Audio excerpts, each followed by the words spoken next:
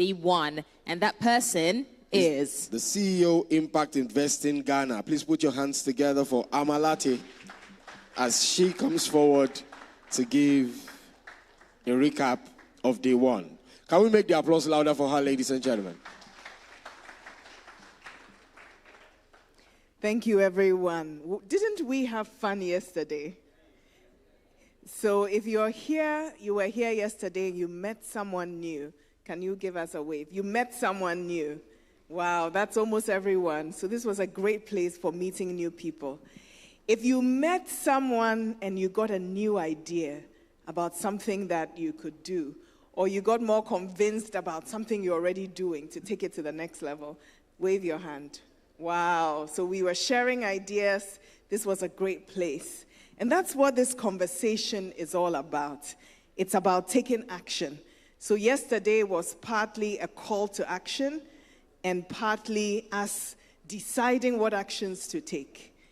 And we began with the opening remarks by our dear father, engineer Afolabi Oladele, and he highlighted the journey. It's good for us to remember where we have come from and who helped us along the way. And he celebrated and acknowledged the legacy and the journey and some key people. And he also emphasized that this is all about impact. That's the end goal. And he told us what catalytic capital is, that it's a transformative investment tool. It's about pursuing impact and unlocking more money. And then the big theme was collaboration. And you all listened because you spoke to people and you collaborated, and we are going to continue today. Then Mrs. Ibukun Awosika talked about the global context, the GSG impact, and the place of Africa and West Africa in that, and the urgency of local-led leadership, both on a local stage and globally. And then a lady called Amalate spoke about taking actionable steps and talked about some of the actions from last year that had brought tangible change and encouraged us all. And then we had goodwill messages from Yakuba and Boel from Burkina Faso and Senegal, committing to working collaboratively both in their own countries and regionally with a broader ecosystem to drive change. Then we jumped into a presentation on catalytic capital in Nigeria, and there were many, many insights. There's a report, there's a QR code you can download for the full report. But just a bit of a teaser, impact should be a foundational consideration, not just for impact investors, not just for catalytic investors, but for everyone, so that our capital flows end up in purpose.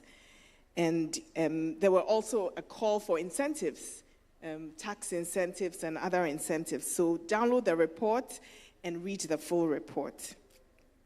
There was a panel discussion and a launch of the report. But throughout the day, there were many panels. And I'll just highlight some of the recommendations that came from yesterday. The first was to have a cohesive regional framework to develop and strengthen catalytic capital in West Africa. And this would start off, of course, from the countries, but to be able to have a platform for bringing together multi-sector partnerships and tracking our progress.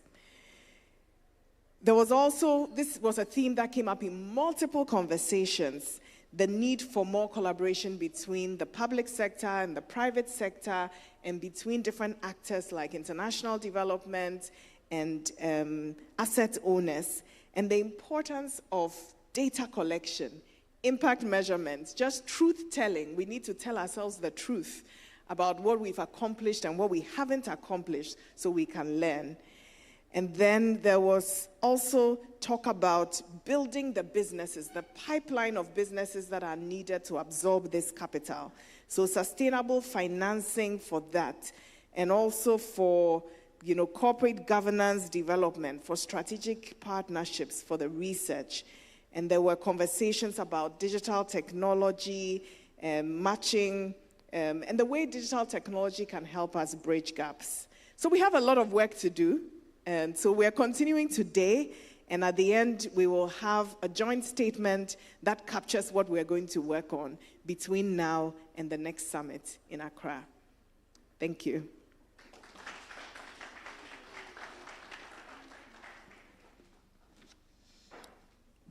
Can we put our hands together for Amalate, ladies and gentlemen? Thank you. Thank you for giving us a robust overview of what happened yesterday. And we are confident that we are going to have more conversations today because the panel sessions will begin at this time. Of course, and we caught the fact that she referred to herself as a lady called Amalate. So thank you, a lady called Amalate, for that. Thank you. All right, very quickly, we'll be taking the panel session number 4. And it's number 4 because we did 1, 2, 3 yesterday. For those who are not here, I know numbers, okay?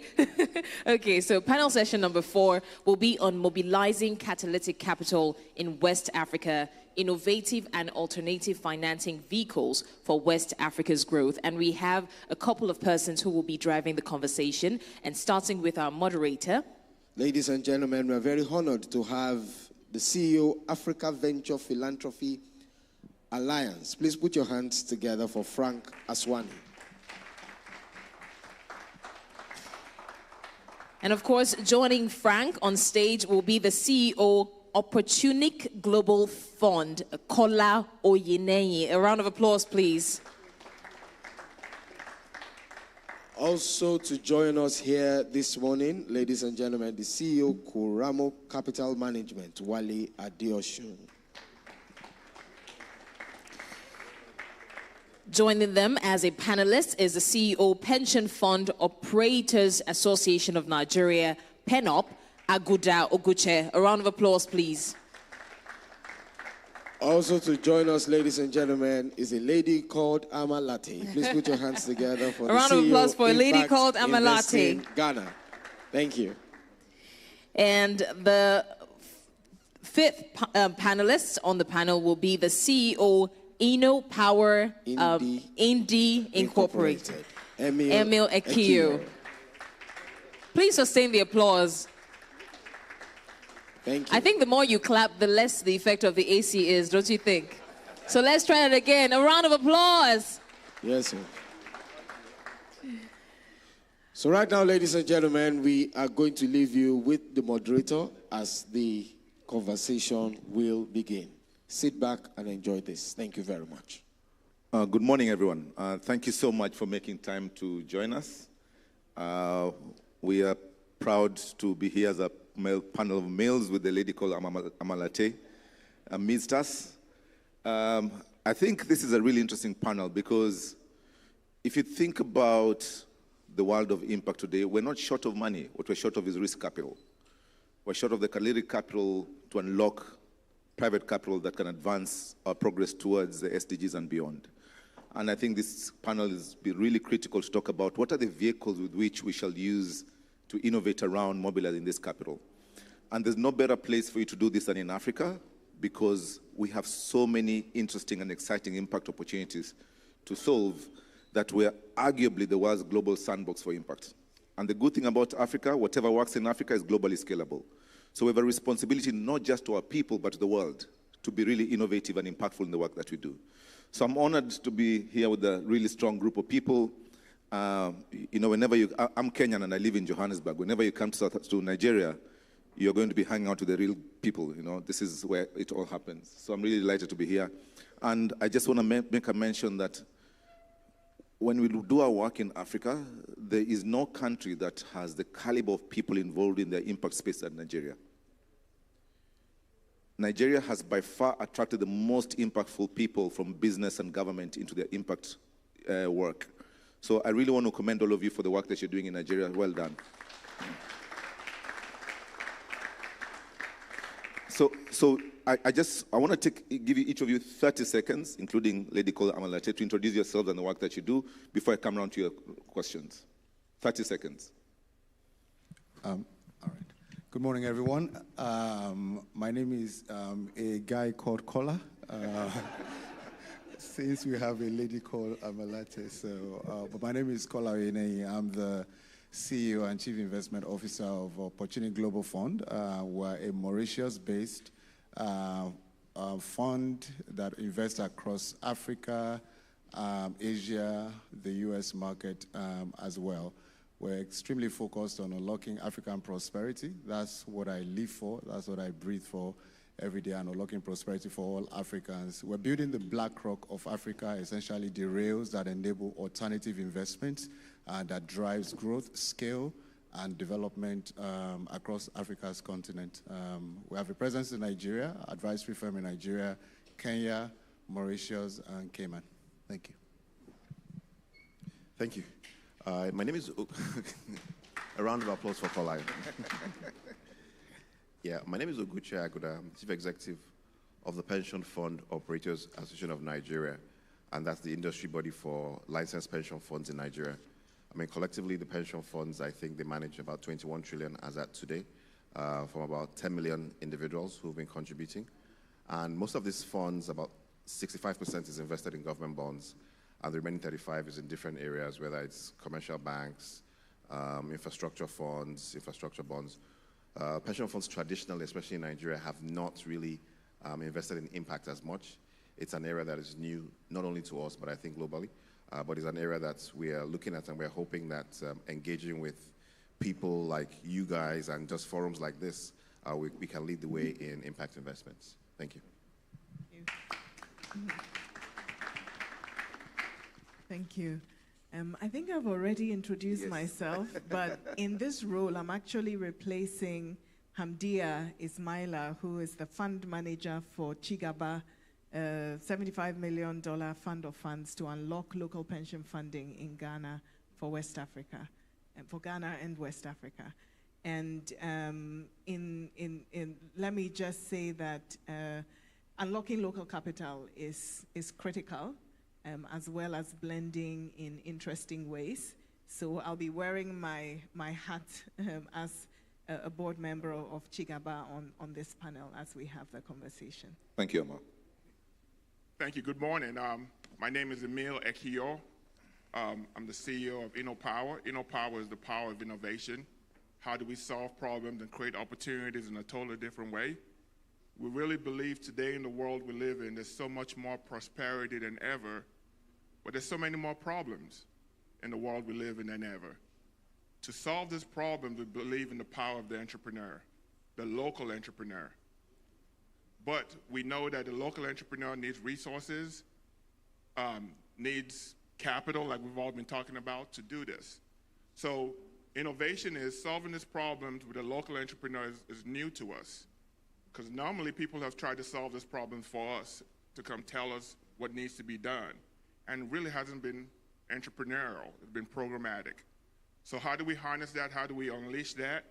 And we do that with a series of SPVs. We don't really invest in funds. We create multiple SPVs, and we activate capital, blended capital. So our structure is able to receive donor advised funds, institutional dollars, grants, private donations, family offices, and then we deploy those dollars as investments. So really excited about coming to Lagos. Every time I'm in Lagos, I never want to leave. The energy in Lagos is unmatched.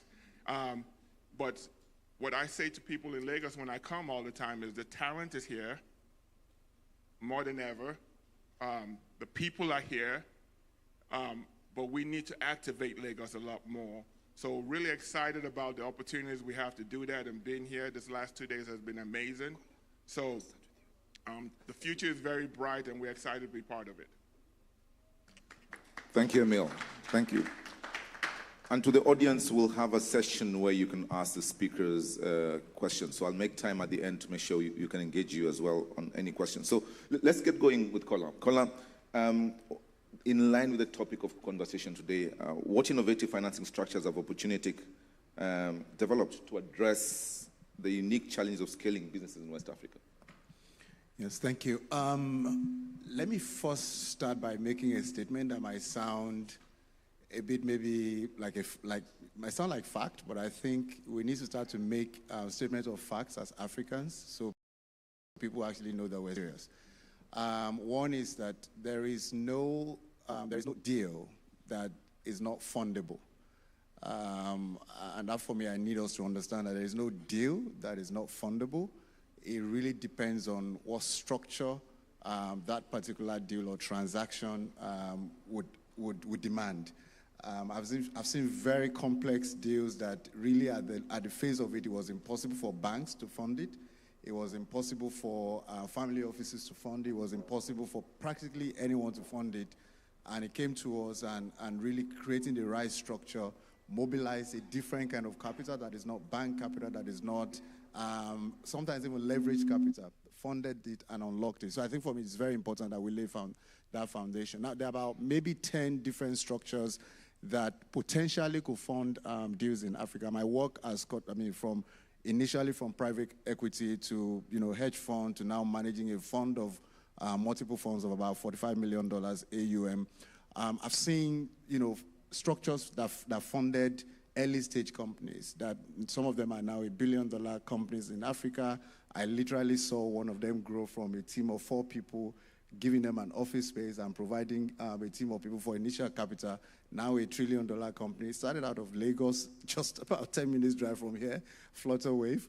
I've seen, and I'm still seeing some of them that are coming up to it. So we've seen that from ventures. But I want to maybe in answering your question specifically to give an idea of what, saying that there's no deal that is not fundable, is to share a story that I think it's the most recent one for me. And even though it's a small size deal, but it's about the structure of that deal, because it could have been 10 times or 100 times the size, it would still have been the same structure. And it was a story, I was in 2020 during COVID, I was sitting in my single room somewhere in Cambridge, Massachusetts. I was finishing my program at Harvard, and I was sitting down there under lockdown, and Boston was terrible for lockdown. You couldn't go anywhere. You literally had to stay in one place. So I was in my room, and then I got this deck from a young man that I really had known in digital marketing space. I knew him as just somebody that creates the most amazing campaigns and all. Had done that for Glow, had done that for... So I knew him to be someone that does quality work. And now he was making a transition from digital marketing play to becoming a film producer. And it's such a contrast. You don't have a background in film production. You're not a film director. You're not a writer. But he sent me this deck and this script that he was asking that, I need you to please read this. I'm raising about $1 million, which is why I say it's a small size, fund, but it's a structure to pay attention to. And he said, and at that time I was like, the last thing I want to do right now is reading anything. I'm away for 1 year. I'm not over here. I'm not financing anything. But he kept pushing, and I think about 3 times, maybe 3 weeks later, and one of those random days where you're bored, you would sort of like pick this thing up. Then I read the story, and the story was so powerful that I felt that it needed to be told. So it was no longer about the movie or about the fund. It was now about the story. Now, I'm not a film finance person, even though people now see me as someone that finances movies. It came from 4 years ago, being in that room. So I read the story, and I couldn't put down the script. And at that point, I picked up the phone and I called him and I said, how much do we need to produce this? And he said the amount. Who have you spoken to? Everybody that was anybody. Nobody wanted to touch it. And I understood why nobody wanted to touch it. One, you don't have a film production background. You're not a director of a movie. You're not a scriptwriter. You're not a... But I knew he was somewhat of a genius, someone who could pull anything off. I've seen him do interesting stuff. I'm like, okay, let's try create a structure that potentially could attract patient capital that, yes, is, people don't want to lose their money, but they're not expecting any outsized return on the capital. So I'll be the first to go. So, and I mentioned how much our fund, our previous company, which was a private equity company, was going to put down, and then picked up the phone and called a few other people. And what was the structure? It became the first structured movie financing fund platform in Nigeria, that has now gone on to finance 7 other productions across Nigeria and now across the continent. And yes, for the continent, right? And what was it? It was a combination of debt and equity structure, quasi-debt and equity structure, that allowed people who wanted to have a stake in the SPV to have a stake in the SPV, and people who wanted to exit upon the production of that movie to also exit. And so it gave everybody whatever they wanted. So if you wanted a part in the structure that will most likely produce more movies, without expecting anything back in the meeting, you have that option. You also had the option of you exiting at some point. So this quasi-debt and equity structure with people who would exit, we thought 18 months later, that's another story.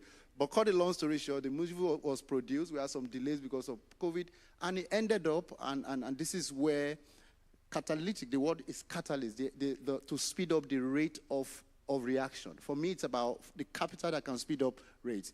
It was released, Netflix bought it. It became the largest viewership, it had the largest viewership movie on the African continent ever on Netflix. It's called The Black Book. Many of you might have seen the Black Book movie. So the story of it was number 1 in 83 different countries. It made number 3 in US market, first African movie ever. And because of that, yes.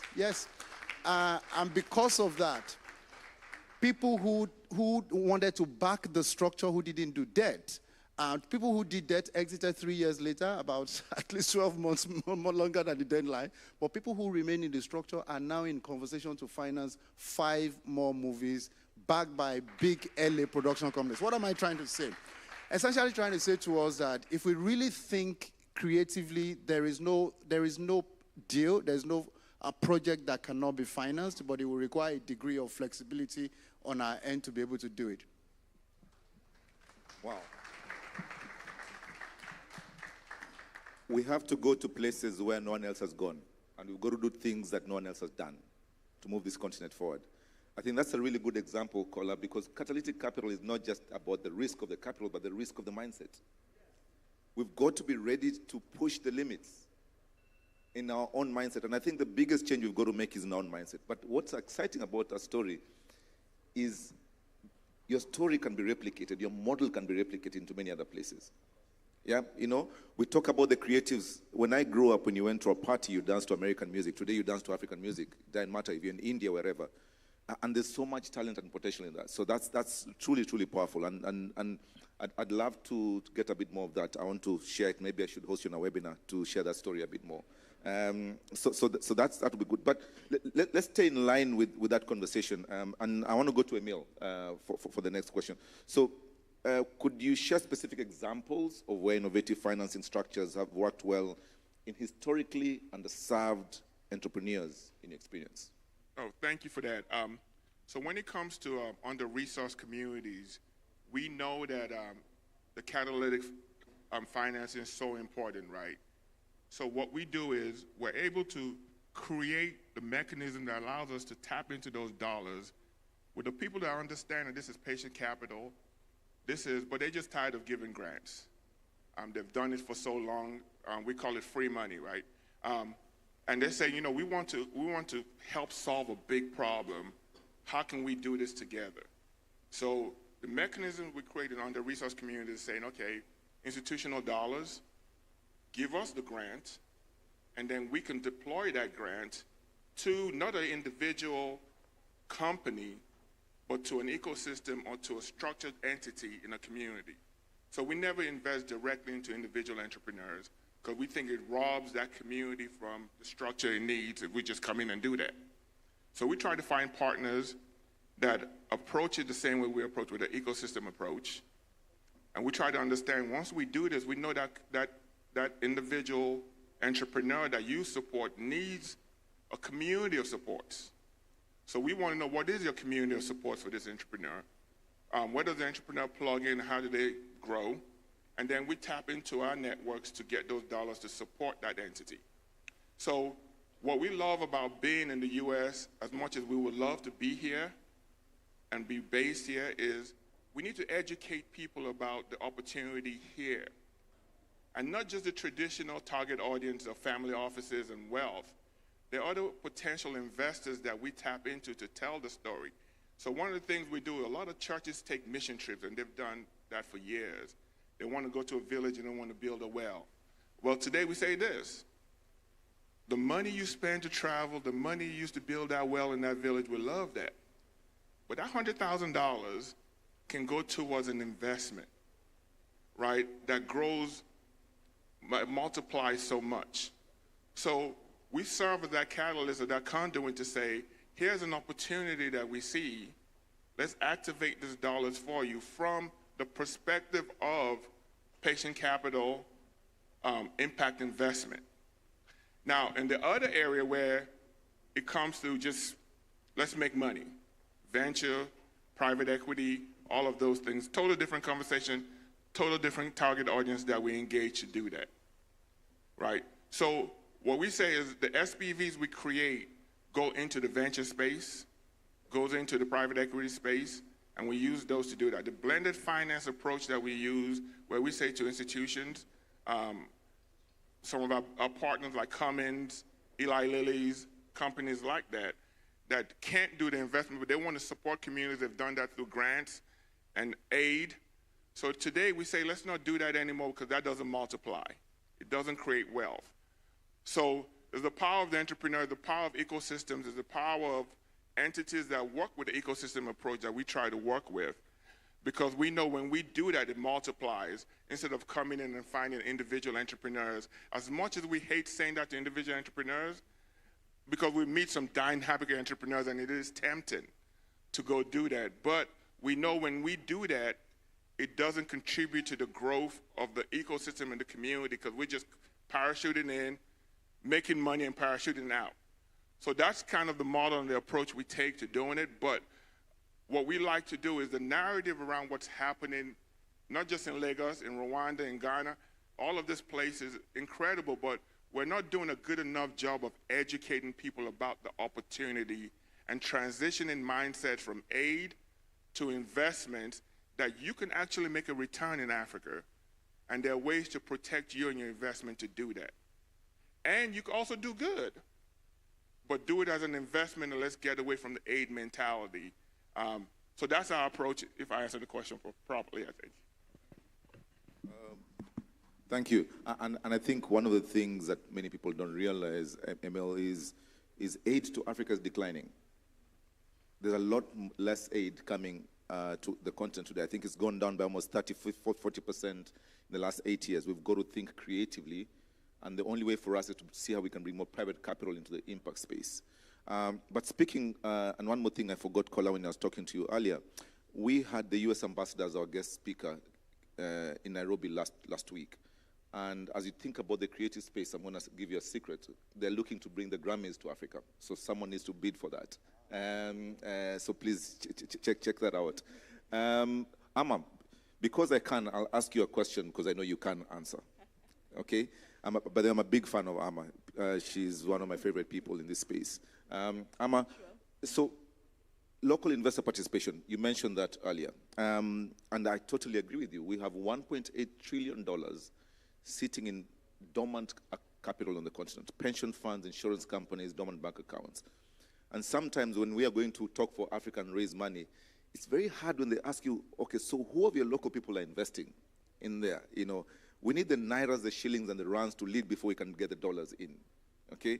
So from your perspective, how can we encourage greater participation from local institutional investors, such as pension funds and other types of local investors? Thank you, Frank. And I will borrow something Kola said. He said there's no deal that can be financed. I would say there's no investor that can't be unlocked. It's about structuring it properly, taking into account the incentives and the barriers that they have, so there's a structure they can deploy into. And I'll just tell the story of how we got from never to almost at a first close for the Chigaba Fund. So if you think about it, all this money belongs to people who have a certain return expectation and certain constraints or risks that they are managing. And so you need to structure something that works for them. And the first task we were given as a national ecosystem builder was unlock local pensions. And so we started off by talking to the local pensions. We had a meeting of CEOs, and I would say it was a complaint shop. I mean, unanimously they said, we can't do this, and they said all the reasons why they couldn't do this. But those were the constraints and the expectations that you needed to put into a structure. And then sometimes you need the early movers, like Kola was, to help you create that structure, And then others will follow, because now when they evaluate it, they see that it meets their needs and it manages their risks. So in that group, we realized that the largest pension funds were saying no, but we would like to figure it out.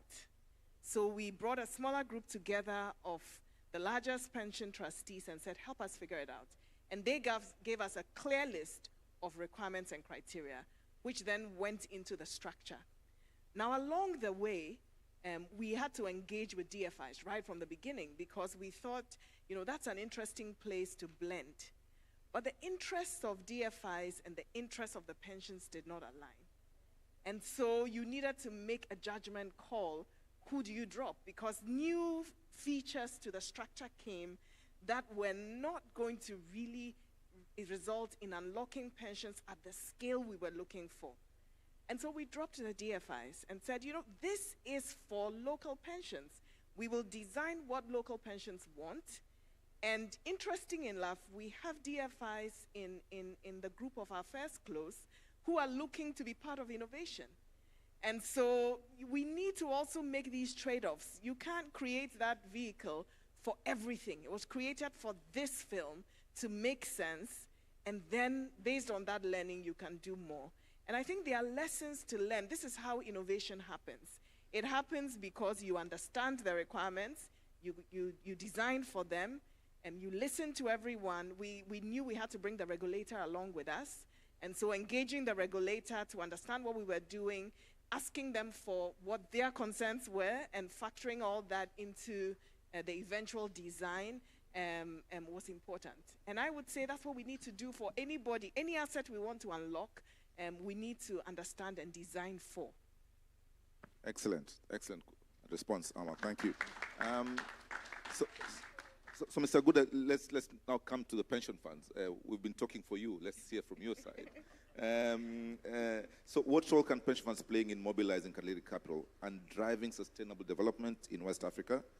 And what are the key considerations and potential benefits of these institutions being part of this ecosystem? Yeah, I think I'll start from where Amma stopped, which is understanding and designing for.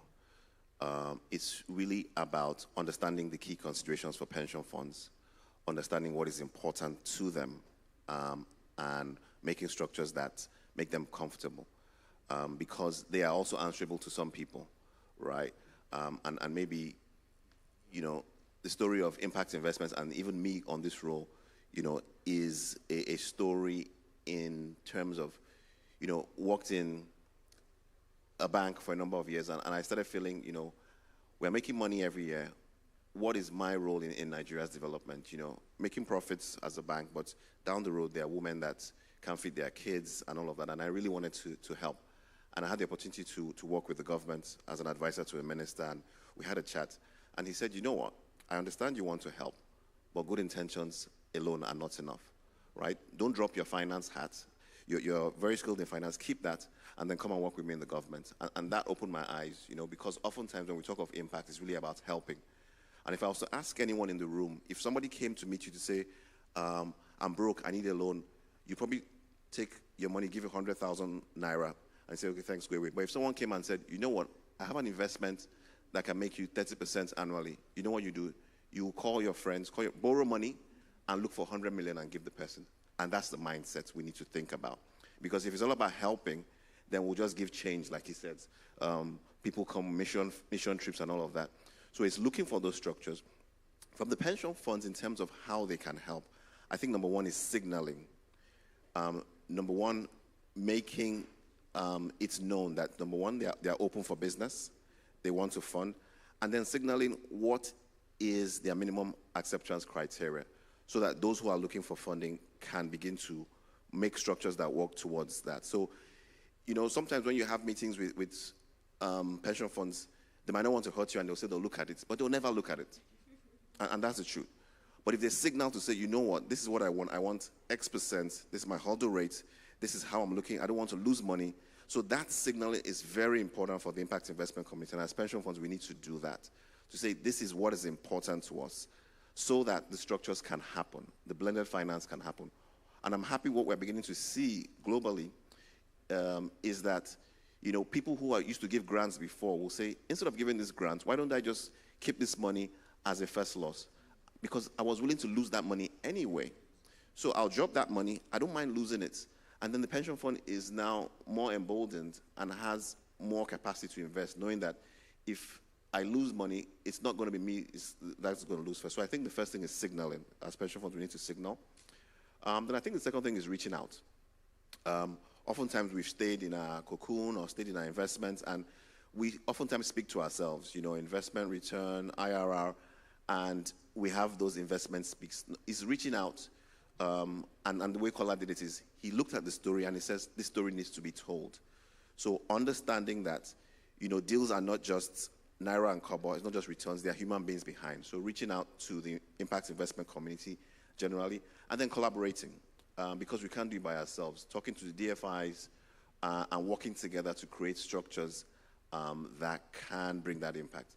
And I think those three things, I think that's what pension funds need to do.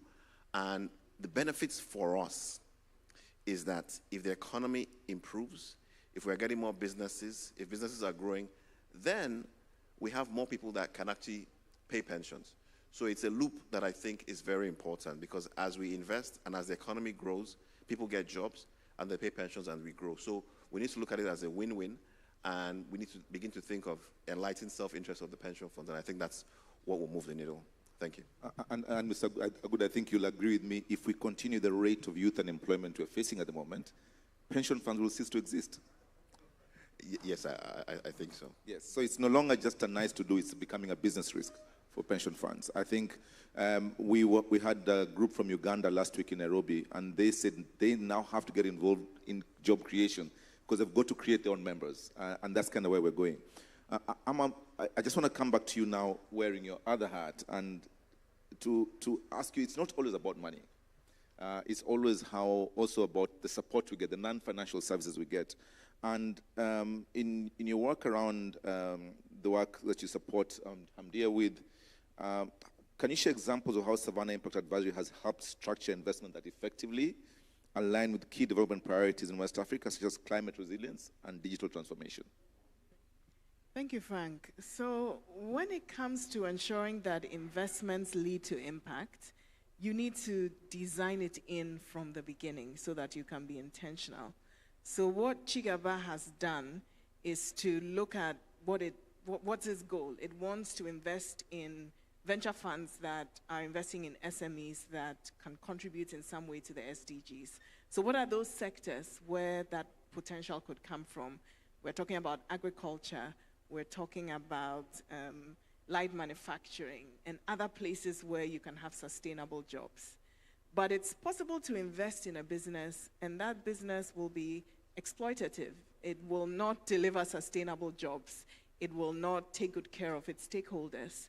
So it was important for us to develop right from the beginning a set of metrics that are good for business and good for impact, that you could easily mainstream throughout the investee funds and the SMEs without overburdening them with reporting, etc., and to take the time to do that right from the beginning.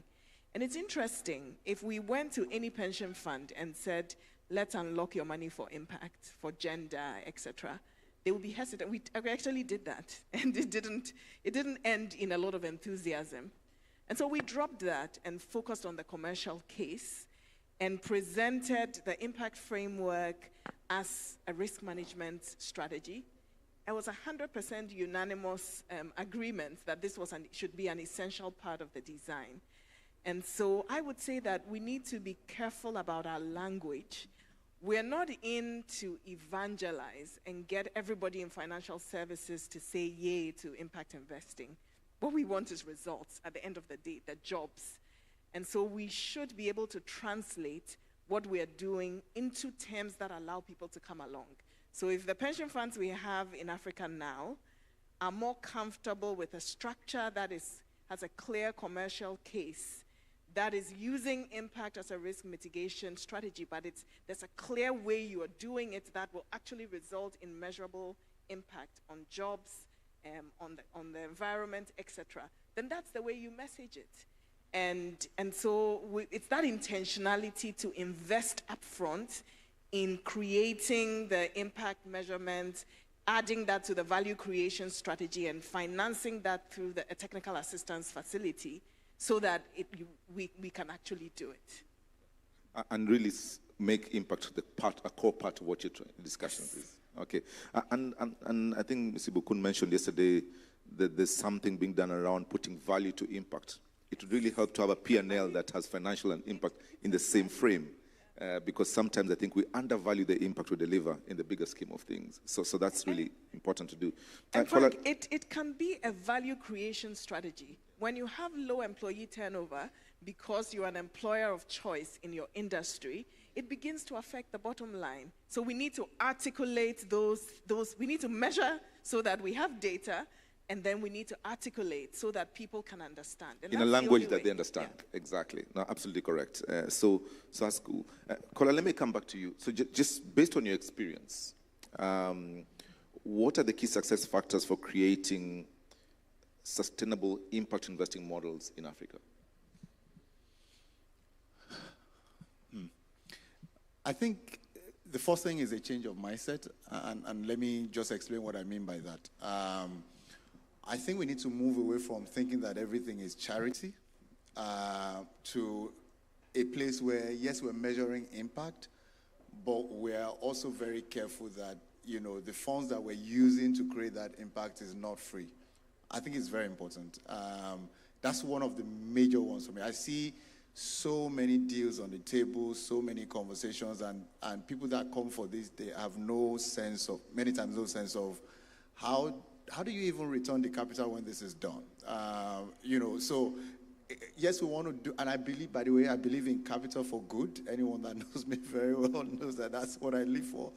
But at the same time, I don't believe in capital for gone, so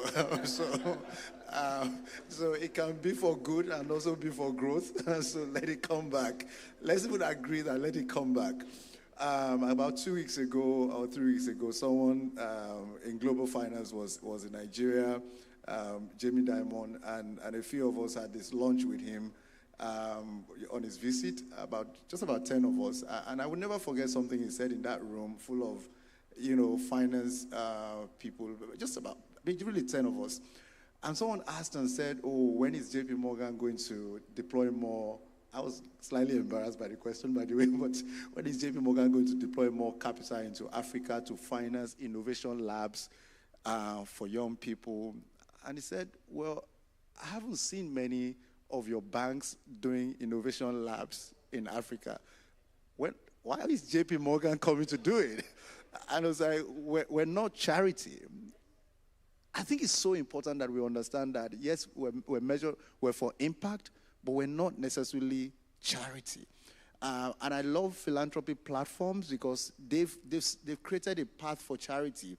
And so those can do, even philanthropy should be measured, should measure impact as well. So I think for me that a change of mindset is very important. The second thing, like I said, is that, capital should be for growth, should not be forgotten. I think it's extremely important. And I think the third one for me is that we need to know that for every naira, shilling, dollar, cedi that is deployed, we're very deliberate before deploying it for what we're looking to measure in return. I think it's extremely important. So currently we're structuring a deal. I like to share some of this practical story so we know it. It's about a $150 million deal. And what is supposed to be for my reason for even agreeing to structure it and raise the capital for it wasn't because of I didn't even ask what does the ROI look like. The question for us was, how do we measure the impact of this particular platform when it's done? And what is the project? It's to have the largest arena for hosting events in West Africa, right? So we don't have a 10,000-seater arena currently. You go across the U.S. alone, you have about 169 over 10,000-seater arenas across the U.S. Not a single one in Africa. And then our creative sector, our artists are going to Wembley. They are packing Wembley. They're packing O2. They're packing Madison Square Gardens. So when the deal came, the impact for me wasn't so much about, when this is done, what does the ROI look like? I believe in ROI. I believe in, returns. I want capital to grow. But what does this mean for Nigeria, for instance? It means that we can now actually have large-scale events. Jobs are going to be created. Can we account for the number of jobs that could be created upon construction, post-construction? Can we account for the number of ecosystem businesses that will surround those places? So we listed all of that. So when I sit in front of diaspora, by the way, maybe a conversation we'll talk about today is about diaspora capital, which, by the way, currently sits at annually $98 billion flow into Africa annually. 22 billion flowed into Nigeria in 2022, dropped slightly last year. So our work in tapping into diaspora capital as part of private credit system is also part of that. But when I sit with like maybe an Oguchi and I'm saying, let's unlock 1% of your $20 trillion pension. That's 20 billion naira. 1% of our pension fund, that's 20 billion naira. Imagine what that can do in terms of just, let the pension fund just even take a little risk of 1% and do that. But again, why would they do it? Currently, Treasury bill in Nigeria is yielding about 27, 28%. If I were a pension fund manager, I don't need to do anything. I just need to buy. So the story of impact has to be so strong that will make people that Oguchi is trying to mobilize respond to the deals that I have. Because if I don't need to do anything with T-bill, just T-bill with all of these different instruments, I'm yielding 27, 28%. Why would you listen to me and I say to you that over 3 years, I'm going to give you 12% return on the capital? It doesn't make sense. However, if the list of the things that I said in terms of measuring impacts are clear, perhaps we can start to move the needle to say we have a 10,000-seater arena. We could have 500, businesses surrounding that area, creating X number of jobs, and of course, hosting X number of events. Yeah. That's a very powerful statement, and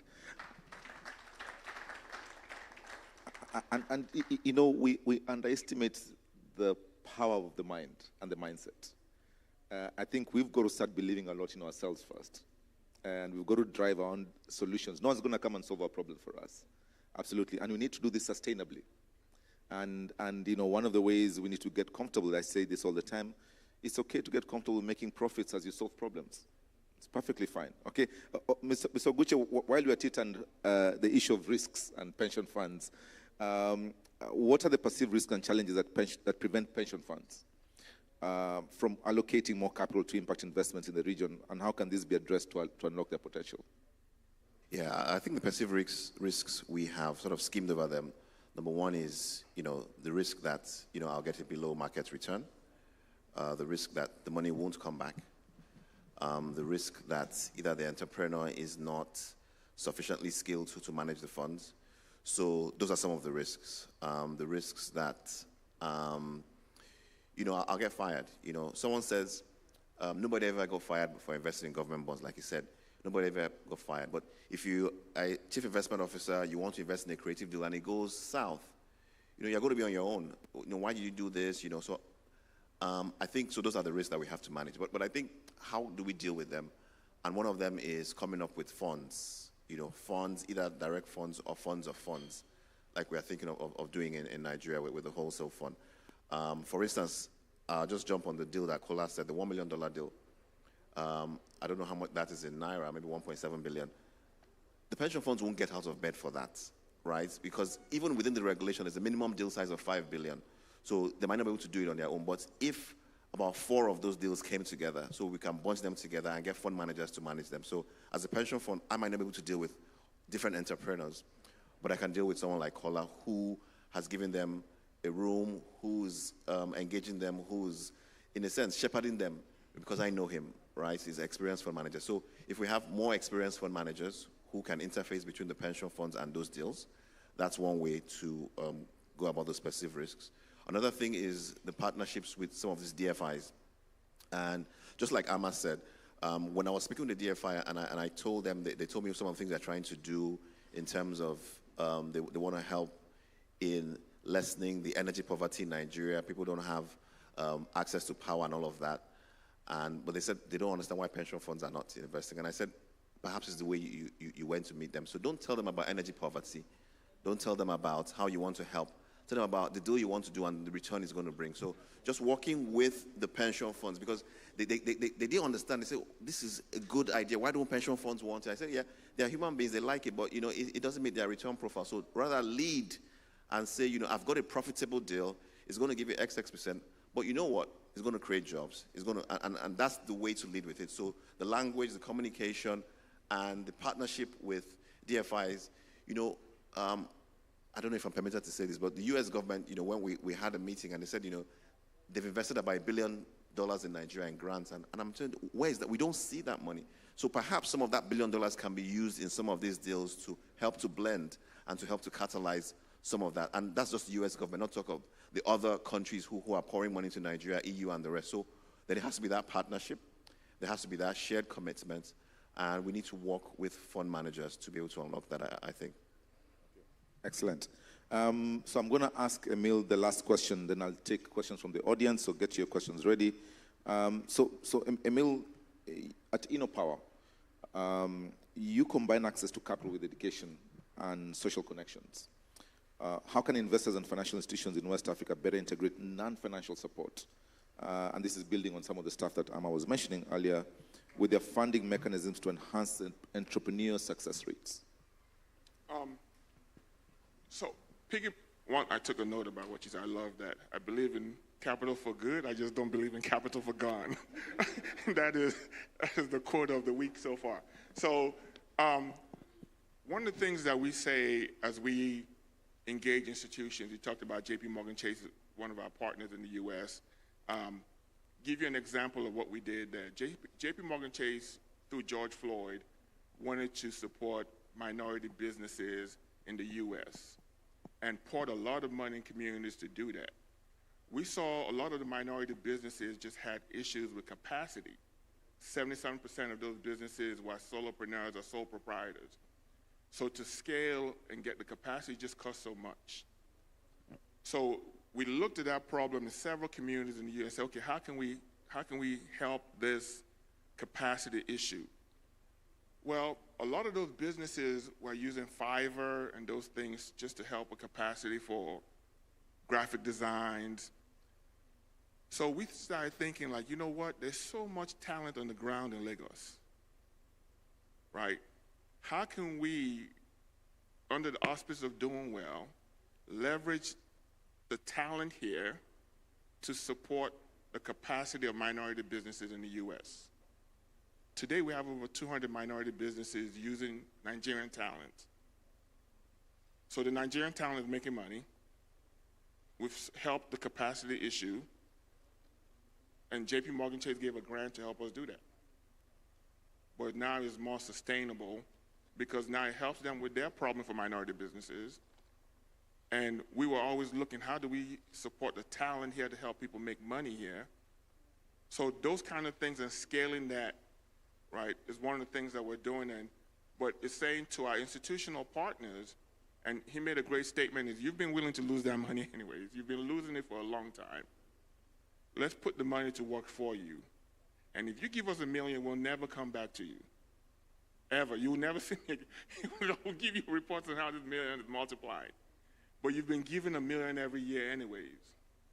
So that mindset change and having the partners on the ground.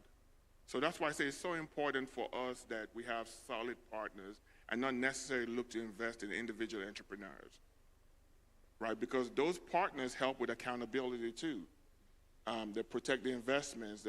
So those things and formalizing those things a lot more to tell the story of that are the things that we say are so powerful, and we will unleash so much more dollars to the continent. When I say the continent so much, even though I'm so biased, I'm Nigerian, and I think everything revolves around us. But when I go to Rwanda, I see amazing things too. You know, so I say for us, when we talk about impact investment, the richest man in the world made all his money solving problems. Elon Musk made all his money solving problems that we needed to solve. Tesla, electric vehicles, SpaceX. So he didn't call it impact investment, but he was solving huge human problems. So when you solve problems and you know that people will actually pay. And that's what I ask people, like, are people going to, who's going to pay for this? And when we see that, we get excited. But when we see that in a ecosystem or organization that's working with 20, 50 entrepreneurs like that, we get super excited. And those are the things that we want to work with, back, support. And it makes me sleep good at night because I know I could just call that person, say, what's going on with these 20 entrepreneurs? So that's what we look for, and that's what we want to activate even more. And those are the stories we want to tell to our institutional partners who, he said so well, have been losing the money for decades and have been fine with it. So why wouldn't you be fine in investing that multiplies today, unless you just don't want to do it with us? Yeah. This has been an interesting conversation, but before we go any further, questions from the audience.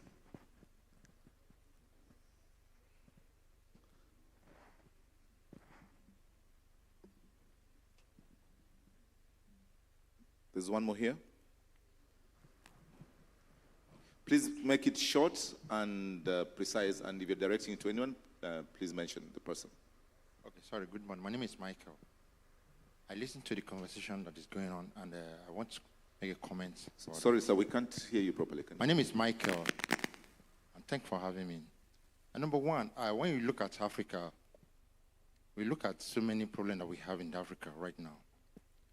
And when you look at a continent like America or the Europe, we can see that there's a kind of development. But here in Africa, a lot of people are passing through a lot of things. I am a business developer, and I work in that space, SME space. And I can tell you that so many businesses are looking for finance to scale up. Now, when we begin to talk about getting money and in raising capital so that you can have ROI on the capital without minding the impact, it's going to be a lot of problem in Africa. And why I say that is because recently I was in a program by Smedam. I was invited. And Smedam rolled out a data. 5 billion naira fund was injected to Sterling Bank to give out to small businesses. And at the forum, Smedam rolled out a data that 87 people were funded from about 5,000 people that applied for that fund, you know. And that's, for me, that's about like 2%. And the other monies are there. And what happened over time is that when you give out money, when you inject money into some of these commercial banks to give out to SMEs, what they do is that they look at the risk and they say, oh, we're not going to give it to SME. We rather give it to people that can bring out the ROI. And we are not looking at the impact. And these are the conversations that has been going on with SMEs in Nigeria. I'm not conversant with other African countries, but I can speak for Nigeria because I play in that space very well. Okay, so I think it's a challenge of SME financing, yes, right? we need to. Okay, can I take another question, please? You don't mind? Okay, we'll go the question. Thank you.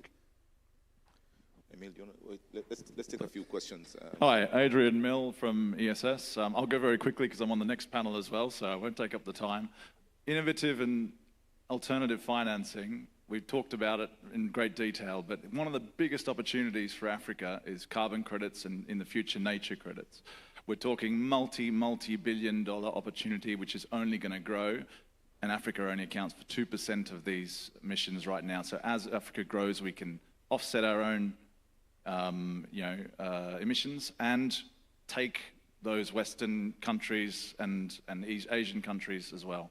And I'd love to hear a bit more from the panel about what you guys are doing to encourage and take advantage of that massive market. Thank you. Just two more questions, please. Then we'll close. Just two more questions. We're out of time. Yes. Please be brief. Good morning, everyone. My name is Bountiful Atako. I'm the managing director at Atlanta Green. We're a company in agriculture. We provide mechanization at the last mile for farmers. And my question is centered around how, small agri-businesses who are making impact in the space, how do they find access to patient capital? Because in agriculture is high risk, but if you successfully as a business, an agribusiness, implement a backward integration program that allows you to learn backwards. You manage your risks in smaller bits, learn from wealth of experience that you have from industry experts and all of that, and then grow a team, build a structure. You've cut your risk by almost 70%, and I'll tell you why. Our board chairman, who's my mentor, tells me that agriculture needs 70% hand-holding, 25% technicals, and then 5% passion, right? A lot of agripreneurs do it the other way around. Well, I'm not here to discuss all of that. I'm just saying how do small agri-businesses who are doing things sustainably find access to capital, especially venture agri-businesses. Thank you. Okay, panelists, do you want to pick those ones? Amma? And let's be precise, we're out of time. Yes, I'll start with the question around how do we fund SMEs at scale. So he's saying we're pushing in money, but it's not getting to enough businesses. We need those innovative structures that can get money in small bits to many people and still make a return and still manage risk. We have a few, but we don't have enough. That's the answer. That's how come you're not seeing that. Banks are not necessarily the right structure for that because that is cash flow lending. And few SMEs have the cash flow to be able to get good bank financing. But I want to share a quick example of something I've seen in the agriculture value chain. It was a project in Ghana called the West Africa Sorghum Project. What it had was an off-taker, Guinness, a big beverage company, that wanted to replace barley with sorghum. It had science, so there was a talk about science, technology, and innovation. A government applied research institution called SARI bred a variety of sorghum that met the needs of the off-taker. Then you had TechnoServe coming in to support with the Ministry of Agriculture, technical support to farmers and setting up of aggregators who could buy in bulk. And then you needed the financing. So the Venture Capital Trust Fund, which is a fund of funds, came in to finance Sinapiaba, which is a savings and loans microfinance company, to fund the aggregators to purchase. Because if you don't have money, when the goods are ready, they will sell to the site.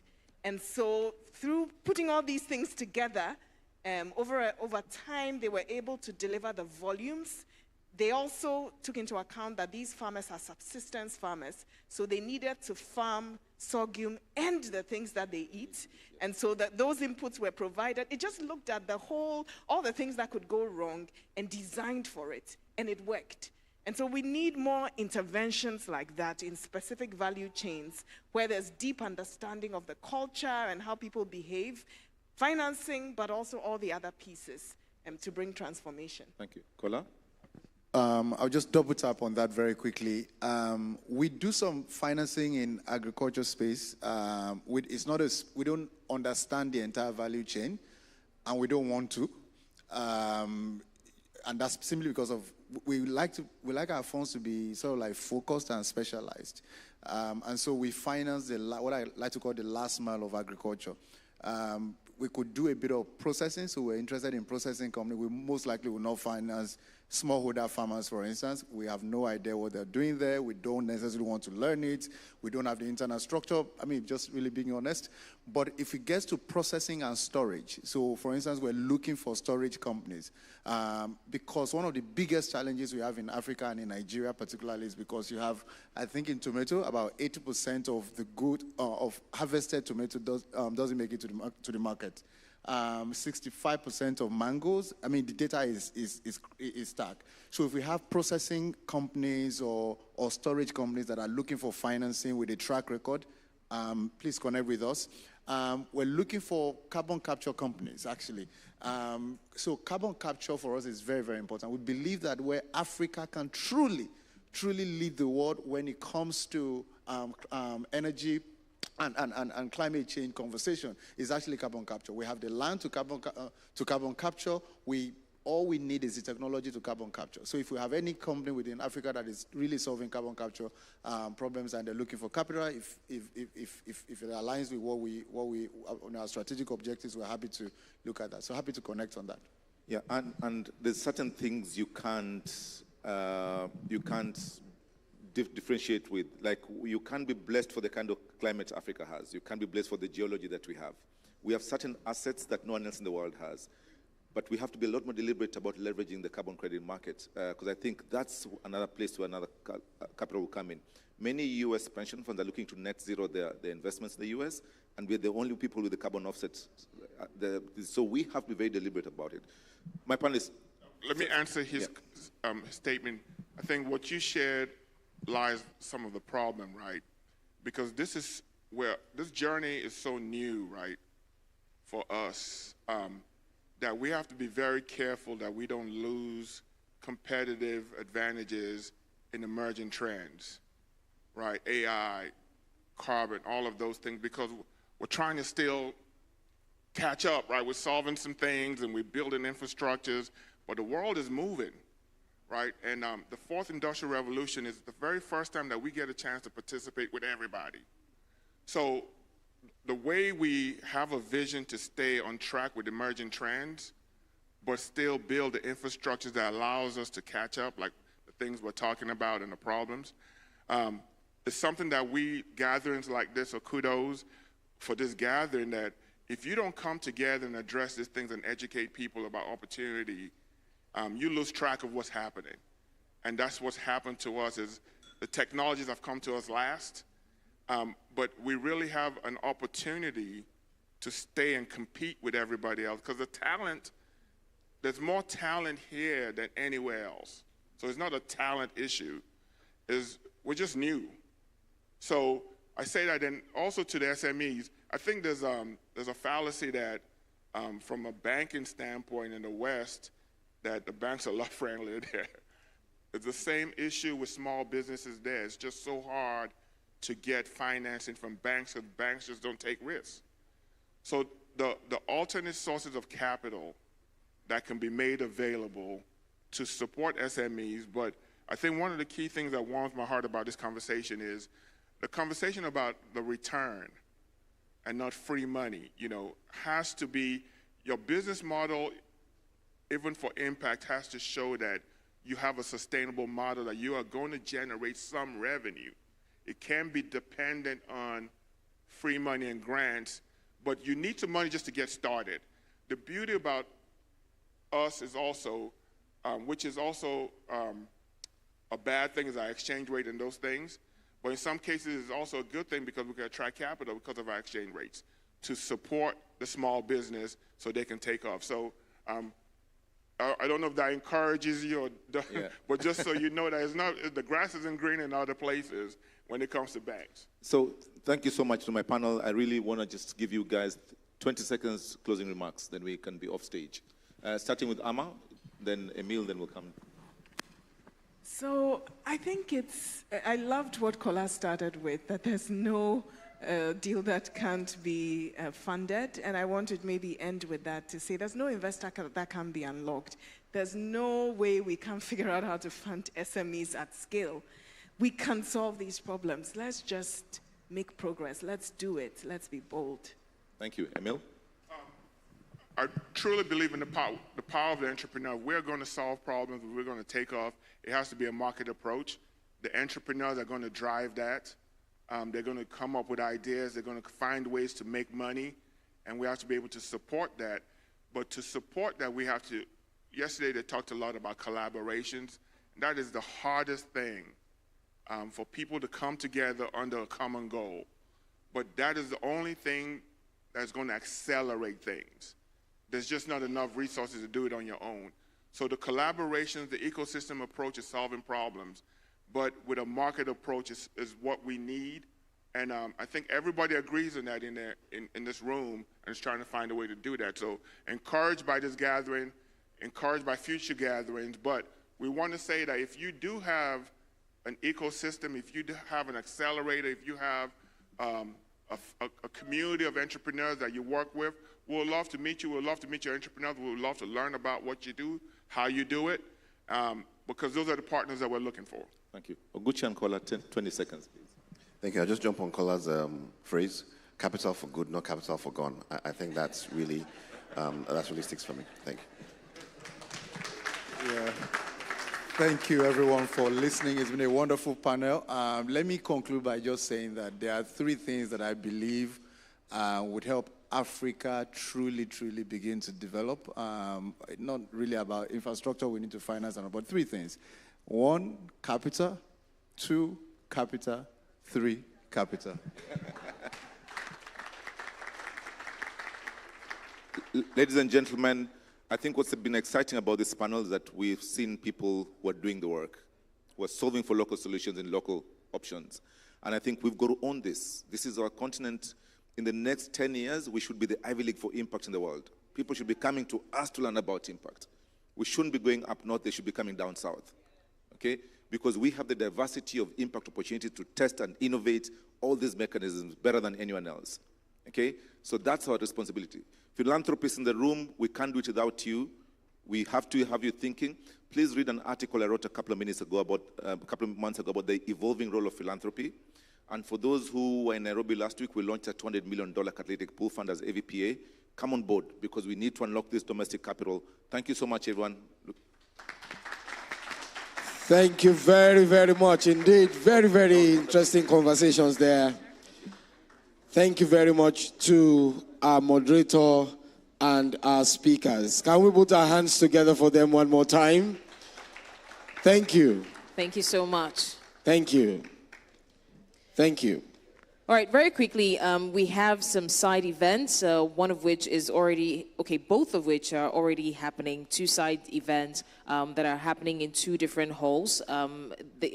At 10 a.m. in the Blue Room, the deal room started, and that is by invitation alone. So if you're registered and you still want to join in, I think that they are almost halfway through, but you can still join in. The moderators of the deal room are Abiodun Akinlawo, Deal Matchmaking Manager, Impact Investors Foundation, and Justina Mensah, Program Lead, Deal Source Africa, Impact Investing Ghana.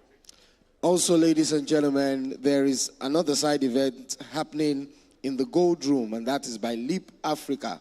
It's called Unlocking Social Capital and Collaboration for Leap Africa Skill, Building Effective Partnerships to Strengthen Ecosystems. It's happening at this time at the Gold Room. It started at 10 and it's still on. So for those that are registered for it, please feel free to go there to be a part of it. At this time, ladies and gentlemen, we're about to have a goodwill message. All right, so earlier we couldn't take one goodwill message, and that's what we'll be taking right now. Would like to invite the CEO, Kuramo Capital Management, Wale Adeosun, to give his goodwill message. Please put your hands together for Wale Adeosun as he comes up to give his goodwill message. Can we put our hands together for him? And as he's coming forward, ladies and gentlemen, there is a QR code on the screen that you can please scan to give your feedback about everything that you have been enjoying since we started yesterday. Can we please put our hands together for Mr. Wale Adeosun, the CEO, Kuramo Capital Management, as he speaks at this time. Thank you.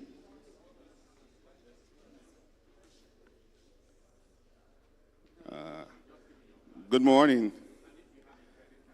Thank you for having me.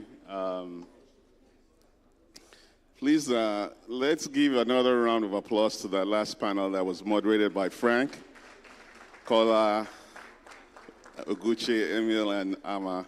I learned a lot from that panel. A lot of great takeaways. So what I would like to do real quickly is just to tell you a little bit about Kuramo Capital, what we're doing in this space of impact investing, and how it can be useful for everyone. So I started investing in Africa and Nigeria about 20 years ago while I was at the John D. and Catherine T. MacArthur Foundation in Chicago. That's where the idea of investing and doing good came about for me. And then when I moved to Rensselaer Polytechnic Institute, upstate New York, I continued investing as well. And started investing in Africa.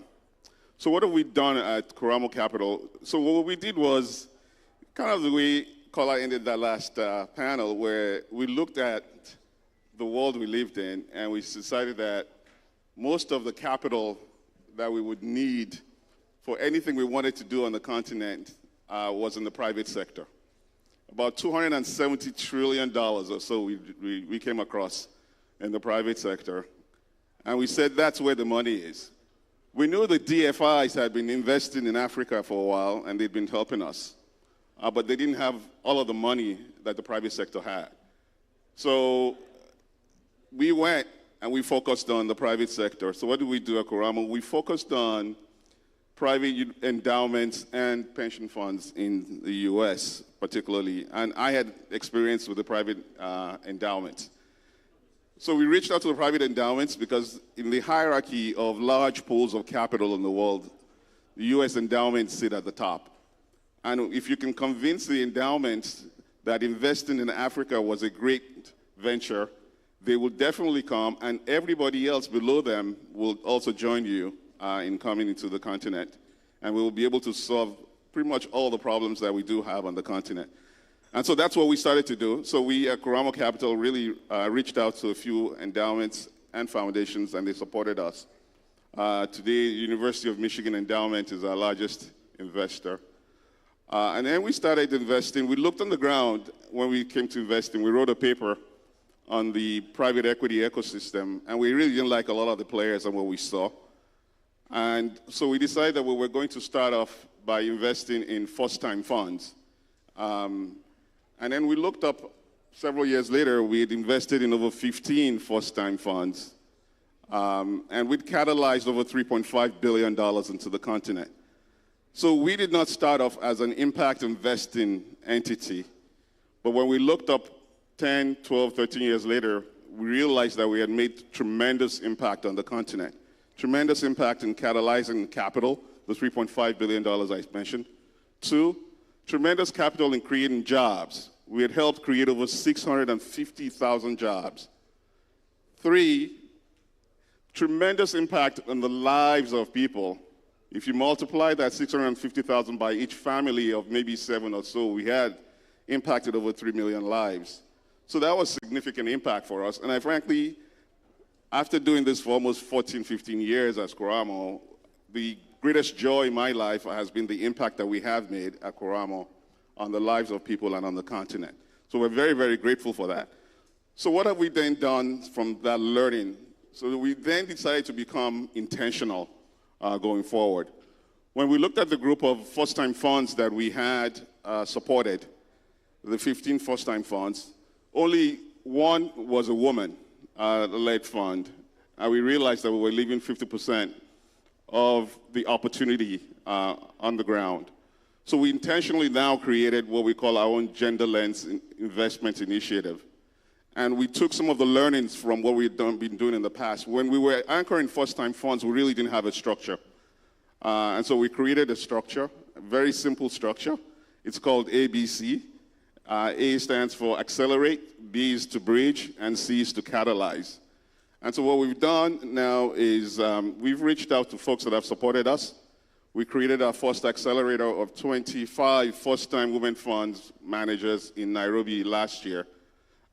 We put out an RFP for fund managers. We got about 100 of them in like a month or so, which was unbelievable.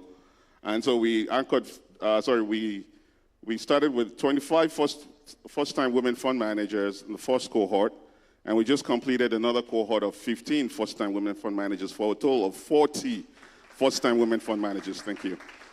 So this was one classic case of being intentional and obviously making impact. So we're very excited. We have partnered with 2X Global, and they've supported what we call the bridge. The bridge is to help first-time fund managers build a track record or provide them with working capital.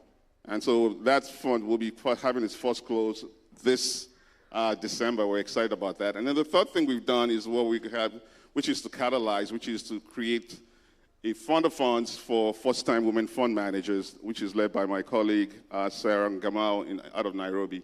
And it's called the Moremi Fund. And so we have that going. So that's our first attempt at intentionality and impact investing. And then the second thing we're doing now, obviously, is partnering with the Impact Investment Foundation with the Wholesale Impact Investment Fund. What we're doing there is to really replicate what we have done at Koramo over the years, which is to catalyze existing funds. So we're looking at the continent, not just the continent this time actually, we're looking at Nigeria. And we're trying to explore how we can catalyze additional funds across the geopolitical zones in Nigeria, the 6 geopolitical zones in Nigeria. So obviously the establishment of $1 billion fund of funds, the goal is to raise $150 million in the first close. And we have some support from the government through some of the efforts of Mrs. Awoshika and Engineer Afolabi here. So that effort obviously will help replicate what we have done. So for example, if I'm telling you that with $500 million, we've been able to catalyze over $3.5 billion, we think we can double that with $1 billion. If we can create 650,000 jobs with $500 million, we can definitely do it with $1 billion. With $1 billion, we can do double that number with $1 billion. So that's the goal. That's the second intentionality that we have, that we're working on, and it's the nexus, really, of commercial capital and impact investing. I think the conversation around how to unlock local capital, I think the key for me there is that investing for commercial returns and impact, what we have found, are not mutually exclusive.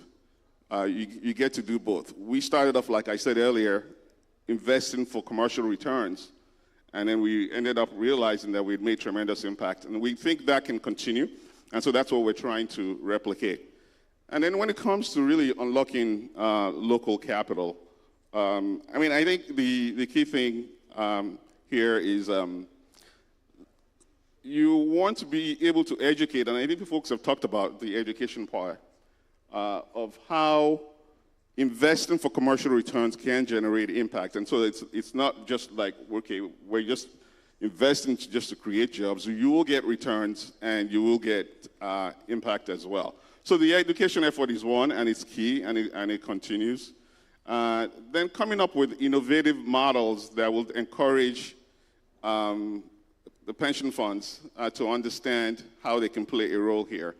I have invested, most of my career, I've actually invested as a pension fund quite a bit, and I sat on the largest pension fund in New York City, the New York Common Retirement Fund, about $250 billion. So I know what goes on in the pension fund space.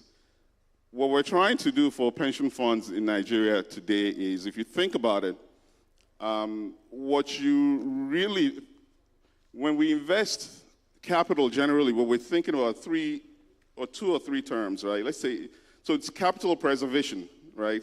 So you want to preserve the capital that comes into the fund. And by the way, when you're preserving capital, the key thing about preserving capital is what I will call purchasing power, right? You want to enhance or maintain the purchasing power of those funds, right? So while you're trying to preserve capital, so for example, if you give me 100,000 naira, my goal, if I'm preserving that 100,000 naira, is to give you back that 100,000 naira. And that's a great goal. I think from the evolution of the PFA industry here, and some of the challenges we've had in the past, preserving that 100,000 naira is critical. And so folks are focused on preserving that 100,000 naira. But the reality is, if you give me 100,000 naira today, and you ask for that 100,000 naira back 10 years later, you can only buy stuff that will be worth 25,000 naira 10 years later, all right? So that means that if you give me 100,000 naira today, I need to give you back, if I'm trying to preserve that capital and your purchasing power, I need to give you back 400,000 naira 10 years from now, right? That is very critical. But that's not what's happening in our world as we speak today, right? Because right here in Nigeria, we know inflation is over 30%. Right? And so if you're really generating 20% return from the government fixed income investments you're making, inflation is 30%. Your real return is a negative 10%. So every year you're losing purchasing power, right? And so for the young person that gave 100,000 naira as an investment in a pension fund and is expecting to have that same purchase power 10 years from now, you get your 100,000 naira, you're going to find out, like I said earlier, that you can only buy something worth 25,000 naira. So purchasing power preservation is critical. Now, to preserve purchasing power, I already told you, as you know, most of the pension funds, the assets they have, the largest allocation is into fixed income. So your 80% allocation to fixed income will not help you because it gives you 20% and inflation is 30%, right? And so you're losing. So you have to seriously think about alternative investments. Investments that have the potential, not necessarily a guarantee, but at least the potential to catch up with inflation or higher. And that's where alternative investments come in. That's where private equity comes in. That's where venture capital comes in. The challenge we have is obviously the channeling of the funds and the understanding that that is the goal. The goal has to be capital preservation. And when you talk about capital preservation, it has to be purchasing power preservation. So if you're focused on that, then you have to start channeling or learning how to invest more in alternative investments. And as soon as you do that, then you at least give your participants in the funds a chance to really make some of their initial investment back. So that's the knowledge and what we're passing on to the pension funds. It's not an easy task, but it's one that we always have to all continue by showcasing. I always give the example that if you look in the U.S. stock market today, the largest companies, they used to call them the FANGs, Facebook, Amazon, Apple, Microsoft, and Google, but now they call them the Magnificent Eight or Seven, because now you've added Tesla and NVIDIA. Almost all of those companies were incubated by a venture fund. Almost all of them. So if that is the case, there's no reason why we can't replicate the same thing here. And those venture funds, the sources of the capital for those venture funds were either endowments or pension funds, right? We don't have the large endowments here, but we have the pension funds, and we have over 20 trillion naira of that we can allocate. So my most interesting and new innovative approach now is what I'm calling this replacement capital model. And the idea behind it is very simple. I think we're sitting on a ticking time bomb that people are really not aware of, right? So there's two things, right? So one, participants in most pension funds are losing purchasing power very rapidly, which is scary. Two, most of those assets that are in government bonds are a danger in the sense that while Nigeria has never defaulted, but it's not impossible, right? I mean, we saw it in Ghana, right? So if you think about it, so if you have 80% of your assets in one sector, like everything I learned about investing is about diversification. The idea of putting 80% of your assets into one asset class is very dangerous, right? Nobody will tell you that that is great diversification ever, right? I mean, we have limits on what we can put in a sector, in one investment, in one country, right? And those limits are usually around 25%. So if you have 80%, if the government defaults, we're all doomed. So all that idea that you think the government investments is the safest thing is out the window. So we're losing all that. So you're already losing purchasing power, and if anything ever happens, you know, it's just scary. So I think it's a ticking time bomb, and I think every pension fund has to start learning how to start investing, at least diversifying across other asset classes, infrastructure, real estate, and private equity, and venture. It's critical. So my replacement cost model, real quickly, is as follows, right? If we can have a way to ensure that the returns that the pension funds are getting from the fixed income investments, which hovers around 20% today, if we can ensure that they can get that 20%, but what we want to do is the other thing, and it's really not great about the investment in government bonds, it's really not doing anything for the economy, right? I mean, I think by just investing in government securities and just a few and investments in public equities, you're missing out on private companies, SMEs, right? 99.99999% of the companies in this country are all private, right? And how do you get exposure to the growth of MoneyPoint, Paystack, Flutterwave? Those are all private companies. How do you get exposure to the growth in the creative arts, right? Those are all private companies. How do you get exposure to what's happening in the agribusiness, where jobs are being created significantly? Those are all private companies. So it's very critical that we learn how to invest in this private company. So the replacement cost model stays simple. Replacement capital model is that. We ensure that these pension funds, we can give them that 20%, but they give us back the capital that's allocated to the government securities, right? And then we put that capital back into the economy, investing in small private companies, right? So that's what we're trying to pitch. That's my most recent idea in terms of an innovative capital, innovative approach to unlock local capital. We think we had a gathering with the pension funds about a few weeks ago. They seem to be receptive to the idea. So our challenge now is to go identify that capital that will, I don't want to use the word guarantee, but that will ensure that they can get the 20% return in fixed income, and then they can give us the fixed income investments so we can go and make investments in small companies. We can help them grow, we can create jobs, and we can improve lives of Nigerians. So join us in this effort. Let me thank the Impact Investment Foundation, Etemori and the crew, for a wonderful program. I've listened to the last panel, and I'm sure you're going to have a more productive day. But impact investment is not a mutually exclusive thing from making returns. Thank you. Thank you very much. Wonderful, wonderful, wonderful insights there. Thank you very much, Mr. Wale Adeosun, CEO, Koramo Capital Management, for that very, very detailed remark. Can we please put our hands together for him? Thank you so much.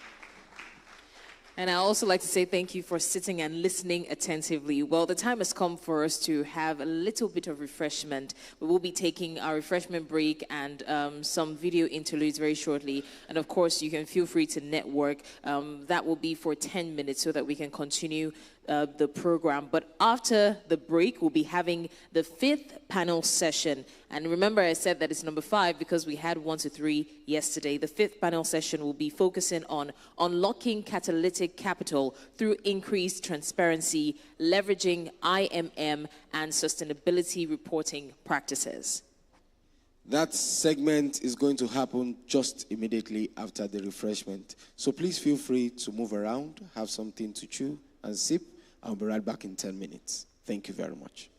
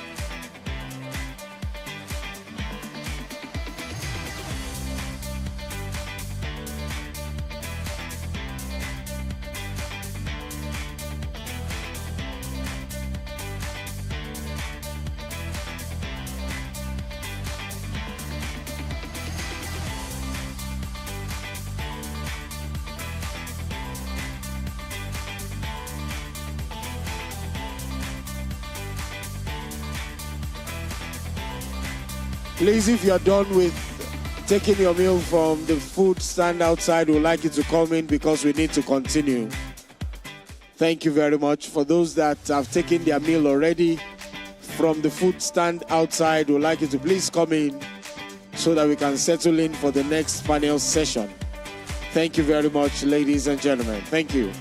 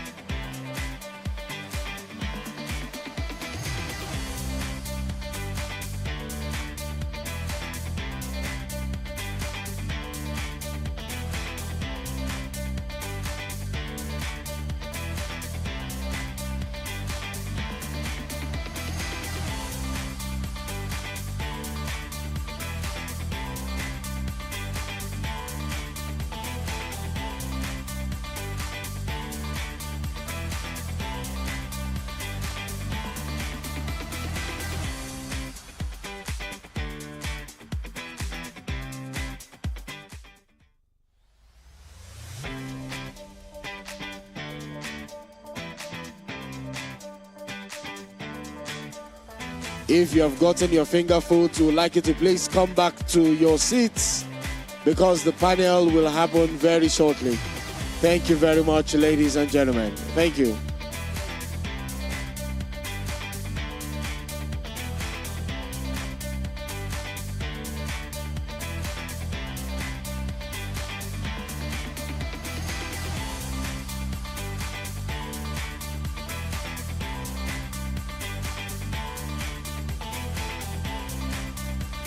We'll continue to make the announcement of the QR code.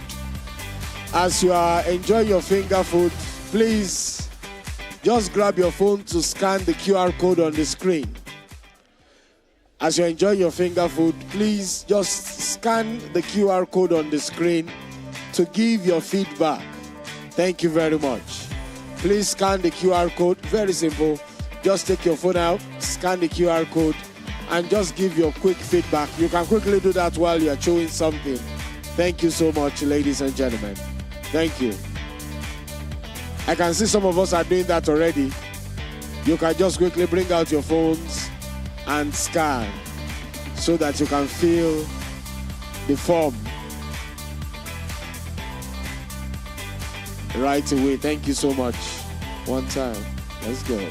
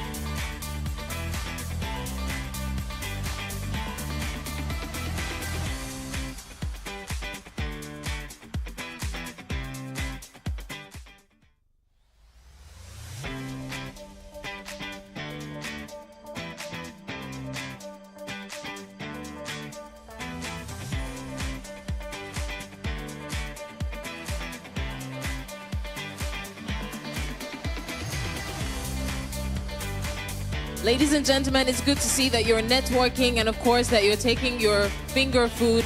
But please, we'll need you to start coming back into the hall as we're about to continue with the program. So please, if you're outside the hall and you can hear the sound of my voice, please find your way back into the hall. And if you're in the hall, good to know that you're networking, but please, let's start settling down because right after now, we'll have the panel session. Ladies and gentlemen, if you have gotten your finger foods, please come in and let's settle in because we are about to start the next panel. There is a QR code on the screen. There is a QR code on the screen. So please, if you don't mind, bring out your phones and scan right away so that you can fill the feedback form. So please, let's do that as we are settling in. Thank you. If you've enjoyed the event so far and you've learned a lot, please fill the QR code and let us know your feedback. Let's know what you think. Let's know how you feel about the event and how it has been for you, your personal experience. Right after now, we'll be having the panel session. The panel session will be a discussion on unlocking catalytic capital through increased transparency, leveraging IMM and sustainability reporting practices. We'll also have panelists who will be sharing from their wealth of knowledge, so you don't want to miss that. Please, if you're outside and you can hear the sound of my voice, please find your way into the hall. We're about to continue with the program. And if you're inside the hall, please let's get settled in. Thank you so much. Thank you very much, ladies and gentlemen. Thank you. You may please be comfortably seated. We are getting ready to start. After the panel, ladies and gentlemen, we are still going to have more breakout sessions. We are still going to have a breakout session much later where we are going to have 3 different locations and it promises to be good.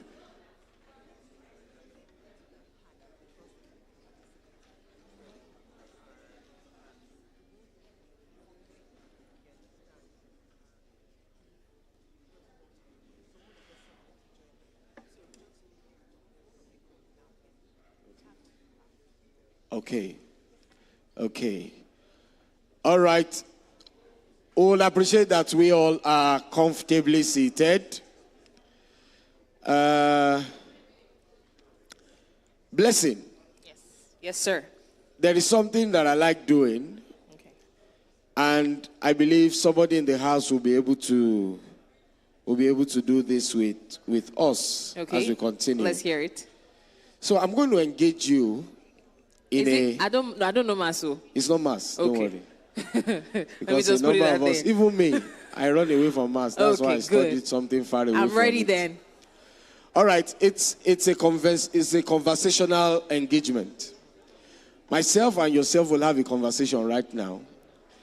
And we would like you all to please listen to the conversation between myself and Blessings. I'm going to ask you general questions about anything. Okay. And you have to answer me compulsorily. Must it be truthfully? Truthfully, if you don't mind. Okay. But during the course of this interaction, while you are answering me, you must be intentional about certain things. While you are answering me, okay, try not to say yes when you are answering me. Wow. Try not to say no when you are answering me. Okay. Try not to say eh. Try not to say eh. Can I not? Try not to say of course. But then you must answer me compulsorily, verbally, and in the English language. Can I nod my head or shake my head? Or? After nodding your head, you must answer verbally. Ha. Yes. Okay, I'm up to the challenge. So are you ready? Who wants to see me win this? This is going to happen they don't for believe just... in me. This will happen for just 60 seconds. Okay. Don't say yes, don't say no, don't say don't say don't say of course, don't say yeah. And you must answer me compulsorily, verbally, and in the English language. Okay. How are you, Blessing? I'm fine. Your name is Blessing. My name is Blessings. Blessings. Blessings. Blessings. Blessings. You have S at the back of Blessing. I do. You do? I do. You are Nigerian. I'm Nigerian. Have you enjoyed this session so far? Extremely. Extremely. Extremely. You have enjoyed every part of it. I have. You have. I think so. You think so? I think so. Go ahead. All right. So you live in Lagos. I do. I live in Lagos. You live on the island. On the island, no, on the mainland. No, on the mainland. Yeah, she said no. But I So tried that's how it now. works. And I think you exceeded 60 seconds. So No, it was at 62 seconds that I failed that question. No, it was 58 seconds. It was at the 58 come on. seconds. Okay, let me ask you then. If you think you're so good at it, Okay, let's should move on. we try him? No, You let's want to move on with No, the no, other no, parts no, of no, the no, no. program. Damola, Okay. how are you? What are the rules again? Okay, I said the rules. You can't say yes, you can't say no, you can't say of course, you can't say nope, you can't say yup, you can't even shake your head. I don't you vex. must- All right, let me try. Damola, how are you? I'm fine. Have you enjoyed yourself so far? I've enjoyed myself. You live on the mainland, I live on the mainland. not on the island. I live on the mainland. Are you sure? Mainland. Is that your final answer? How many times do you say mainland? Should we try some people in the audience? Possibly. Let's try. Let's try. Is there anybody ready to do this for 60 seconds? Anybody? Anybody? Anybody? Okay, if you want to try it, let me see your hands up. That means everybody wants to try it. Sorry, I see in reverse. So since you didn't raise your hand, that means you want to try it. So we'll just pick two random people. Let's go. All right. All right. Let's do this.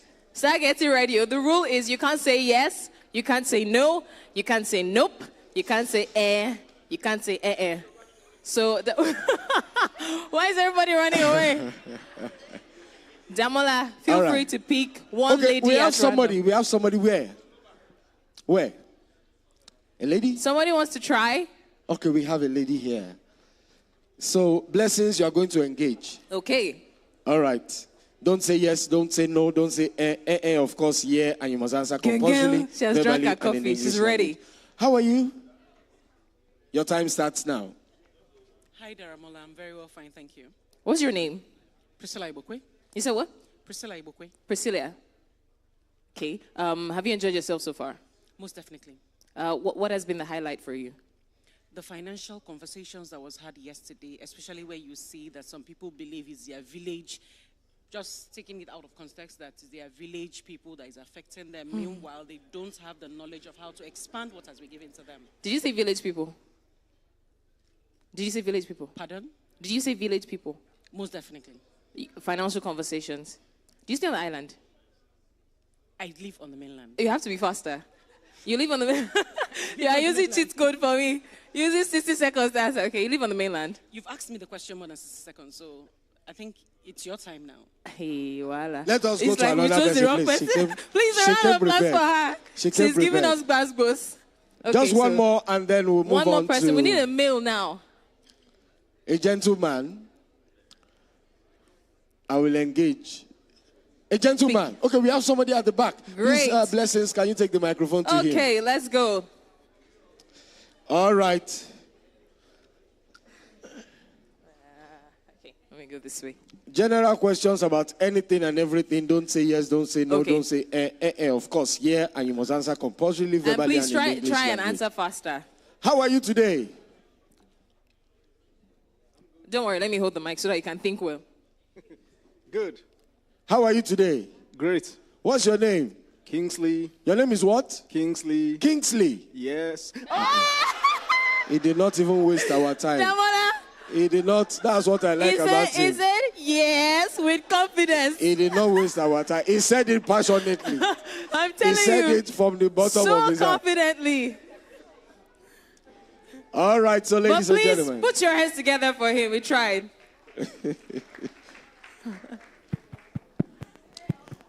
So, ladies and gentlemen, we are still having a good time.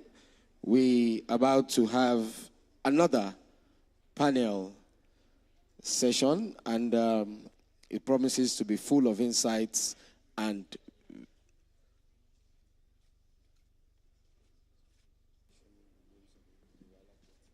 All right, so the next item on the agenda for today is the panel session number 5, like we mentioned earlier. Now, the 5th panel session will be centered around unlocking catalytic capital through increased transparency. And we have been hammering on catalytic capital. And I'm sure that one of our panelists explained why we have been doing that throughout this session. Now, we're talking about unlocking catalytic capital through increased transparency, leveraging IMM and sustainability reporting practices. And on the panel, we have 4 panelists and 1 moderator. The moderator for the panel is going to be Yewande Adeyi, the Senior Manager, ESG Advisory, KPMG. And we would also have Kemi Adisa, the General Manager, Sustainability and Shared Value, Corporate Services, MTN. We would also be having Fatima Umar, SDG Finance Analyst, UNDP Nigeria, and would also be having Ihenyi Ayahara, the Director, Head Directorate of Public Sector Accounting Standards and Chair. And this is going to be a rich conversation. Right after that, we'll also have our breakout sessions, which will be split into 3. One will be in the main hall, 1 in the blue room, and of course, 1 would be virtual. But while we are gearing up for the panel session, I would like to get to know people in this hall vicariously, because of course I can't go around asking everybody. So I need you to do me a favor. Look at someone you're sitting beside. It doesn't have to be someone you came with. In fact, it must not be someone you came with or someone you already know. But turn to somebody, ask them their names and what they do. I'll give you about 20 seconds to do that. Then I'll go around and ask you the person's name and what they do. So make sure you know the person, because I'll be asking you to introduce the person to me. So let's get on with it. Feel free to ask them their favorite color, if they're married, if they're not, what they do, who they are, where they live.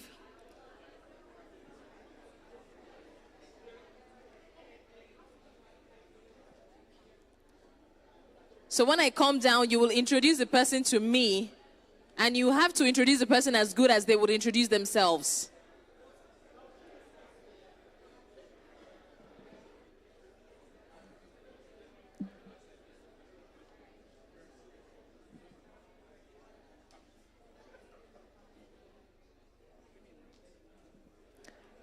All right, so if you've done that, then hold on to that information, because in the course of the program, I would ask you at random who the person you just met is and what they do.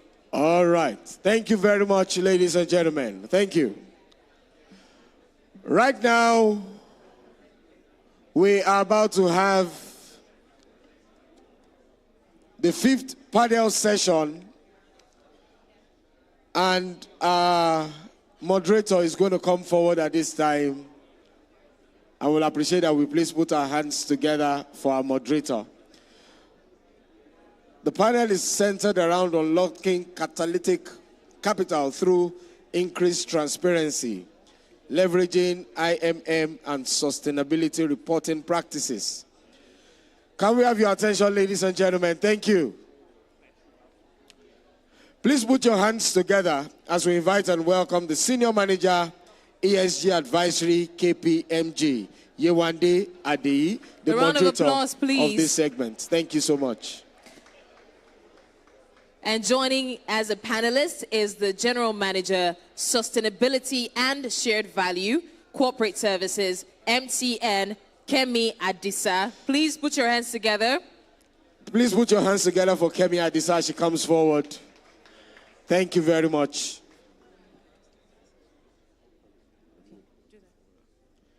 Thank you very much. Thank you. Also to join us here upstage, ladies and gentlemen, is the CEO, Idea Nest. Please put your hands together for Dr. Olu Ogufowora as he comes forward. Now, in this session, we'll also be having virtual panelists. And one of our virtual panelists is the SDG Finance Analyst, UNDP Nigeria, Fatima Umar. Please, a round of applause for Fatima Umar. Also, ladies and gentlemen, to join us virtually is the Director, Head, Directorate of Public Sector Accounting Standards and Chair, Adoption Readiness Working Group, Financial Reporting Council of Nigeria, Ihenyi Ayahara. Thank you very much for joining us. A round of applause, please. And also joining us virtually on this panel session is the Chief Policy Officer, GSG Impact. Like I said, joining virtually is none other than Sebastian Welisieko. A round of applause, please, for Sebastian. Thank you very much. Please don't get tired of clapping. Let's try that again. Put your hands together for our virtual guest and, of course, in-person guest and the moderator. At this time, ladies and gentlemen, we are going to leave you with our moderator, Yewande Adeyi, as she continues the conversation. Thank you very much. Thank you very much, and good afternoon, everyone. It's my pleasure to be in your midst today. And listening to the conversation so far, you know, there is money, we don't have access to money, where is the money, right? A lot of the gap happens, you know, within measurements and reporting, and that is what we are going to be addressing, you know, on this session. So really, there is exponential growth when it comes to impact investing. And in 2022, it was estimated that 715 billion USD were, you know, available in terms of global impact investing markets. And it's also been projected that by 2026, we are going to have as much as 1.5 trillion USD, and that is according to the Impact Capital Partners in 2023. Also, when you look at the SDG reports, you know, we have the report that says that we have financing gap that is standing between us and achieving our targets by 2020, you know, to be around 4.2 trillion annually. And pre-COVID, the value was around 2.5 trillion. So really, what has gone wrong, and why can't this fund that we have said is available fill in the gaps that we have when it comes to SDG financing? And, you know, we've spoken so much about catalytic capital, and I'm not going to be defining that. But really, what this session is trying to do is to consider the ISSB standards, which is the sustainability reporting standards that have just been released by the ISSB, and the impact measurement and management framework. Look at how they intersect and how they can help us to unlock catalytic capital. So I would start with Kemi Adisa. So as a leader, and you know, you head sustainability and shared value at MTN. How do you say, or how would you say MTN has been approaching having standardized impact measurements over time? And I ask this because there are various frameworks, you know, that are available when it comes to impact measurement, and investors do find it challenging to be able to compare an apple for an apple because people have leveraged various frameworks, you know, to achieve their report. So how has MTN navigated this? Thank you so much, Yewande, and good afternoon, everyone. It's indeed a pleasure to be here and amongst esteemed, you know, people like yourselves. The world of sustainability reporting has evolved, and I think about this time last year, if you Googled sustainability reporting framework, you would come up with about 800 different, you know, sustainability reporting frameworks. And I don't know about you, but, you know, regardless of, you know, where you sit in the world, it becomes very difficult, you know, to identify which standard, you know, would actually show you, you know, or be able to portray your activities in the light and the way in which you wanted to do it. So at, I think about June last year, the ISSB released the sustainability reporting standards, the first two, S1 and S2. And at MTN, we took a deliberate decision right from our board to adopt those standards. And what you have with that is a conscious decision to align our operations, to align our strategy, to align our processes and decision-making to global standards. Now, what the ISSB standards offer us is a measure of comparability with other companies across the world, so that when we're talking unlocking capital flows, when you take an MTN Nigeria report and I'm not talking now the MTN group, but a Nigeria report on MTN's activities, you're able to compare it with any other organization that has also adopted the ISSB standards. So what that adoption made us or helped us to do is to have transparency in terms of making sure that we are aligned to a global standard. 2, putting us on a pedestal where you can compare our performance to other organizations. 3, increasing the transparency and clarity of our metrics and measures. So when we talk about water consumption, for example, and you're looking at the company either in Silicon Valley or in Ghana or in Zambia, you're sure that you're talking about the same metrics. And so as an investor, what do you think that does for you in terms of looking at your portfolio? So when you're seeking to diversify, what we have done is to position ourselves as MTN on that platform such that you're able to, consider us as one of the companies, because now you have a basis for identifying and, reviewing organizations. And to do that, we've had to take on, a lot of internal reviews and journeys. One of the key ones we did was to do what we call a materiality assessment, which is to identify our stakeholders, and this we did across, several strata. So from our trade partners to the media, to our customers, to our employees, to the regulators, trying to find out what exactly is of critical importance to them relative to what is of critical importance to MTN. And when we got to that intersection, we identified what we called our material topics. And we didn't stop at that. We also continue on an annual basis to do a reputation index assessment, where we also check, to see how our reputation is doing relative to what we think we're doing and what our stakeholders consider us. Internally, we had to do a lot of capacity building because the standards were new. And remember, I talked about the pectoral, or what we call the alphabet soup of standards. So we had to train and upskill quickly, because this was something that was evolving. The standards were only released in June, and we were going to release our report within the next 9 months. So a lot of upskilling, a lot of training internally, and, not just training the team, handling the reporting, but the entire organization. Because our sustainability strategy is premised on doing for tomorrow, today.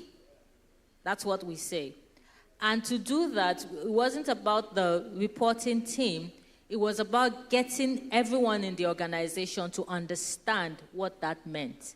And we had to undergo a change management process to do that, to say, this is what we were doing previously, this is what we're going to be doing going forward. So a lot of internal awareness campaign, a lot of upskilling to get everyone to understand what the new standards were and what the implications were for their own processes and systems. So a lot of decision-making processes were fine-tuned. And the last thing I want to talk about is the data that we needed for the reporting. We had to come through with a data governance process to ensure that whatever it is that we're disclosing is what we can defend. Because remember, I talked about having our reports, comparable to international global reporting. And so we needed to ensure that any data that we put in that report is what is defensible, is what we are actually doing. So if you get a copy of our report, and you can find it on our website, you will see where we have no data disclosed, because we don't have the data, and we're not going to cook up any data. And that involved a lot of, internal reviews, a lot of refining our processes and our systems to be able to ensure that we're able to report on the metrics that were required by the ISSB. I'll stop for now. Thank you. Yeah, thank you so much for that. And I must say that that was quite systemic. And, that is really a way to ensure a real change, within the organization when we adopt a systematic, approach and not just addressing things on the surface and running with them. Thank you so much for that. And to emphasize, that was for Nigeria, MTN Nigeria. Oh, Yes, okay. yes. That emphasis is important because, a number of organizations that have, affiliates outside Nigeria, we tend to leverage the global reporting, and it's not quite clear what, the local entity is doing. Thank you very much for that. Okay, so if I come to you quickly, Olu, looking at the trends when it comes to impact management, right? What would you say, is instrumental to the deployment of catalytic capital? Thank you very much for that. Actually, I'm going to continue from where she stopped. And the reason why I said that she emphasized a critical point on impact measurement and management and reporting, and it's about data. Because at the end of the day, if you look at the framework from a measurement point of view, you need to measure something. You need to manage what you are measuring before you can actually report it. And the challenge within the IMN space is, how do you ensure that you have the right data sources? For instance, Acumen, they developed a technology called lean data because they do realize that if you, as a business, right, the same way you manage financial data, accounting data, that at the end of the year, you report to your investors and they scrutinize your data in terms of your ratio, that's what's going to determine whether they're going to invest in your business.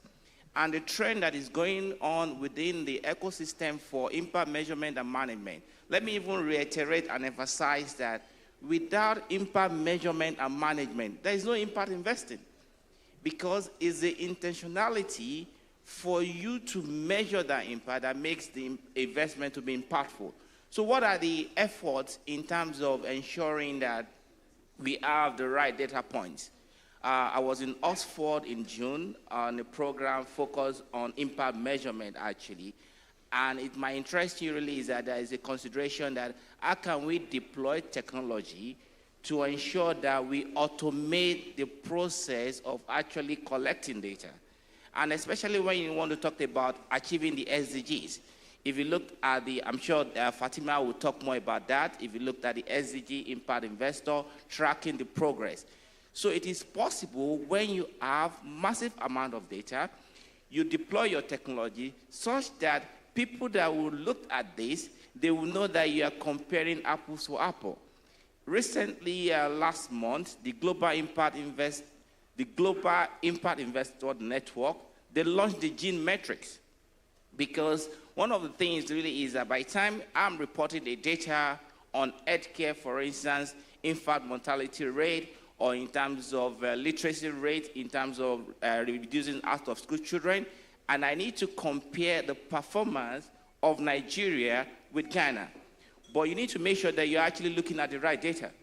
So the emphasis that I want to say in terms of, apart from talking about standards yet, we need to look at how do we feed the right data information, deploy the right technology, so that we can analyze this data, then we'll report on the data, then we'll reflect again to see what are the gaps, and how do we ensure that we close the gaps. And in terms of tools and methodology, let me just say this really, because research has proven, irrespective of the tool you talked about, the ISB you talked about, and also there is consideration for the International Foundation for Valuing Impact, they realize that the way for you as an organization to really improve on your sustainability reporting, you have to integrate your sustainability as part of your business strategy, so that it becomes a way of creating shared value, just like Professor Potter mentioned, that without you putting sustainability in the heart of your strategy, you can't isolate reporting financial information aside from your sustainability information. So the two must be integrated. So I'll stop at this point, then I'll answer other questions later on. All right. Thank you so much, Olu. I think what I take away from that is that before you report, you have to collect data. And you need to measure to have accurate data. And really, from experience, while supporting organizations with sustainability reporting services, I do let them know that your report is as good as the data you have. As a consultant, I can do all manner of things with the data you have, but if you don't have data, I can't do anything. And that is why one of the challenges we have is that some of the reports that we have are quite qualitative than quantitative. So we are not able to measure actual performance because it's been a lot of descriptions, and explanations rather than backing actual data up. And I think that's one of the areas that we have then been trying to support, with what we call our sustainability data management tool, where you are able to understand what data to collect from the start and collect it over a period of time to be able to report. Hi, Sebastian. Can you hear me? I can hear you very well. Delighted to be joining you all. Oh, great, great, great. Glad to have you. So I'll still ask you around impacts, right? Looking at what you do around in GSG impacts and looking at what the trend is around the globe, what would you say, is that distinct, between reporting impact and reporting sustainability? Because a lot of times we use the word impact without necessarily understanding the meaning that is beyond output. A lot of times we report input, output, and impact is way beyond output. So can you please help us to shed more light on that? Okay, well, first of all, it's a super pleasure to be again meeting with you. I'm so sorry this time I couldn't come to Nigeria. I have the best memories of my last visit there in Lagos and Abuja. And great to see you again, and great to see Fatima. I see her there, Dr. Ola. Great memories. Look, I like that we are starting with this distinction in a way, and I will speak this time as a social scientist or as an economist. In the day-to-day language, we use the word impact sometimes a bit irresponsibly, like the colloquial way of impact, and we call impact many things. Say in public sector activity, I have people that I work with in the city of Buenos Aires, the capital of Argentina, in the government, and they run a massive skills training program for young people out of the job, right? And the government would say, we impacted 3,000 young people. And I tell them, well, you didn't impact anyone. As far as I know, you included 3,000 people in an activity for your program. That's not impact. In the best of cases, that is an input. So I think it's important that we are professionals in the field. We start to differentiate and make a responsible use of the word impact. In that case, say, take a skills development program where young people get trained. I bring that example because that exists everywhere. We don't care how many or of the training itself. What we should all be fighting for is for an outcome. And the outcome would be that young person getting into the labor market with a decent job and staying in the job for, I don't know, at least a year, right? So in that case, an activity would be the training itself.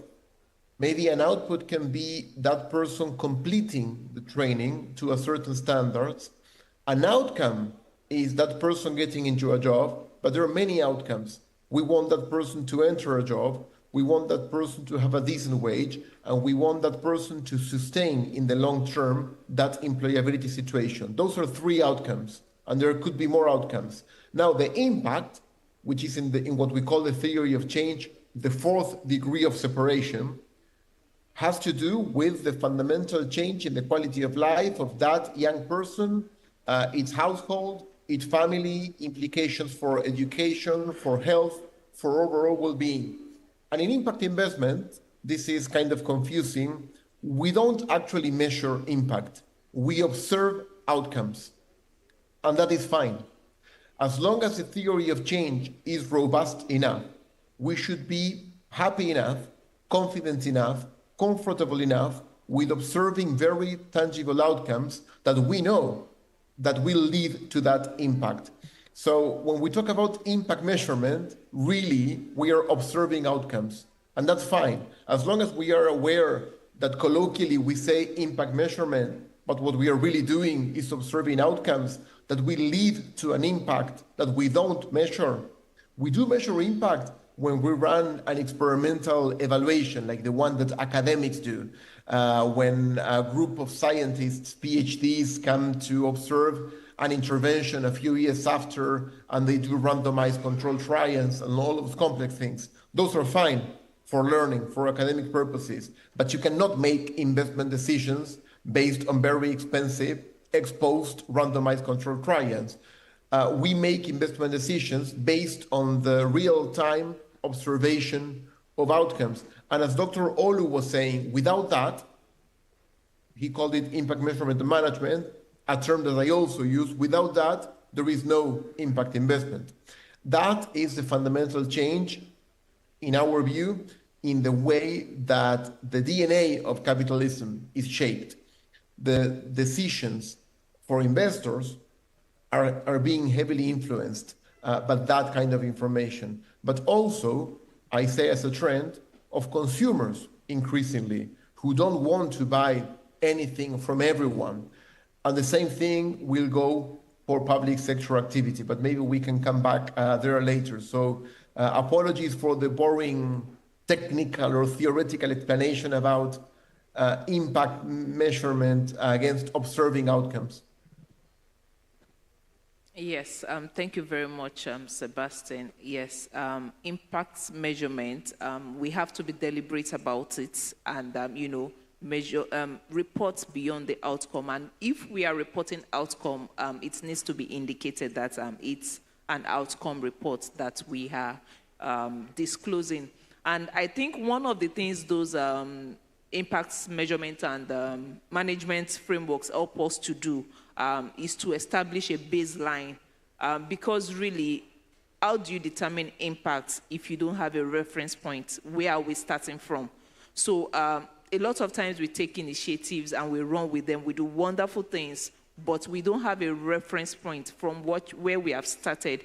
It then makes it a bit difficult for us to report actual impact, and we probably, have to leverage secondary data and all of that, which might not be showcasing our impact as much as it is. So like Sebastian said, it's important that we seek the right knowledge and we increase our capacity to be able to measure actual impacts that can help us unlock some of those funds.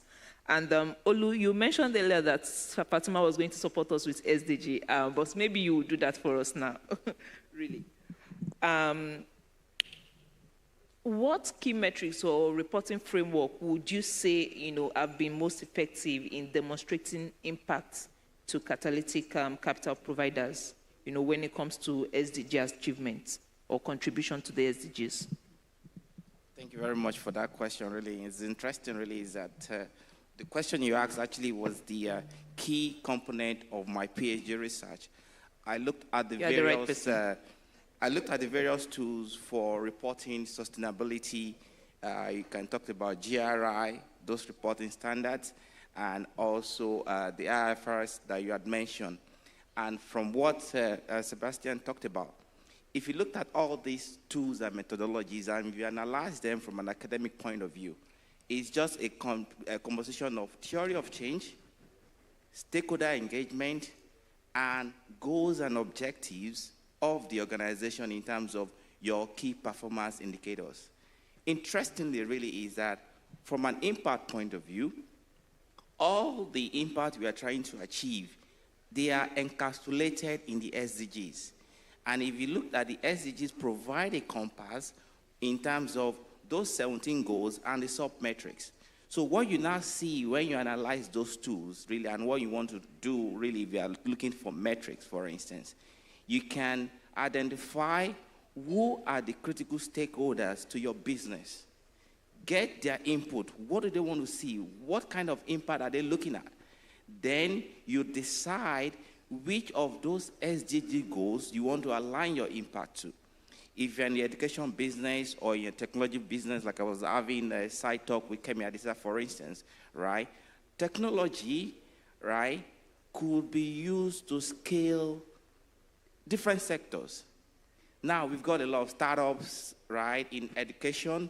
A lot of people provide grants to support education. But if you want to take a metric that you want to reduce out-of-school children by 90%, or you want to improve literacy rate, for instance, by 50%. So you can actually make a calculation to see how much do you need to invest to make sure that you bring primary school to a lot of people.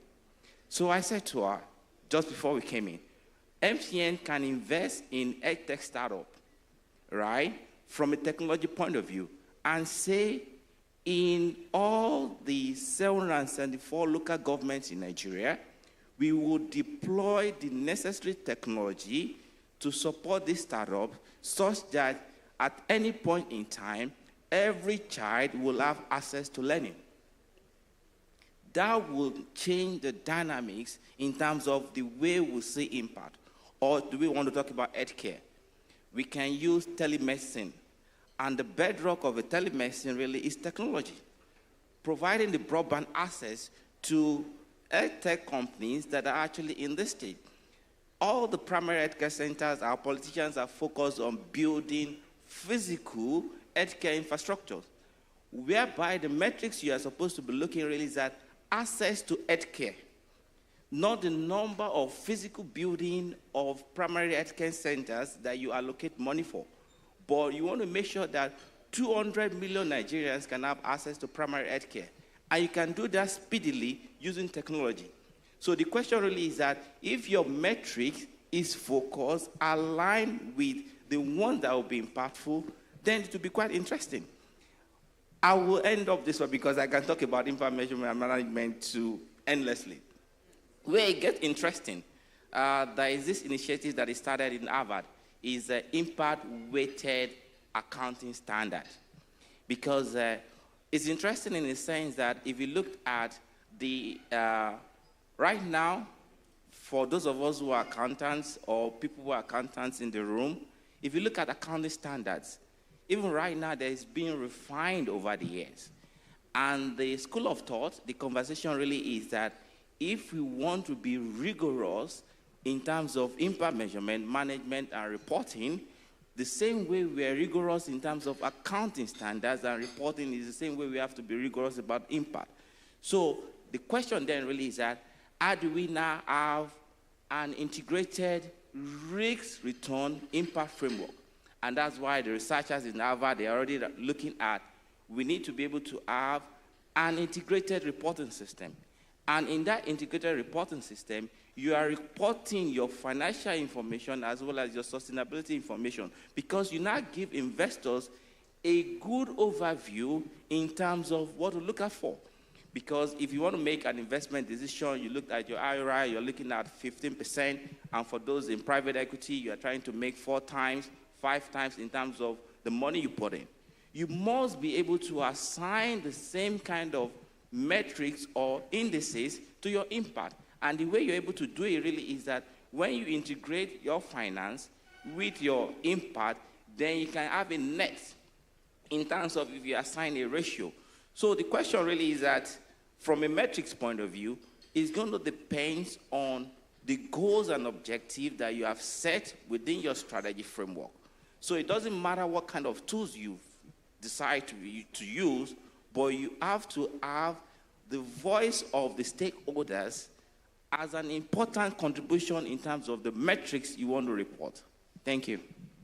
Okay, thank you very much for that response. You know, I asked that question because a number of times when organizations apply different frameworks, they often end, you know, at different points with different responses here. And, you know, the thought is that, okay, perhaps there is a standardized framework that we can all use and, you know, we're able to then compare performance. And I think one area you also emphasized was on technology, really. I think if we are going to go far with sustainability, with impact we definitely cannot do without technology. And acknowledging that, yes, technology has not come to take our job. It has only come to make our lives easier. And the earlier we embrace it, the better. And I think one last area I would like to emphasize, what you talk about was the ISSB.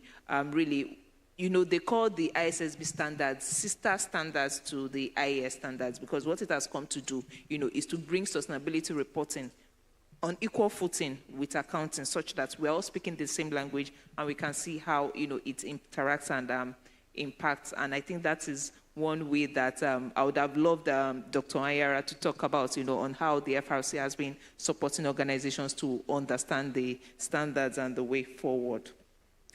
I'm coming back to you, Kemi. So really, from real-life experience, you've shared with us how your organization has adopted the standards, and how you have accelerated things, to become one of the early adopters in Nigeria. But really, what were the challenges you faced behind that success? Well, I hope you have enough time to listen to all of the challenges. I think the very first one that I would like to talk about is really the change process in itself. Because we've been reporting prior to adopting the IFRS, we had been reporting for about 4 years. And so coming to the adoption, there were a lot of requirements that we currently were not measuring. And we also sought to integrate, the sustainability practices across the organization. So we first started with a lot of internal engagement and awareness to get people, one, be aware of the new standards and what it requires. Two, understand your role, in meeting those requirements. We've talked a lot about, impact reporting being on the same footing as the financial reporting. So if you go to a salesperson, for example, I think Sales 101 tells you, you sell, you make the revenue, what's the cost involved, what's the profit. So there's that chain, and there's that understanding and ownership. And we needed to get sustainability reporting up to that footing as well. So a lot of energy and effort was spent on that. And I mean, I would leave the room to, guess how long it takes people to move from point A to point B when you're starting a new process. A major challenge we also faced was data. And data in sense of, do you have the data that is required? And some of it were things that, you probably were not thinking about. And I'll give a very simple example.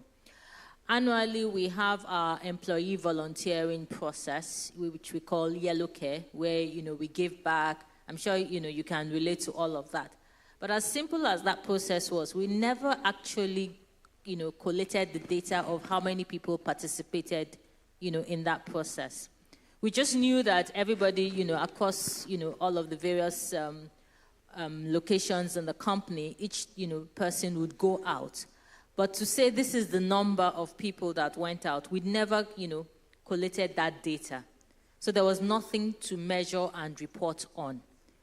And, it's not to say we were not doing the activity. I mean, you had pictures, you had information, you had all that. But to just have that little piece of data to say, okay, how many employees actually participated? We didn't have that, data. And so we had to refine that process to be able to accumulate and collate that data. Of course, processes for not just collating, verifying, and making sure that you had a consistency in the way that data was being collated. So you would find that, we had to refine and review our processes. And another area that, for me was challenging was even the systems that you were going to use, because some of these things we were not, currently reporting on. And so I hear you, when you talk about the technology that is required, because when we're talking, in the earlier session, we're talking about carbon credits. Now, carbon credit, yes, it's a ripe opportunity for Africa, but if we don't have the tools and the system to collate and gather that data, we're not going to be successful in pitching to the market. And it's a very fundamental and basic, information that we need to get and make sure that we have available. So key challenges for me, data, getting the people, involved and identifying the data points that you need such that you can verify it, you can validate it, and lastly, integrating those processes into your operations. So it's not to come up with another department or another calendar of activities, but to ensure that they are integrated in the way we work. So now when we're going for the yellow care activities, there is a register where, you sign up and, go onto the form. So at least at the end of the year, that data is collated. So it's not a separate process, but it's a fine-tuning of the process that we currently have. And that's just one example of the various ways in which, we had to deal with some of the challenges. Interesting. And I think a particular one I found interesting was, when you spoke about having the data, yes, you have the activities, but then are you able to validate it? Yes, maybe that may not be the discussion for today, but validating impact reports, sustainability reports is another whole cycle, really. It's, when you get to that point, you have the third party, asking you for evidence, and then you know that the evidence you have is not an evidence, really. Yeah. Okay, Sebastian, coming back to you, and looking at the global adoption of the IFRS S1 and S2 standards beyond Nigeria, really, what has been the trend, really, and how do you think organizations have been leveraging this to unlock capital, or are anticipating leveraging it to unlock capital? Well, Yewande, first, let me tell you that everything I'm hearing from Dr. Olu and from Kemi is music to my ears. It's so good to be so like-minded and listening to Dr. Olu talk about monetization, impact valuation through impact accounting methodologies and the integration of the impact and the financial statement, and all the vivid experience that Kemi is bringing to the table by being an early adopter. That's fantastic. And I will reach out to both of you, to the three of you, after the session. This is fascinating. From a global perspective, let's start with the data. The data is there. There are now 30. I'm looking at my notebook. There are 30 jurisdictions that have adopted or announced a firm commitment to adopt the ISSB global baseline. And let's say the ISSB global baseline is not complete. What we have now are the first two standards. S1 on general sustainability disclosure and S2 on climate. That nurtures a lot from the legacy work of the task force on climate-related financial disclosures. There is a long way to go to build the global baseline, and there are more topics to be covered. We can come back to that in a minute. But 30 jurisdictions around the world that represent 57% of the world's GDP, 40% of global market capitalization, and half of all global GHG emissions have said we will go in this path. Some more aggressively or more consistently, like Nigeria, like Brazil, a very important country in my region, in Latin America, announced that they will be, from the 1st of January of this year, ISSB S1 and S2 are of voluntary adoption. And from the 1st of January 2026, they will be of mandatory adoption, a very strong signal by Brazil there, Mexico going in the same direction. And I named these big countries, Mexico, Brazil, Nigeria. The ISSB global baseline with commitment from these kind of countries is getting a lot of credibility.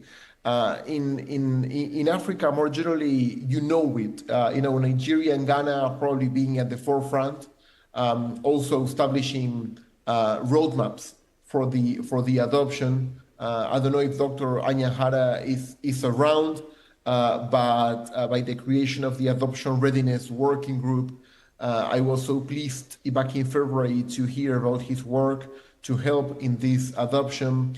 The ICA in Ghana published a roadmap for adoption in March this year.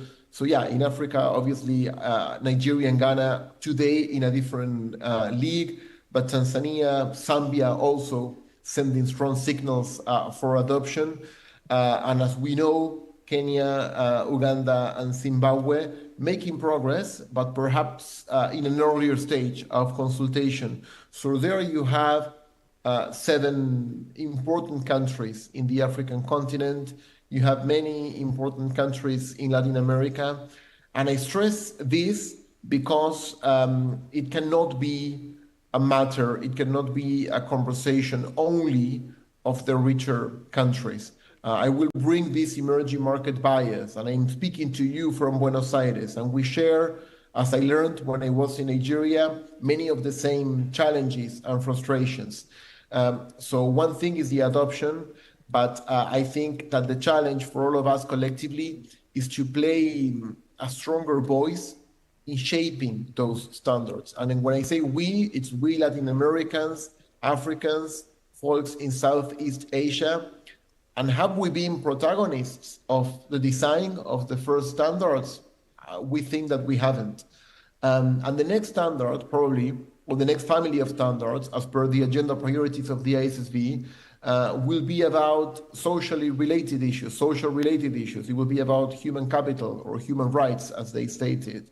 It will have to do with nature. And if stakeholders like ourselves don't raise our voice and not only adopt the global baseline that comes from the kitchen of the ISSB, but we are there. I am lucky enough to be a member of the Sustainability Consultative Committee of the ISSB. It's a space where we as GSG Impact try to bring a lot of this perspective. But I think we have that call to action, adopting the global baseline, doing these roadmaps for implementation, the implementation readiness working group like in Nigeria. But we need also to elevate our voices to influence the way these norms are being designed in the first place. If we don't raise our voice when the discussion on the social standards come to the center of the kitchen, then we will be making a very big mistake. Because as Dr. Olu was saying, the SDGs are our umbrella, our framework, our reference. That's obvious, and that's accepted worldwide, and it should be that way. But say 85% of the challenges of the objectives on the social front are faced by populations south of the equator. How can we not have a say, or how can we not elevate our voice and participate more in the consultations and the technical deliberations on what will be the future social standards? So we're seeing many positive things in terms of adoption, in the numbers I said in the beginning, but also challenges that I take as a call to action. It's not the end of the world, but I think we have a window of maybe 2 years to get this right, because the worst thing that can happen is that we get this architecture wrong and that we create unintended consequences of marginalization of our economies from the global value chains if we are not ready to design, or if the standards are not fit for purpose, or marginalization of the smaller companies, that they are not what you would call reporting entities themselves, but they do participate. They do participate in the value chains of the larger regulated reporting entities. So I think it's a very exciting time to be alive. I think it's a very exciting time to be an accountant. I don't know if it's a very exciting profession, but now it's one of the hottest professions around the world. And accountants have a very big responsibility. But those of us who aren't accountants and come from the world of sustainability, of impact, and of impact finance also have to work together with the professionals in the accountant profession to get it right. So I would say, yes, loads of excitement, loads of progress, but much of work to be done. Because I will also refer to what Dr. Olu was saying before. As mankind, as a humankind, ages ago, we created an international language, which is the international language of accounting. It didn't exist. It didn't come from God. It's not something natural. We created it. That's why the work of an accountant in Nigeria, in Argentina, where I'm now, or in Japan, is similar. And that's why the work of an auditor, people who work with you, Yewande, is kind of similar, because the assurance of the financial data is similar. And even if you don't speak the language, you take the balance sheet and you can understand because the lines are consistent. Today we are working to get the sustainability disclosure to that same standard, to that same hierarchy. Obviously, it's not easy, but it's crucial for the future of capitalism and for capital to flow where it is needed the most. We can get it right, which I think we will if we keep working like this, but we don't have all the time in the world. And we can also get it wrong and start alienating the ones that we want to include. So I will share the excitement. It's about the ISSB. It's also about emerging groups like the TISFD, the Task Force on Inequality and Social Related Financial Disclosures, that aims to become what the TCFD was for ISSB S2, for the future social norms. It's about the work of the TNFD, the Task Force on Nature-Related Financial Disclosures. And as you were saying, Yewande, it's about global comparability. We cannot live with 200 frameworks because then the usability of that information will be no good for anyone. We need to find a way to converge. And it will be tricky enough to make coexist the European norm with the American norm with the ISSB. Now, if many different frameworks emerge, we'll be in trouble. So I think it's good news that the ISSB starts to be the global baseline, starts to be a first factor for comparability. But we need to keep working for that. Thank you so much, Sebastian, for that robust response. I think we can package this into a course, really. Yes, and I think you touched a bit on the role of accountants, really, and I think I like the way that accountants have taken this so far in Nigeria. You need to see the way the ICANN as a body has really been taking, having series of sessions, on sustainability reporting and what the role of, accountants are, so that we can all speak the same language and, we can be at that equal footing where we want to be. I have one last question that you would all respond to in a minute each. But before I go into that, I want to ask the audience if there are questions they would like to ask our speakers.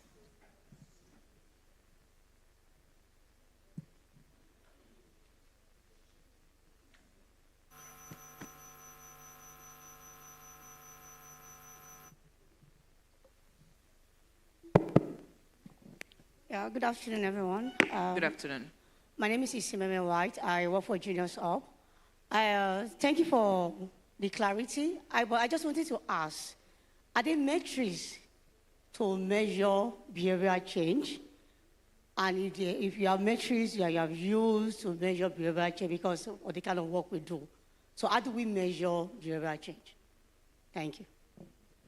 Okay, thank you very much. Does any of our speaker wants to respond to that?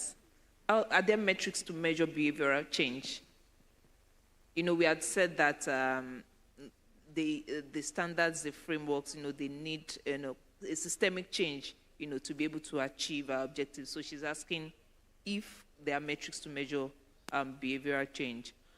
But what I would say is that I'm not a behavioral change expert, but yes, I can tell you, yes, there are. Because, we consult in that area. We have an arm, within our organization that consults in that area, and they provide solutions in that area, yes. Okay. Let me chip in. There's an adage, culture eats strategy for breakfast. And the point you actually raised, I remember a project that we did with NMPC. And the project was called Project PACE. And within the Project PACE, we were trying to change the attitude of the workforce. And this is also applicable in the public sector. One simple thing that we did, although it wasn't enforced, because for those familiar in Abuja, if you go to any offices, there is no standard in terms of workwear, for instance. Somebody might wear Barbariga, or somebody might wear slippers, and they say they're going to work. So it's a question of how do you change that behavior that people go to work and there is a bit of a standard in terms of what should be a work clothes, right? And we also observe that the offices, for instance, really, people come into their desks, they bring food from home, you eat because it's not a big deal, that conversation, different kind of food, you enter an office. It's a question of a behavior. How do you change that behavior in such a way that you have a canteen that is designated for food, not food right in your office? So gradually, there was a change team, they beginning to use pictures to depict that we want to see a change in behavior, and these are being tracked. And to some extent, you can link this, which is what we try to do, to attendance, for instance. Because if people's attitude to work really is that I can only come to work 2-3 days a week, and you want to change that, then you begin to see how do you implement an attendance management system. For people who have worked abroad, and one of the reasons why we don't value time in this part of our world, which is in Africa, we don't have time management system. Because in the West, you work for 10 hours, you get paid for 10 hours. You are actually also being monitored in terms of the time you put in. It's not that you come to work, you just want to come and mark attendance. Or you're at work, 50% of your time is in gisting or having meetings that are not related to the business. So you need to start asking this kind of behavior. To change it, you link it to a metrics that you can track. And also in terms of productivity, right? If you want to measure your workforce productivity, right, you can begin to see what kind of assignment you give to them, and you can estimate that it might take 4 hours to complete this assignment. So you track productivity. So it might not be necessarily like you're measuring behavioral change, but you linked it to some metrics that are the outcome of the change of behavior that you expect to see. Okay. Thank you very much for that, Olu. And I think one way that has also worked is putting number to things, really. When numbers are put to things, you're able to objectively measure beyond descriptions, beyond adjectives and adverbs. You're able to actually measure performance, and you can report, over time. Thank you. Yes, please. Okay. Yeah. Good afternoon, everyone. My name is Abimbola Agbejile, and I'm posing this question to Dr. Olu and Yewande as well. So a lot of organizations report under sustainability, and if you want to unlock this capital, they need to see that your report is validated. There's something called limited assurance or assurance. And so if you don't have that assurance, nobody really wants to listen to you because there's no way they will understand what you have done. But I find it hard when you have the people that are supposed to audit you or to give you the assurance, they want to measure you based on financial accounting standards. And so financial accounting reporting is different from non-financial accounting standards. So we need to develop something, or maybe the training, I don't know which one to do, but we need to actually pose a way forward here today. So which way are we going? What are we going to do? How will we get the auditors to have the best knowledge, I would say, that will make them measure us in the right way and give us the assurance that we want? Thank you. All right, thank you very much. Mr. Olu, do you want to, okay, please go ahead. No, it's for you, but okay. I want to help her. So I've been through that, where you have auditors auditing you along financial standards. But fortunately, further to the release of the IFSB standards, we are expecting, auditing standards. I think it's... That's the IC 5000. Yes, IT 5000. IST 5000. So that we expect to come this year. And, hopefully, expectedly, that should then be for auditing, non-financial statements, not the current way in which it is done. It's a pain if you have to do it that way, trust me.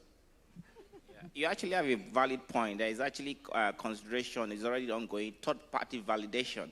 And I'm going to just use the opportunity of your question to link it to MSMEs and also the focus of transparency and materiality of reporting.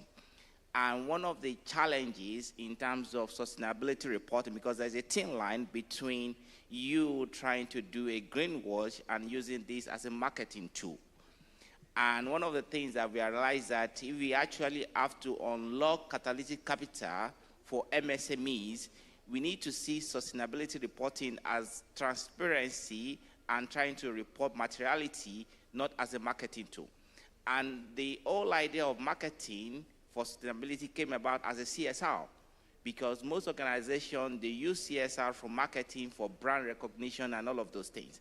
So now to your question, third-party validators of what you consider in your sustainability reporting is an initiative to now take the responsibility of that away from you, the same way you have auditors, like Riley mentioned. So there are trained people right now that are going to look at your sustainability or impact report, as the case may be, and they will validate it against the data points and the data sources using a sampling to show or indicate whether you're actually reporting the material information or you are hiding information away from your stakeholders. Now, the challenge for MSMEs, which a lot of fund managers are trying to solve, really is that MSMEs are still struggling in reporting their financial information, because if you want to access fund, you're going to get a BDSP, business management service provider, to prepare your business plan, to prepare your business case. So who is going to fund them to report on their impact? So one of the things that is being considered really is that for the fund managers in the house, you have to be able to make a provision for what you call a technical grant to support in the reporting of impact, because fund managers are also expected to report the impact of the fund. And normally, as a fund manager, you need to aggregate the impact of your investee companies into your own reporting standard. Since you're already doing that, so you can allocate a percentage of your fund towards that technical assistance in putting in place the right impact measurement framework, and you automate the process of that data collection. And that's why technology is key, because if you automate your data collection, it makes the whole data collection so easy, it makes your reporting so easy, your measurement and everything, but it's expensive. And this is also where collaboration will come in. The big players need to collaborate and work with institutions that are responsible for collecting. You mentioned something really, which is the benchmark data. Yes. You know, once you have your benchmark data, you can now say, based on this benchmark, this is the improvement you expect to see. Thank you. All right, thank you very much. Before I go, I don't know if Sebastian also wants to add to that before I respond. Look, no. I don't want to add that, and yeah, let's go ahead. Okay, thank you very much. So thank you very much for that question, and I'm aligned very much with the responses that have been given so far.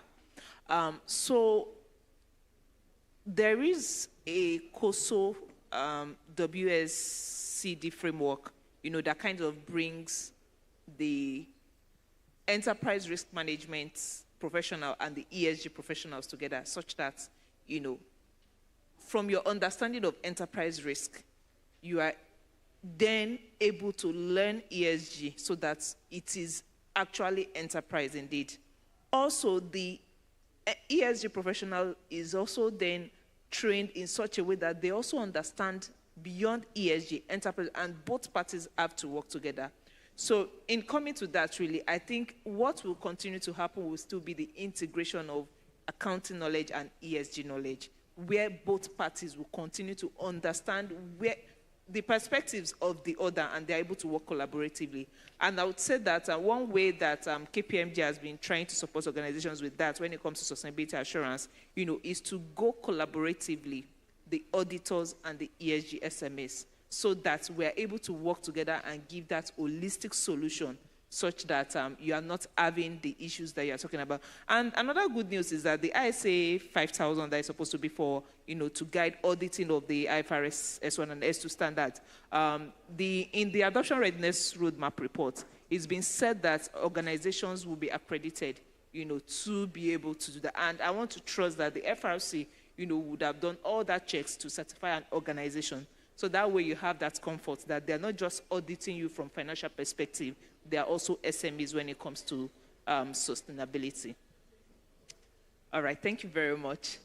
Just one question to round up, still speaking about catalytic capital. So where do you see catalytic capital, in Nigeria in the next 3 to 5 years? And how do you think that these frameworks would have helped, to ease all of this, to his access?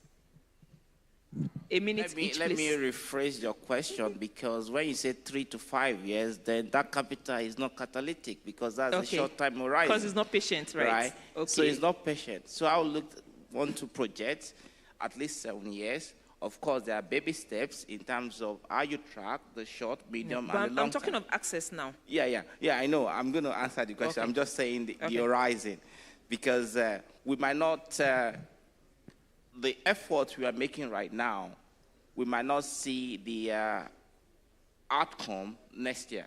That's the point I'm making.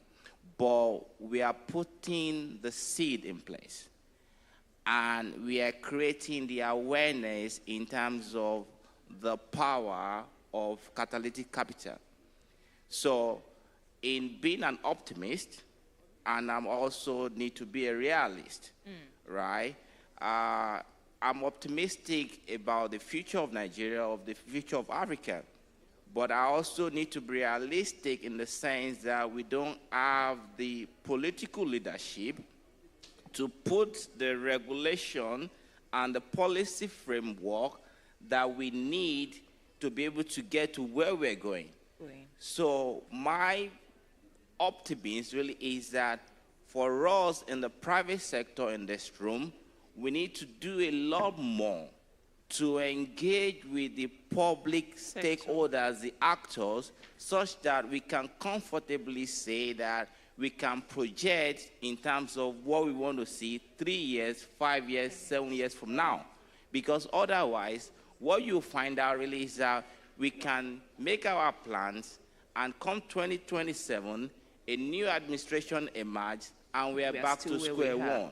Okay. So my point really is that let all of us wear that advocacy and engagement with the people that will regulate, that will provide the enabling policy framework, so that we can confidently say that this is where we're going, and this is what we expect to see 5 years, 7 years from now. Thank you. All right.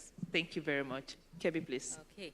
So what I would like to bring to the fore at this point is, by adopting the sustainability reporting standards, I think as a country in Nigeria, we are opportuned to be at the forefront of this. I think 4 companies in Nigeria are early adopters, and I don't think we have up to 30 companies that have adopted the standards worldwide. Now, what this does is we're adopting the standards as at the time they're being released, and so this brings all of us to the starting line of this race for catalytic capital.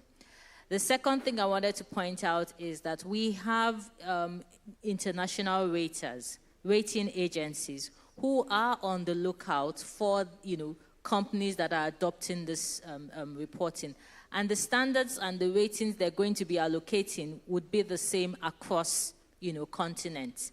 So if you get, for example, maybe a Sustainalytics rating of an A+, whether you are in Nigeria or you are in Guyana, that rating is the same, and it has the same weighting. So when we're talking about, looking at companies in which you want to invest, or where, capital flows are coming into, you are at the forefront of, that race.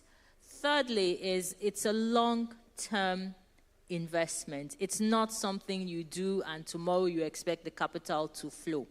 It's not going to happen.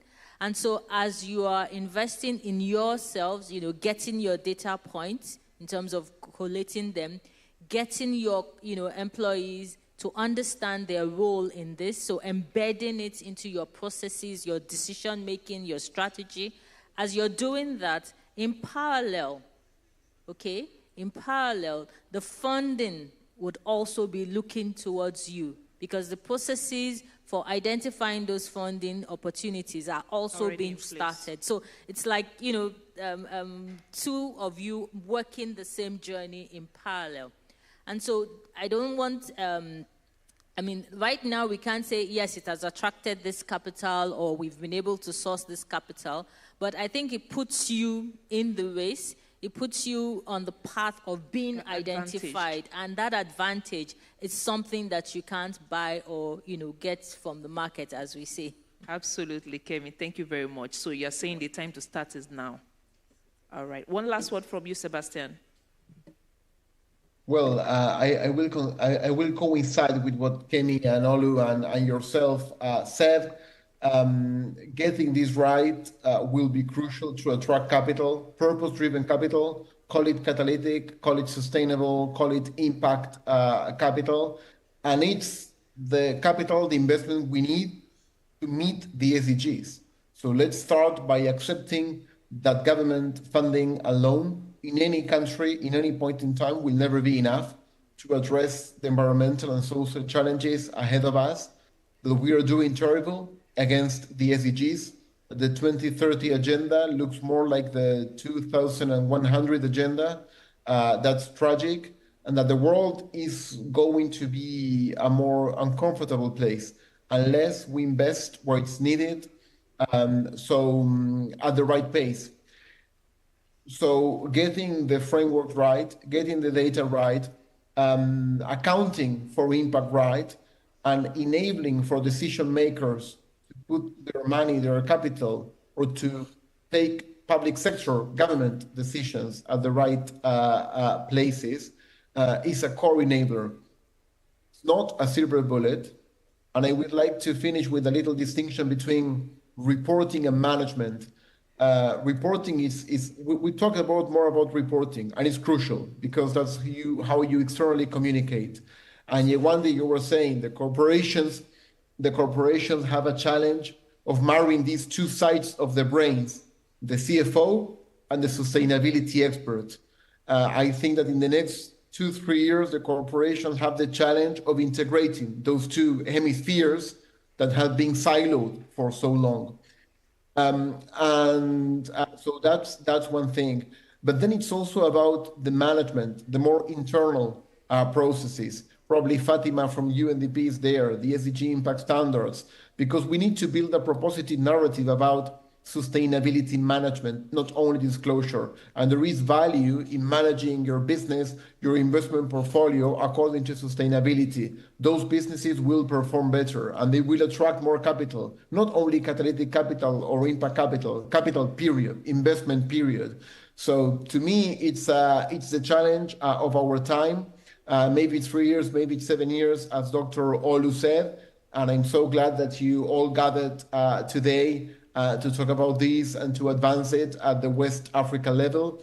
I want to take the chance to salute all the members of GSG in Africa, and I will encourage you to be close to our network there. And today that you're in Nigeria, I want to give a special hug virtually to my sister Etemore Glover, CEO of Impact Investors Nigeria. I know she's in the room. So hi to Etemore, and I hope she can continue to work with you all to advance this agenda in Nigeria and also regionally. All right. Thank you so much, Sebastian. It's been a wonderful conversation. Thank you so much to my speakers. I really enjoyed this. And we hope that you've been able to pick one or two from this. Thank you. Can we put our hands together for our moderator and our speakers? Thank you very much, Yewande Adeyi, for driving the conversation. And I'm very sure we learned a lot from their wealth of knowledge. Ladies and gentlemen, please put your hands together for them one more time as they take a group photograph just before they leave this stage. Thank you. Now, while the group photograph session is going on, would like to let you know that the breakout session will be starting very shortly, right away, actually. The breakout sessions will be in 3 different locations. Majorly 2 and then 1 virtual location. And we're going to have 1 in English and 2 in French. So we have 2 sessions that will be solely French and 1 in English. Now, the breakout session 1 will be on the main stage where we're standing, and that will be on unlocking cross-border expansion for impact enterprises, strategies to deepen market access. And the moderator for that will be M. Ekong, the chapter head, Aspen Network of Development Entrepreneurs, West Africa. The second one, ladies and gentlemen, is going to be totally virtual, and it's going to be centered around unlocking potential sovereign and corporate SDG bonds as a tool for deepening catalytic capital in West Africa. And this is going to be moderated by Davi Sobijia. That's the Regional Stock Exchange, West Africa Economic and Monetary Union. Thank you very much. Now, for those who weren't here yesterday, we talked about the C-Vent, and I'm sure that those who were here already have an idea of the app. But if you don't, please do also download C-Vent if you want to join the virtual app, because that's where you would have access to this session. So please do also download the C-Vent and register on there, because the virtual session will be via the C-Vent. Now, the third breakout session will be in the Blue Room. That would also be in French. Breakout session number 3 will be in French, and it will be a discussion on unlocking the green potential, attracting catalytic capital for climate adaptation solutions in West Africa, which will be moderated by Ibrahim Kaora, the Access to Finance Program Officer, AGRA. So these are the 3 big breakout sessions we'll be having in 2 different rooms and virtual. Do well to download C-Vent if you haven't, because that's where you get access to the virtual session. So, ladies and gentlemen, please will appreciate that we go to the rooms that are designated to us, so that we can have the breakout session just immediately. Ladies and gentlemen, the breakout session is starting right away, and we are going to invite the moderator for the one happening here in this room. Just in case you can't locate the room you want to get to for the breakout session, the ushers will be positioned at the door of the room, at the entrance of the room, so you can easily get access to the room, the Blue Room, and of course the main stage, and then virtual. Okay. Then aside that, ladies and gentlemen, the menu cards are also going to be dropped at the same time when the breakout session is happening. So please feel free to take whatever you want to eat, so that we can make that available when the time comes. Aside that, ladies and gentlemen, a QR code is going to be made available, and we'll appreciate that everybody scans it so that we can fill the feedback form, because we need it for further action. Ladies and gentlemen, it is time for the breakout session. Those that are joining virtually can join from anywhere, while those that are supposed to be here should please get ready for that, and those that are supposed to go to the Blue Room should please go there right away. And please, let's do that very quickly and in an orderly manner. We don't want to be out of time, so please, let's hurry up with that. And if you are in the main room, please do also fill the seats in front of you, so you can get better access or better view of the main stage. The moderator of the breakout session that is happening here is M. Ekong. M. Ekong is the chapter head, Aspen Network for Development Entrepreneurs, West Africa. Please put your hands together for her please, as she comes forward. Okay, so the speakers that will be joining her as she moderates are Dr. Henrietta Onwugbuzie, the Associate Professor of Entrepreneurship, Director, Business Innovation Accelerator at Lagos Business School. Please, a round of applause for Dr. Henrietta. Also to join us up here, ladies and gentlemen, is Adrian Mill, ESG and Sustainability Expert. Please put your hands together for him. And right after that, we have William Suma, the head UNDP Innovation Center and Chief of Innovation. Also to join us, ladies and gentlemen, is Mirabel Morox, is a board member of Impact Investing Ghana. Please put your hands together for her. She comes forward. A round of applause for William and Mirabel as they join the panel session. Thank you very much. Those that are going to the Blue Room should have gone by now, because we are about to start the session right away. Thank you very much, and enjoy this.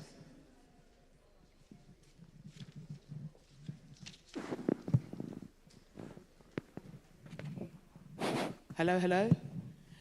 Good afternoon, everyone. It's a great pleasure to be here with you today.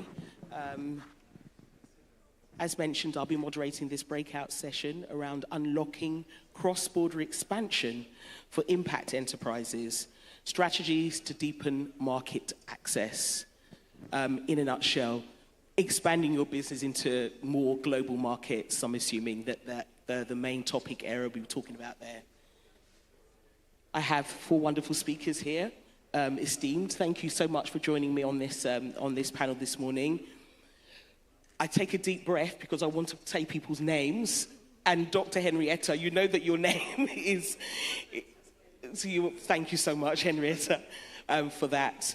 And I have Adrian here as well from ESG and Sustainability Expert. And Mirabelle, who I know from the Impact Investing Ghana board. It's a pleasure to be here with you. So let me just kind of cover the core objectives of this panel session. Really, what we're looking at is, the objective here is how do impact enterprises scale and grow? One of the key challenges that they face is expanding beyond local markets successfully and entering regional and global markets. Cross-border expansion offers impact enterprises the opportunities to increase their reach, diversify their revenue streams, and amplify their social and environmental impacts. However, navigating these new markets are particularly challenging across borders, presenting several challenges from understanding regulatory frameworks and overcoming logistical barriers. For those of us operating in the space, let me give you a little bit of background to me before I launch into some of the questions. I work for an organization called the Aspen Institute, based out of Washington, and we have a network of development entrepreneurs, which is effectively a network of organizations that propel entrepreneurship in the global south. They include capacity development providers, incubators, academics, as well as development finance institutions, and development agencies. I also have another hat. I'm also a coach and a mentor. So this question is so very relevant to many of the women that I work with. So I'm going to enjoy participating in this session this morning. So this is really seeing how you can multitask, how you can read, use a mic, and write notes. So take in, see how it's done by a master or not, as the case may be. Okay. This is why those newsreaders have those prompts. I think I would have done with one. That would have been great. Okay, I'm going to start with you, Henrietta, if you don't mind. As we mentioned, Henrietta is a professor of entrepreneurship and director of business innovation acceleration at the Lagos Business School.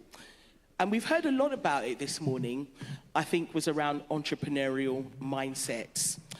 So from your experience at Lagos Business School, what are the key entrepreneurial skills and mindsets that impact entrepreneurs need to cultivate to successfully navigate cross-border expansion? Okay, so to start with, well, thank you for having me. The key thing is to understand that not everybody who owns a business is an entrepreneur. And what distinguishes business owners from entrepreneurs is a problem-solving mindset. So if you're an entrepreneur and you're just in business to make money, then you're going to run into trouble. You have to be a problem solver. And that's what guarantees that whatever solution you come up with, you're most likely going to have people willing to pay for your products. So, that problem-solving mindset easily makes you ask the question, what problem am I solving? Who needs this? What income group do I want to address? So that helps you identify your target markets. So if, for instance, I wanted to, I say, well, right now the economy is bad. I want to nourish people, okay? And I'm thinking, okay, how do I get low-income people to have a balanced meal?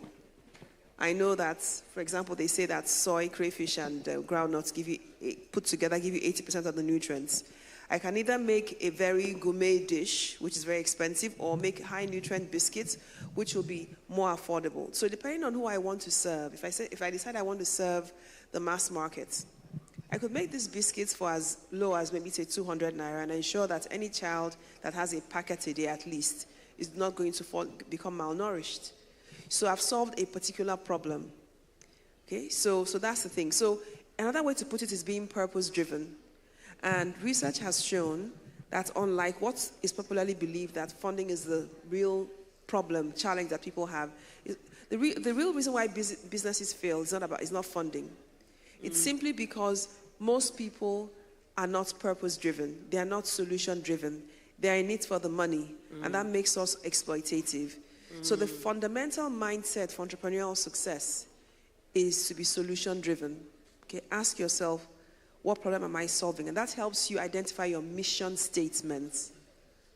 Okay, what am I here to do?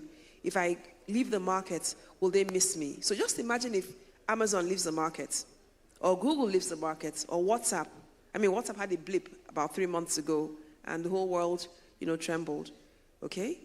So that's the kind of thing, that's the kind of mindset that will help you, be able to have the right framework for success, both in terms of profitability as well as impact.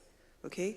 And then when you're taking this, because this is about cross-border, okay, to another country, again, you want to understand what they want here. I'm sure we've seen the way KFC has adapted to the Nigerian taste by including jollof rice. Okay, there's no other place in the world where KFC does jollof rice. Well, at least not that I've seen that. Okay? So in Africa, yeah. But why did Nando's fail in Ghana? Nando's precisely failed in Ghana because they refused to adapt. Yeah.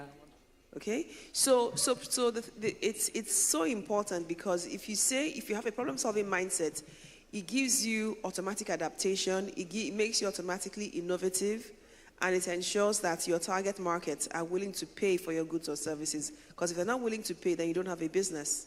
Thank you.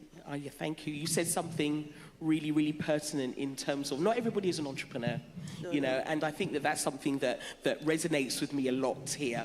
And I'm based in Ghana, and I've been living in Ghana for about 11 years now. And that's one of the fundamental things that when you're working with entrepreneurs, how many of them, the hardest struggle for them is changing that mindset and understanding the new markets they're going into, doing the research simply that they need to do, all the things that you're highlighting as key things that they need to do. So in terms of supporting, I'm going to just add a little bit more to that question in terms of incubation. What kind of support, what kind of leverage can academic institutions bring to entrepreneurs to help them cultivate kind of mindset changes that they need? Okay, so I would say the quality of entrepreneurship training. So just as I was discussing with Etimore while the other panel was speaking, sometimes when we focus too much on the numbers, then we don't get the impact that we want. So for instance, you can send 100 entrepreneurs on training. If the training is poor quality, it will be just as bad as the way they started before the training. Or, right now, unfortunately, in Nigeria, we have a lot of illiterate graduates. People who say they're graduates, but they can't speak English, they can't write a letter. So if you were to focus on the numbers, you would say, well, yeah, so I have 1 million more people in the university or in school. Okay, so, but the point is, what's the quality of education they got? And the same thing applies to entrepreneurship. So, the Nigerian government did well by insisting that entrepreneurship be integrated into the curriculum right from primary school. But what they didn't do was to think about the training, the retraining of the faculty or the teachers, entrepreneurship teachers, because at the end of the day, if you have it on the curriculum but you don't have people who are trained to deliver it effectively, then you're lost. You're back to square one. Okay, so, and I think, so if we take this back to the cross-border thing, at Lagos Business School, we actually have been doing this for a while, where we take our business leaders on our programs to other African countries to explore opportunities there. And I've done this for the last, maybe say 9, 10 years, and I've found that Africans are so different. Just like we have, even within Nigeria, we're so different. I just realized a few years ago that when you ask me to talk about Nigeria, I talk about Lagos, which is where I was born and where I live. Okay? And when I go to Warri and I'm coming back to Lagos, I say I'm going back to Nigeria. Crazy. So I couldn't believe what I said when I was taking the flight back to Lagos. I said, I'm going back to Nigeria. But the point is, if I go, and because of my job, I travel quite a bit, both outside the country and within the country. When I'm in Kano, I feel I'm outside Nigeria. When I'm in Warri, I feel I'm outside Nigeria. And so, so you can imagine the difference when you go to Kenya or Rwanda or Tanzania. The culture is so different, and it's so strong that it can determine your success or failure. So one of the most successful ways to ensure you can actually go across countries successfully is by having a JV. Now, where business schools come in handy is, so we have classrooms where, I mean, by the time, so I just came back 2 weeks ago, or not a week ago, from Kenya.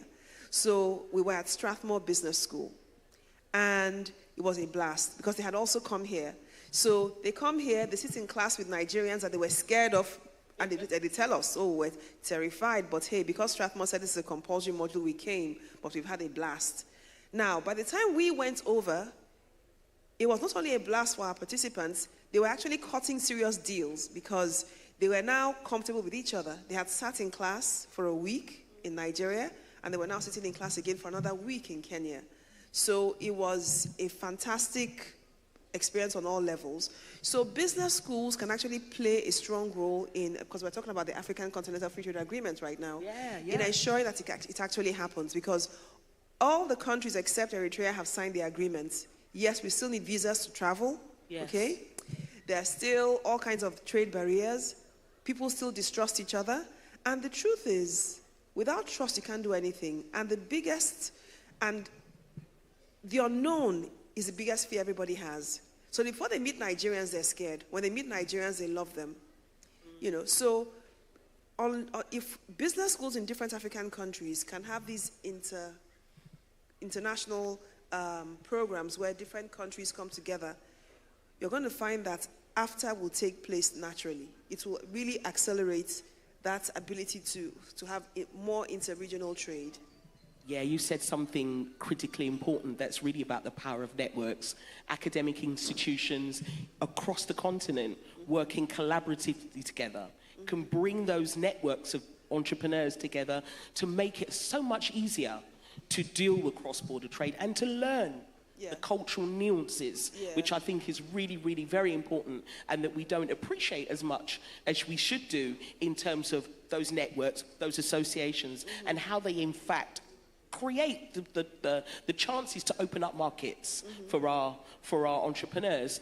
You know, that now that you're saying that, now I'm going to start going on my own tangent now with that, because I have the real passion for women entrepreneurs and working with some of the women entrepreneurs that are producing beauty products. I think that's probably the one that comes to mind immediately, and how they deal with cross-border and the regulatory space. It's like, for example, you have a lot of beautiful products that are made in Nigeria, and then when they want to expand their markets to look at maybe the surrounding Francophone countries, it's not even just a different culture, the language, even down to your labeling. Is the critical things are important. Give us some examples of some of the women's businesses you've worked with that really have overcome this and have expanded and are a success story. So there's a lady, a Nigerian lady, who produces her beauty products. Just to use the example you gave. In Ivory Coast. And she's just so happy doing it there because she doesn't have to worry about power. They hardly have power cuts. The people are more easy to control, you know. So she produces there, and she brings it back to Nigeria to sell because Nigeria is a bigger market. So Nigeria, so everybody aspires, and then of course in Kenya, I mean the weather is just amazing. I can tell you for free that if you ever go for Kenya on holiday, you won't want to go to the US or the UK anymore because the weather is so beautiful. Their resorts so well developed, it's amazing. And they sell roses on the streets like you said, like we sell bread. Because they grow, I mean, flowers are one of their biggest exports. So we've had participants who are in the event management industry who have gone there and cut deals to have flowers exported to them in Nigeria. Now, recently, well, 2 years ago, another guy from here who's always wanted to have a school. So there's this school called ADMI in Kenya where you only require 4 passes, not 4 credits, to be in school. And it's a school where people who want to be videographers, musicians, you know, whatever, artists go to. And incidentally, it has a lot of Nigerians. And so we did company tours. Apart from classroom sessions, we go on company tours. And so we went to this outfit, and it was amazing. I mean, people that would have been here considered as dropouts, good for nothings, there they were, very, very committed to coming to school because they were doing their passion, okay? Playing the guitar, creating music, learning about, you know, cinematography and all of that.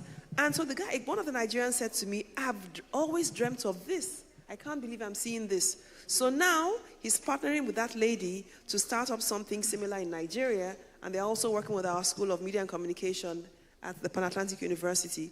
So these, I mean, I've seen loads of this. There was a guy from Nigeria who exports Gary to different countries, and he got to Rwanda on one of these our trips and found somebody who was exporting cassava leaves, what he considered here as trash.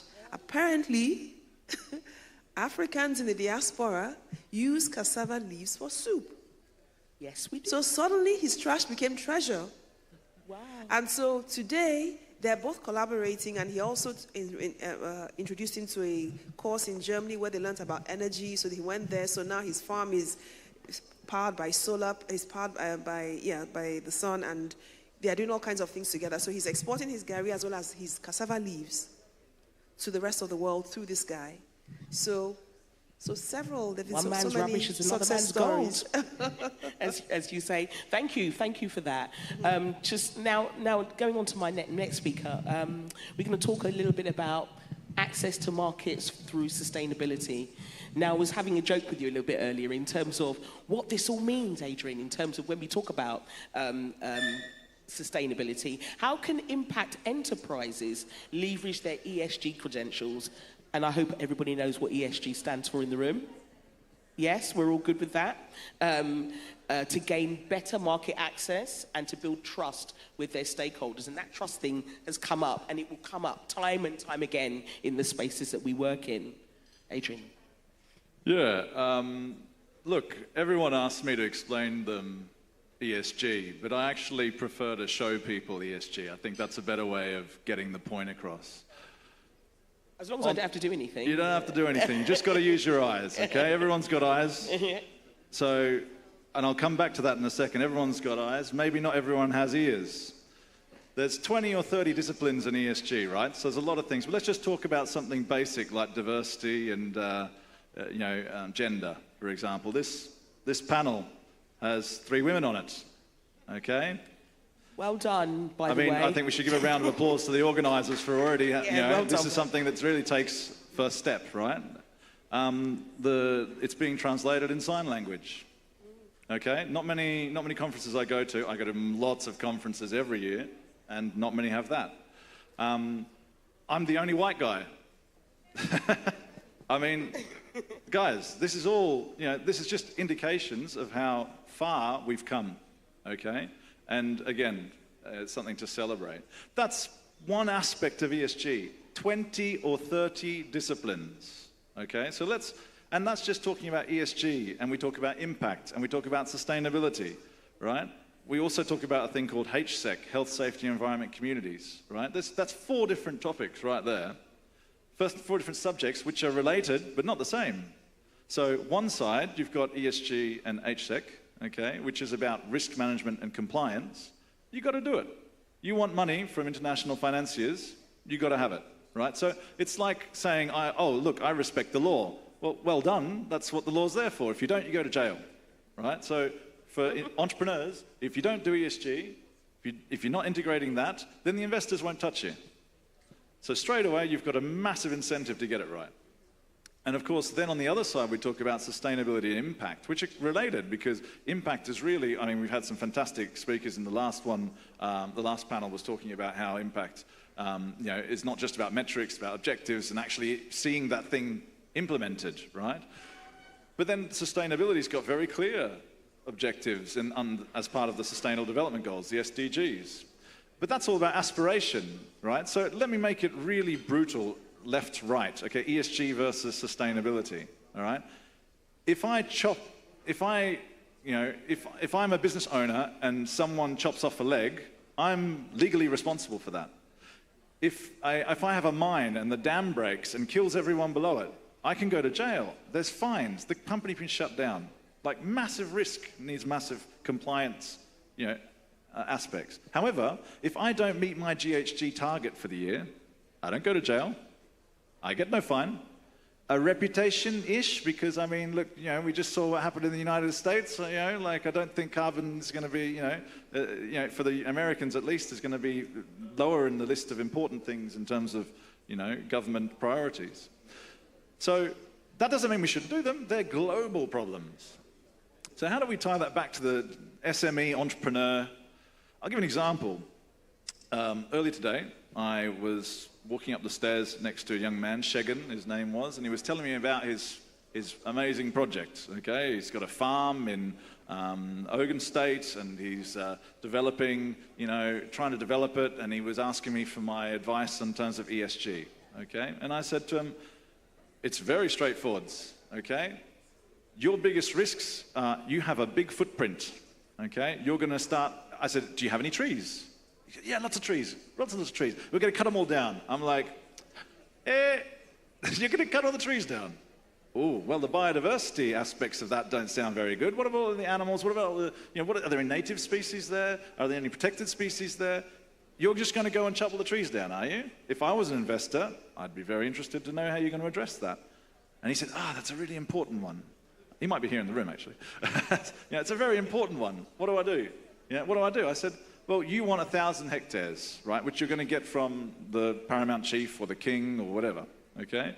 But, what if you were near, I don't know where it is, maybe it's close to a national park, maybe it's close to a protector. Maybe you can just take an area which is actually degraded and improve the biodiversity around it. Because, by the way, high biodiversity has been scientifically proven time over time around fields to increase yields by up to at least sometimes 30%, because you have pollinators and so forth, and you don't have just a single monoculture, you have lots of different species around it. That's 1 out of 20 or 30 disciplines, people, right? That's what my job is every day. Just think about, okay, what are the actual material risks to you? And how do we find not just to tell you how to ESG compliance it, but how do we make it a sustainable development goal, a sustainability thing, where your business is now solving a sustainability problem?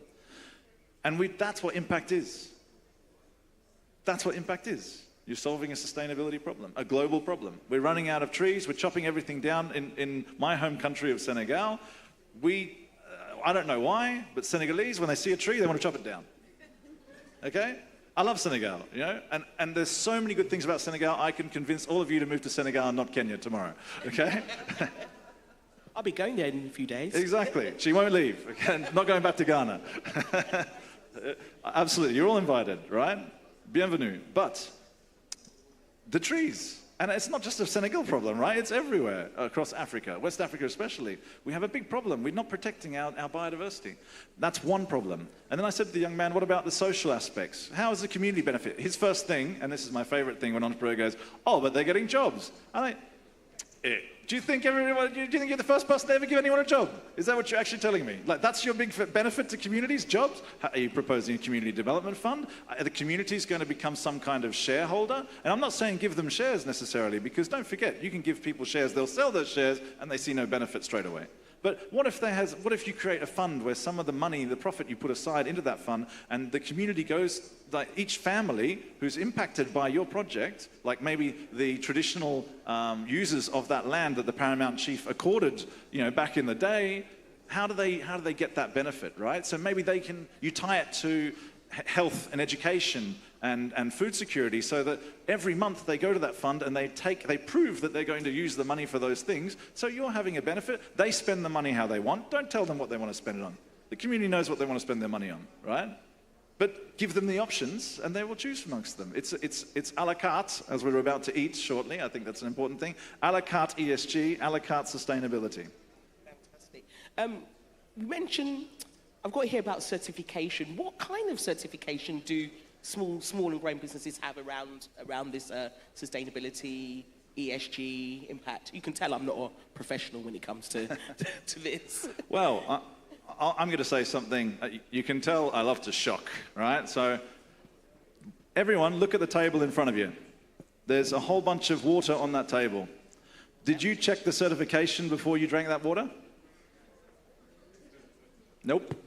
Certification is worth 0 when you can do the thing that's required, i.e., give me a bottle of water which I can drink, right? There's no pollutants in it and so forth. If there is, it's front page news, huh? I won't say the brand and so forth, but this would be a big brand. It goes on this, this would be front page news if there was something wrong, if someone got sick. We only need certification if we're not good, and we need to inspire confidence that we have done the thing. Me, I don't go for certification for my projects. I don't need them. What I do is way better than any certification can possibly do. Okay? Not to blow my own horn here, okay? I'm terrible at golf, I can't play the trumpet, but if I make a project, it is the best ESG and sustainability project ever. Because I know how to design it that way. So an entrepreneur who's just thought about his first project, maybe he's, agriculture and so forth, he doesn't know that, or she doesn't know that, right? They're not starting from that. So the certification allows them to get that. There is so many certifications. Like you hear about ISO, for example. Again, ISO certification 14001, environmental management systems, right? It's just a process. Realistically speaking, it doesn't tell you what to write in there. It tells you what the system itself should look like. Afterwards, you need to go through the process of determining what's material and then deciding what your mitigations measures will do and so forth. But it really, and then it depends on the sector. So, for example, global gap in agriculture is a big one, and there's multiple fair trade, etc. The short answer is, if you can demonstrate to the investor that you understand exactly what it is, and that your customers will trust you, okay, to deliver the quality that you deserve, you don't need certification. If you need support and you need to think about it, and you need to generate that trust, going back to trust. Come up again, yeah. Then you should look at the certifications that are available to you and find specialists to help you. Because again, when you have an accounting problem, you get an accountant. You're not an accountant. You have a legal problem, I don't go solving my legal problems, I call up the lawyers, right? Like that. Same thing with ESG. Call up the ESG people and get some support. Thank you for that. I think that's one of the things you said that's so important there is get the expertise that you need. You have enterprise support organizations, expert organizations that provide this kind of support. And more importantly for me is also people have to spend money to achieve their end game. So even if you're expanding your business into new markets, it's going to cost. And if you're an entrepreneur, you have to have those things in mind, that it's going to cost me to expand into this new area. I need to get the regulations, so I need to do my ESG certification, etc., which is critically important. So what are some of the emerging ESG trends that enterprises should be made aware of as they plan for their future expansion? I know you said 24, and for me, again, it's like, where even to start with that? Absolutely. So, I've already given some examples of the kinds of things we can think about in terms of designing a business activity around SDGs. So that will make it attractive to impact investors, and impact investors are just one type of investor. We go back to the beginning of this conversation. If you give me a business plan that is crap, you will have no business, right? Like, it still needs to be profitable. Just because it does this wonderful SDG thing, sustainability thing, it's very easy, ESG good, but it makes $0. No one gonna finance that, for obvious reasons.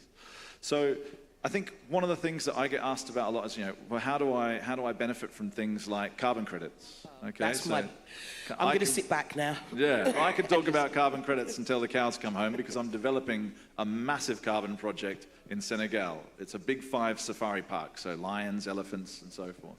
And that's where I can tell you I've designed the project which has stuffed more ESG and sustainability into it than anything else. I know exactly what the investor wants.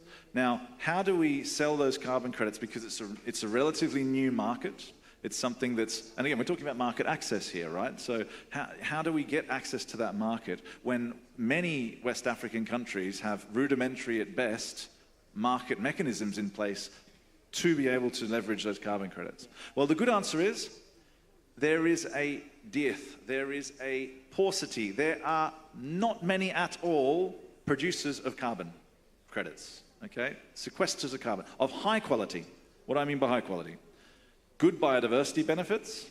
So if I make a safari park, I'm protecting all the animals, I'm bringing them back. There's one elephant left in Senegal. 30 West African species lions, right? We're talking very impacted. Like, if we don't do something in West Africa within the next 10 years, there may not be any of those big five left. There's already no rhinos in West Africa, or certainly in Senegal, right? So, just to give you an idea of that's the actual problem that we need to solve. It's critical. It's not even like we can't stop to breathe. We need to make it happen now. So there is money available to support high quality carbon credits, where the sequestration is done through afforestation, for example, right? And there's lots of different ways to get carbon credits. It's not just I plant lots of trees and I let it get on with it, right? That takes years to get to a point where you can sell them. There's lots of different mechanisms where we can pre-sell carbon credits, where we can, to buyers. I mean, we have the oil and gas majors knocking at the door saying, I want to buy all the carbon credits, right? Like all of them. Like, and if you have an idea for a project, come to me and we will pay for you to do the feasibility study, right? So money, plenty, right? Knowledge of how to make carbon projects, not much at all. And so again, this is something where we as a company support companies large and small to do that and to integrate those kinds of considerations into the way they set up their business, so that don't base your business necessarily on carbon credits.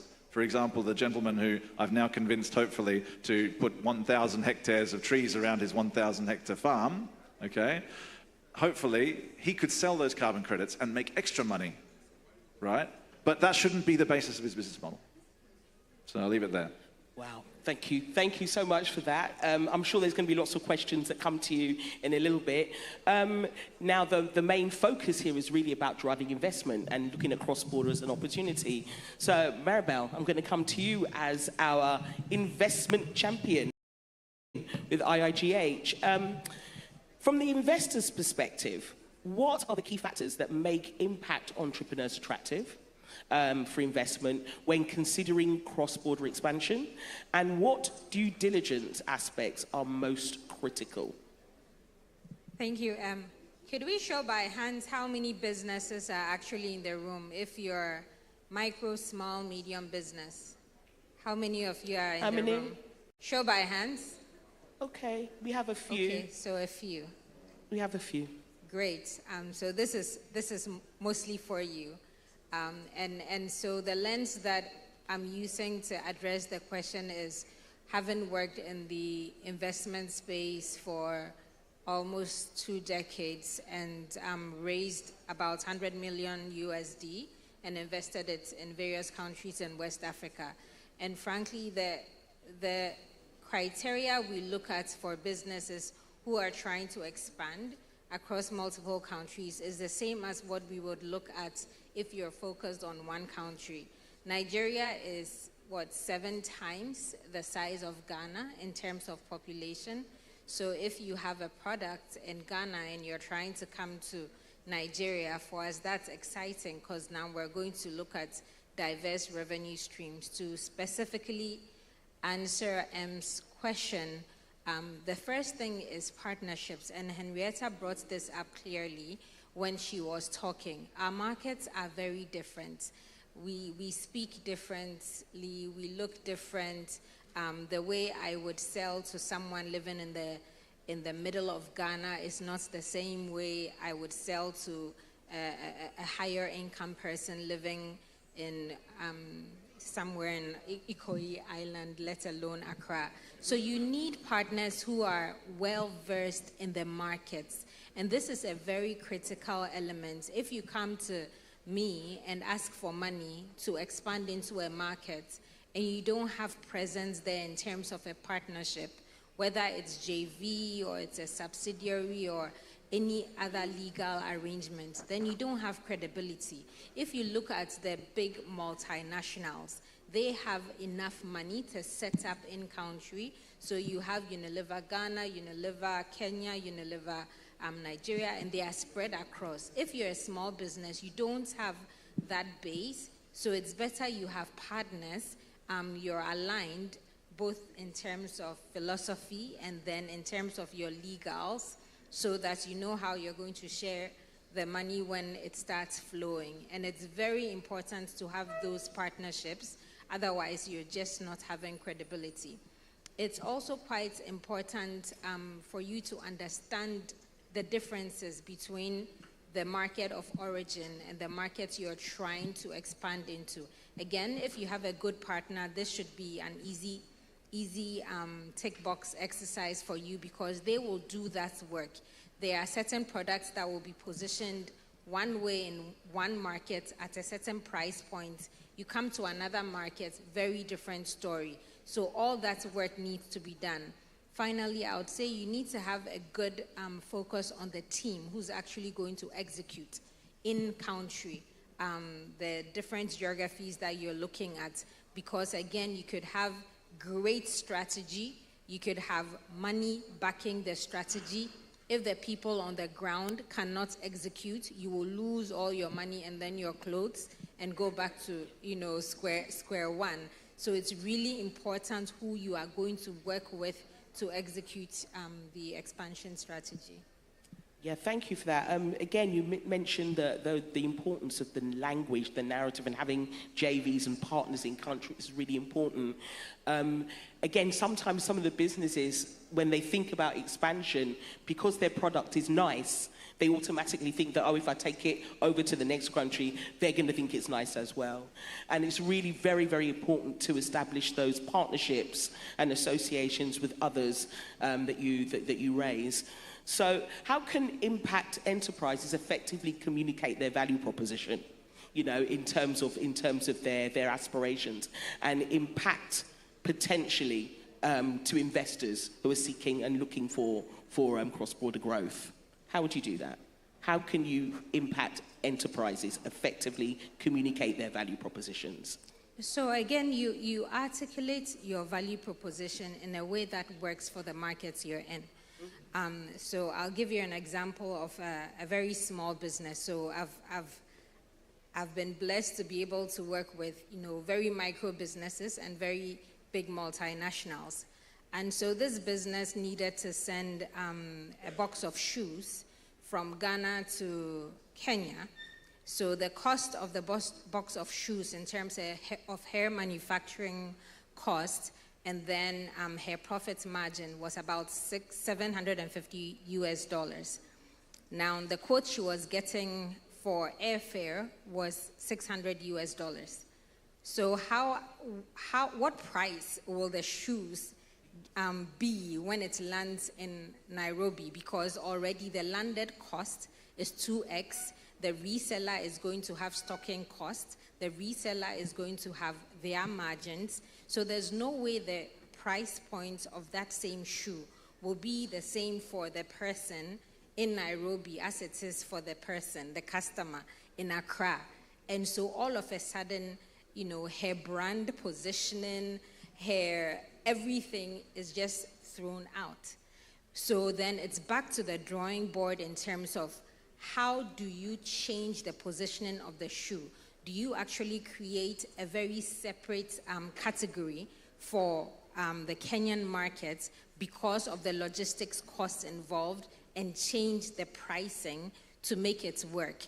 And so again, it's very important that as an entrepreneur, and this is quite difficult to do when you're a small business, that you find the partners that can help you think through all these elements of your business, because your story in Accra is different from your story in Lagos, is different from your story in Johannesburg. If you are going to even ship out to Europe, it's different. And so it's very, very complex. I've worked with a beauty company similar to Henrietta that's exporting to different countries.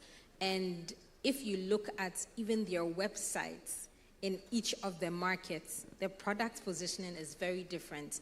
And so it's customizing what you have and articulating it well in each market with the help of partners. I think you're going to hear me say that a lot. Well, it's all about the partnerships, the connections and the associations that we have that make these things so much more so much easier. I don't even know if the word easy is the right word, because any cross-border activity is going to be a challenge, and people should be aware of that in their mindset, that it's not an easy thing to do. And we keep on coming back to this. Relationships, relationships, relationships. Those are the kind of the best force we can use to learn. And so I'm going to come back to you with one last final bit before we have a go to open the floor for questions. Is what advice would you give impact enterprises to build stronger relationships with investors and secure funding for cross-border expansion, particularly in the context of Africa? Thanks, Em. So first ask yourself, why do you want to go somewhere else, right? Because if you can hold that reason as your North Star, then it's easier for you to implement the strategies to get you onto the ground with your service or your product. So for instance, if you take a lot of the other countries represented here, our populations are 35 million and less, right? Nigeria is in a different category, but if you take the rest of the West African countries, you need market. That's an easy reason for you as a small business. You need the market, and you need to be able to diversify your risk, because the more you're focused in one country, if anything happens there, you're done. But at least if you have outlets in at least 4 different countries, hopefully different currency zones, you can start hedging a little bit more. You also look at your economies of scale. As a business, you're able to have better arrangements with your suppliers, your logistics partners, if you have volume. And you can have that volume again if you have multiple country footprint. And so if you start looking at all these reasons, then if you want to grow, it's imperative for you to have cross-border arrangements with different partners. And if you have sold into that rationale, then the next thing is, okay, how do I actually get that story started? What are the practical strategies? This is one. I hope you've been meeting different people throughout the various sessions and are not hanging out with the people you know already, because networking is the easiest way to find partners, and people just connect second degree, third degrees, make introductions, and these become fruitful business partnerships later. So attending these conferences, very helpful. LinkedIn, another amazing tool. We in my previous role in an investment house managed to raise our anchor funding of over, $50 million into one vehicle, and it started with a LinkedIn introduction. So LinkedIn is a powerful tool. Lately, it's becoming a bit diluted with Facebook-like tendencies, but if you know how to manage LinkedIn, and there are consultants who specialize in helping you position your company well, your profile well, if you're doing services, and you find these consultants to help you position well and use LinkedIn as I would say, the business tool it is to get the leads that you need. There are also professional associations in our countries that have a lot of cross-border relationships. Henrietta talked about Strathmore working with her students. We have similar arrangements across the Francophone zone. The accountants have their associations, the private equity people. So there are all these professional associations that you can reach out to and specifically ask questions. I'm looking for somebody with this kind of profile for this kind of transaction, and they will find you. So you have to put yourself out there and just find the people to help you. They do exist, and it's all about the networks. People use WhatsApp a lot for social media and other things. I use WhatsApp for work a lot because the groups on WhatsApp and the resources on those WhatsApp, you will find them incredible. So join the right WhatsApp groups, not the what's trending in the gossip columns, but the business transactions. And if you join those, you will just see a lot of doors open. Thank you so much for that. I don't know if I have time for questions, because it says a big red sign over there saying time's up quite a while ago. So do I have time for questions? I'm looking to the organisers. Do I have? Okay, let me take, are there any questions? Yeah, any questions? No questions? Oh yeah, we have a question there at the back. We'll just take 2 questions, tops.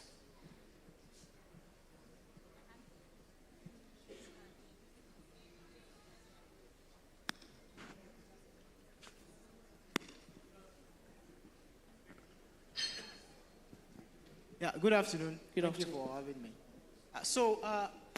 As a business owner who is trying to register in a different country apart from Nigeria, is there a process? Speak up, please. I can't hear you. Okay. I said, as a business owner who's trying to expand to another country, is there a process that you can advise such business owner to go through? For example, probably in Kenya or Ghana or all other African countries. Thank you very much. Okay, thank you for that. Second question? Any other questions? There's one over here.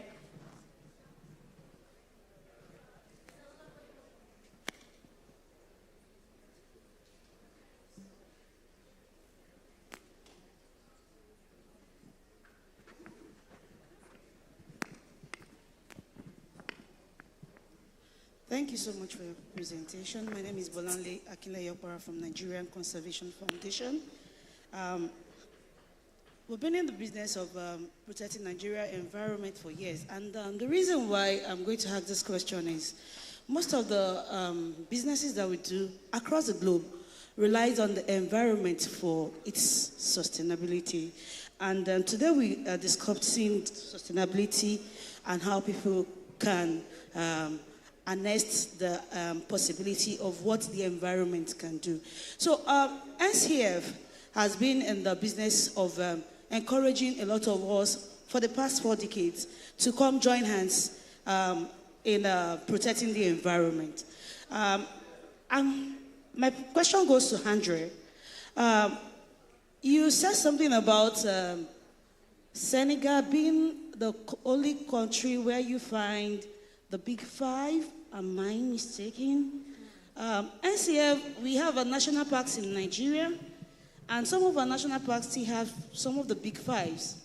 The Kenji Lake National Park still has the Big Five, despite the fact that they are still very endangered. We still have some intact forests, though very few, in Nigeria, and now we're still advocating for more forests. And I would like to tell you here that NCF has invested in checking on how carbon is sold. And we've done this by going to countries like Kenya, going to Gazi Bay, where this has been practicalized to where carbon credit has been sold. They have started the process. It is working. And then we are also in the process of having Nigeria adopt that technology. So we are looking at... So I'm going to cut you short because we've got time to...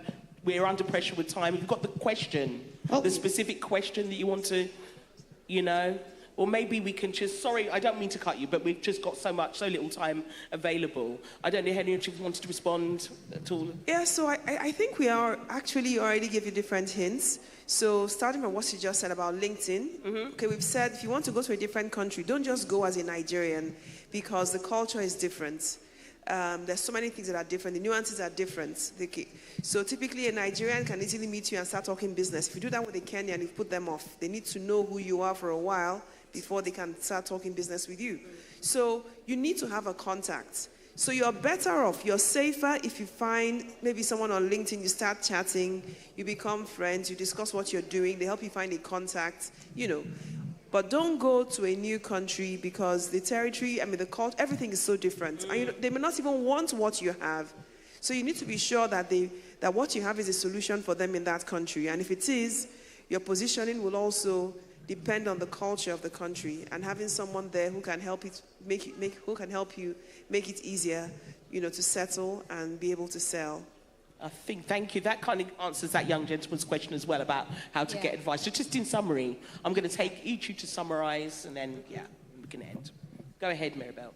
Thanks, and in terms of, sort of checking that initial box to see if you're ready to scale, in your own market, so if you're a Nigerian business right now, are you meeting the quality standards here? There are lots of businesses here that are not even registered with NAFDAC. They sell, and that's fine. But if you're going to cross borders now, those things become important. Not because it elevates your product, but it just tells the next market that somebody has taken a look at you and you're okay. And that's where certification becomes important. So that all the housekeeping that you may not have kept up with because you are just serving your own market, you have to start making sure that you're meeting all those requirements before you can start selling in other people's countries. Okay, thank you. Finally, Adrian, you want to summarize your points so that we can close? Yeah, look, I think mine's very straightforward. ESG, sustainability, different, okay? They do different things, but both of them are very important in their own way. One of them is about risk management and compliance. You have to do it. If you don't do it, you won't get finance. The other one is about your business model. If you integrate the SDGs, one or preferably multiple, into your business model, you will become super attractive to impact investors. And that actually is something I would like to leave any young entrepreneur with. Start from the basis of how do I solve problem X, taking into account as many SDGs as I can. Can I make money? And if you can, money will fall from heaven. Remember he said that. So you can go back to when the money doesn't fall.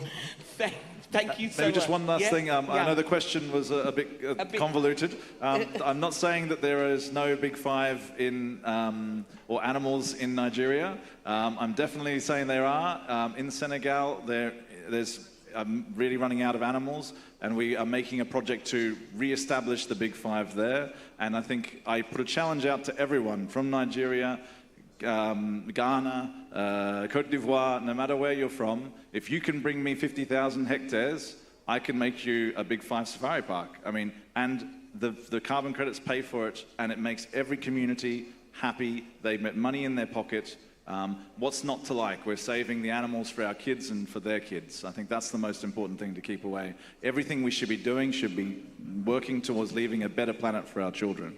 Fantastic, and you heard it here first. Thank you so much, panel, for that inspirational conversation. And I'm sure there'll be much more to have throughout the day.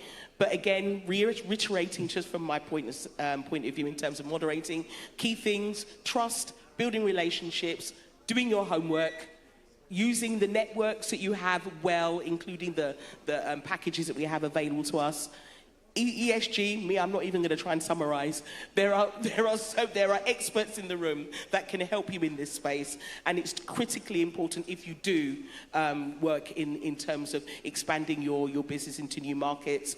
But as I will say to many Nigerians in the room, your market is here, is huge, and there's so much work to do just to even look after the market in this wonderful and beautiful country. So on that note, I think we'll close this session. Thank you very much for your time and your patience. Thank you.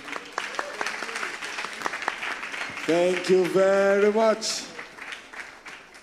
Amazing. Thank you. Ladies and gentlemen, this session was beautiful. I'm very sure we learned a lot from the wealth of knowledge of our speakers. Can we put our hands together for them one more time? Thank you so much. The session was the breakout session 1 on unlocking cross-border expansion for impact enterprises, which was moderated by the amazing M. Ekong, chapter head, Aspen Network of Development Entrepreneurs. And we also had panelists Dr. Henrietta Onweguzie, Adrian Mill, William Suma, Mirabel Moreau. Thank you so much for joining us on stage and discussing this very critical topic.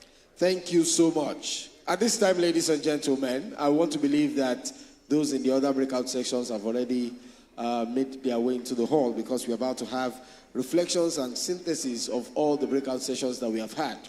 To that effect, ladies and gentlemen, we are going to invite our speakers who will come forward to speak. But just before then. So before we have the synthesis of the day, we'll also be taking lunch, and I'm sure that your orders have been taking. Okay, so the menu will be passed around while we'll be having the synthesis, so you can pick whatever it is you want to eat, and then after the synthesis, we'll go straight to lunch and networking session. All right. At this time, ladies and gentlemen, we would like to invite and welcome the moderators of each of the sessions to please come forward. But just before then, we are going to invite the moderator for this particular segment at this time. Ladies and gentlemen, please put your hands together for Amabel Nwakama, Director of Programs, Leap Africa, as she comes forward at this time. Please put your hands together for her.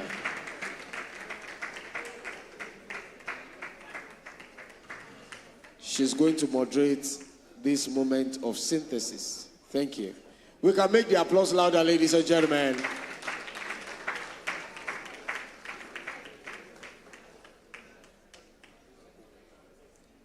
All right, so joining Annabelle Wakama on stage, we'll also have M. Ekong, the chapter head, Aspen Network of Development Entrepreneurs, West Africa.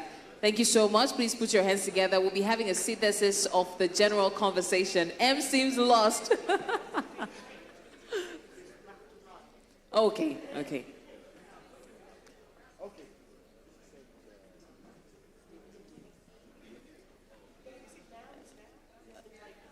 So unfortunately, M has to run.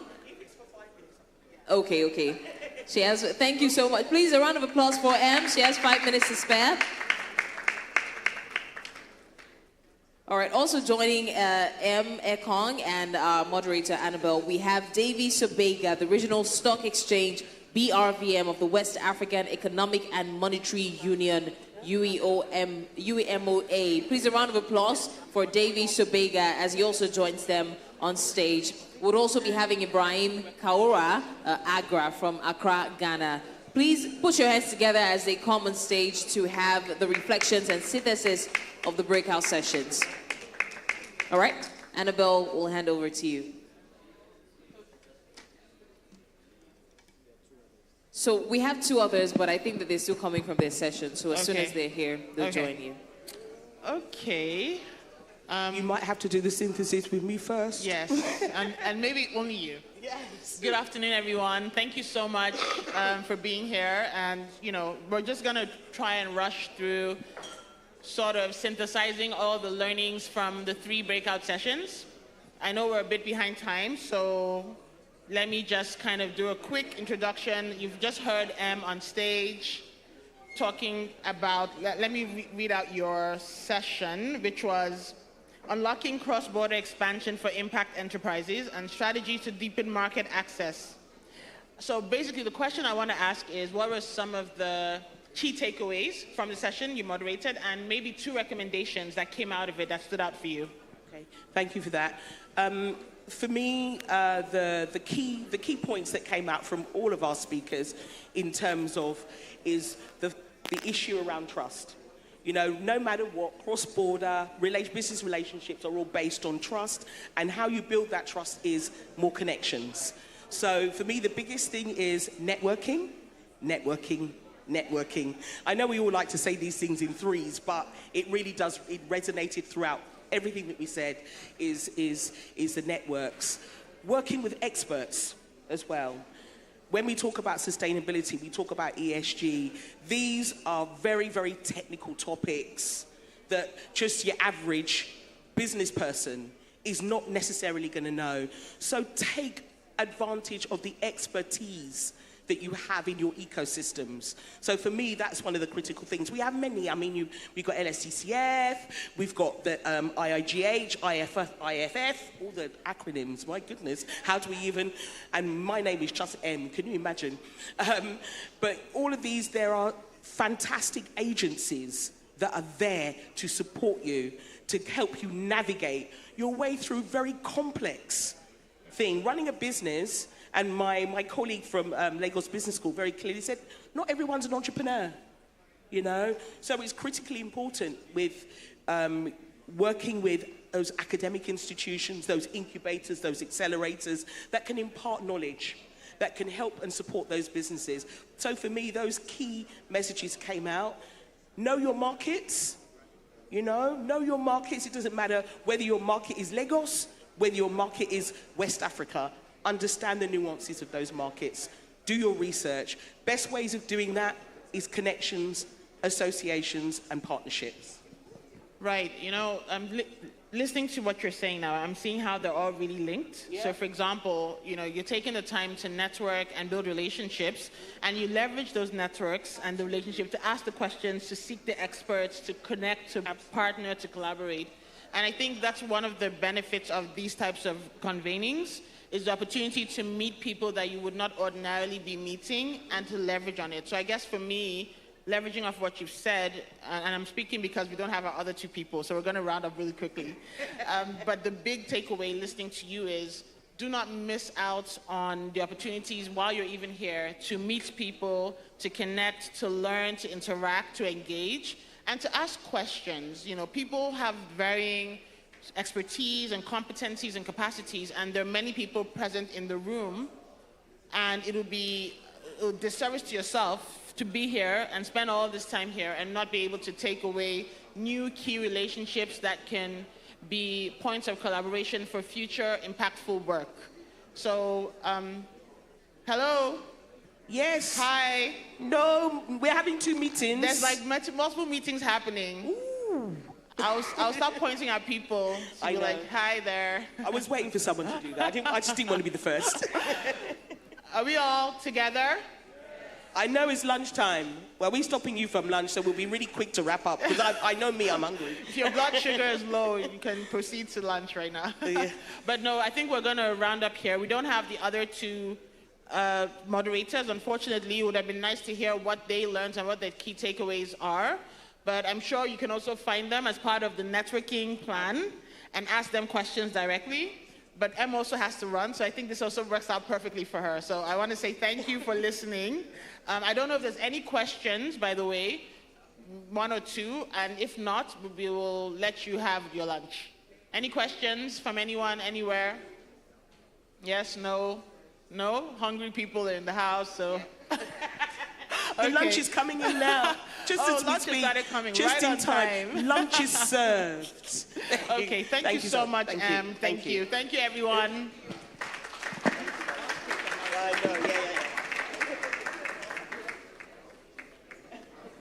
Ladies and gentlemen, can we put our hands together for them? Thank you. Thank you.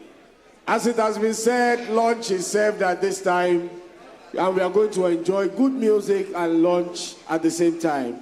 So, ladies and gentlemen, Torpedo Band is here to give us lovely sounds as we enjoy our meal. Please feel free to network, interact, meet somebody new, and let's have some more fun in the midst of our very serious work. So, ladies and gentlemen, we live in the good hands of Torpedo Band as we enjoy our meal. Thank you so much, ladies and gentlemen. Bon appetit.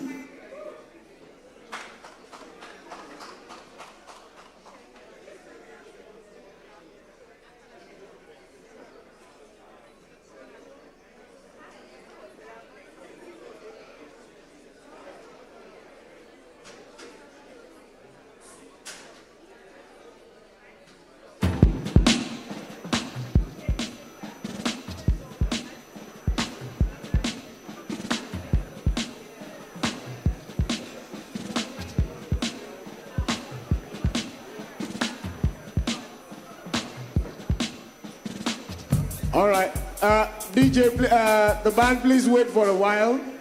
Torpedo Band, please wait for a while. Ladies and gentlemen, please, as you enjoy your meal, don't forget that we are going to have an impact dinner tonight, and it's going to be happening here in this hall by 7 p.m. And so we are going to have awards, and this is in collaboration with Leap Africa, where we are going to be celebrating those that are contributing immensely in the impact sector. So, ladies and gentlemen, you don't want to miss this particular part of tonight's event. So please ensure that you are here. The dinner is going to be happening here tonight, 7 p.m., and we're also going to have awards. Thank you very much, ladies and gentlemen. Thank you so much.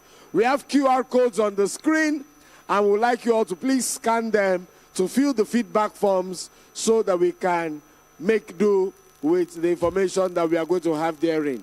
So, ladies and gentlemen, enjoy your meal, and we'll be right back in some minutes. Thank you so much. The band, over to you.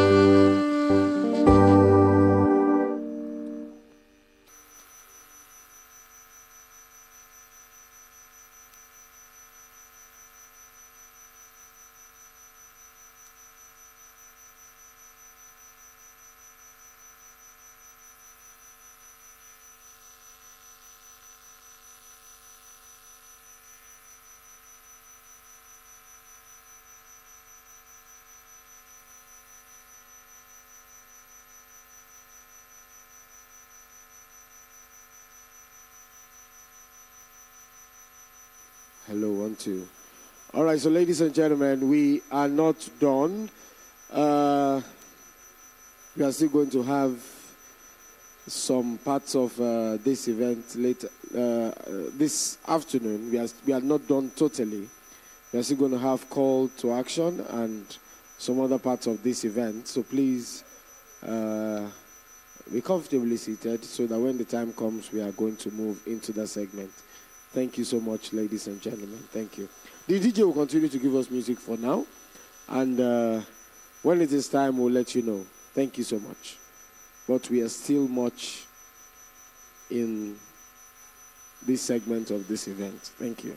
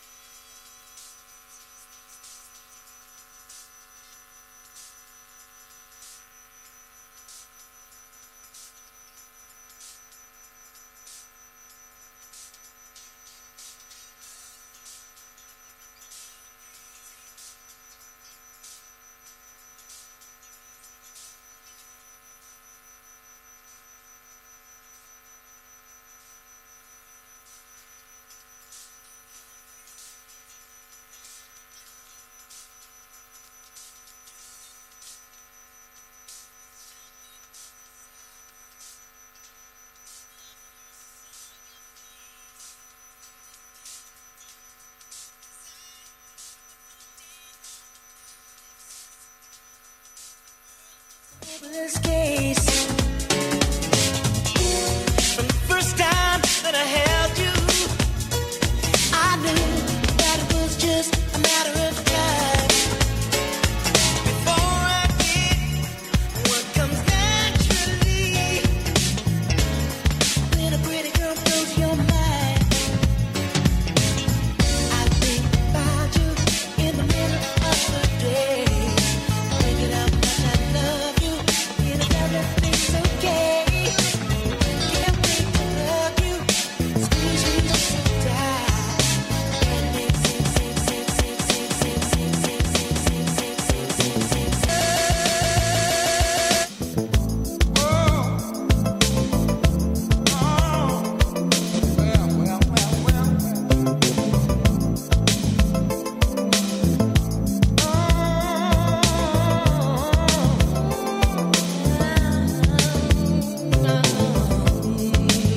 Someone to count on in a world ever changing. Here I am, stop where you stand. What you need is a lover, a man to take over. Oh girl, don't look any further.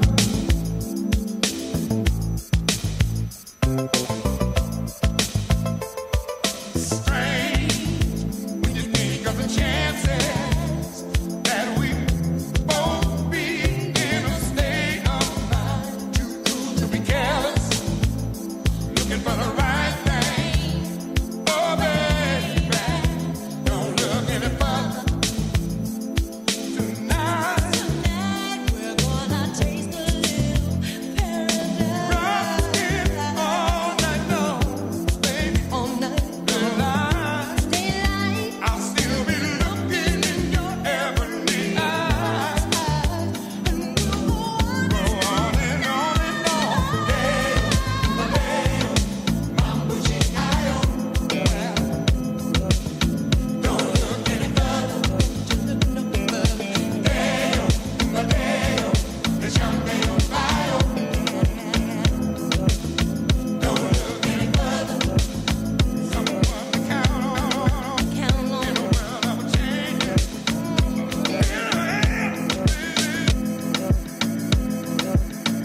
Oh yeah, oh yeah. Sometimes I'm happy, sometimes I'm sad. I don't know what's over me. Sometimes I'm good, sometimes I'm wild. I don't know what's over me. I don't know what's over me. I'm overthinking everything. At times me feel like nobody can understand the way I feel. Cause I am fucked up totally. I don't know how to keep on burning. So I've been drinking cognac. I've been drinking too many shots of cognac.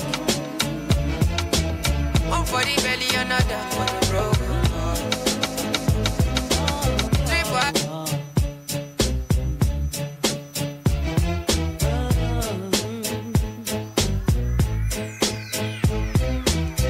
let's get it crunk upon up, fun upon up in this dancery. We got y'all open, now you're floating, so you got to dance for me. Don't need no hateration, holleration in this dancery. Let's get it percolating while you're waiting, so just dance for me. Come on, everybody, get on now, cause you know we got to get it wrong. Mary J is in the spot tonight, and I'ma make you feel alright. Come on, baby, just party with me. Let it loose and set your body free. Leave your situations at. Let me see you go. Step inside, jump on the floor.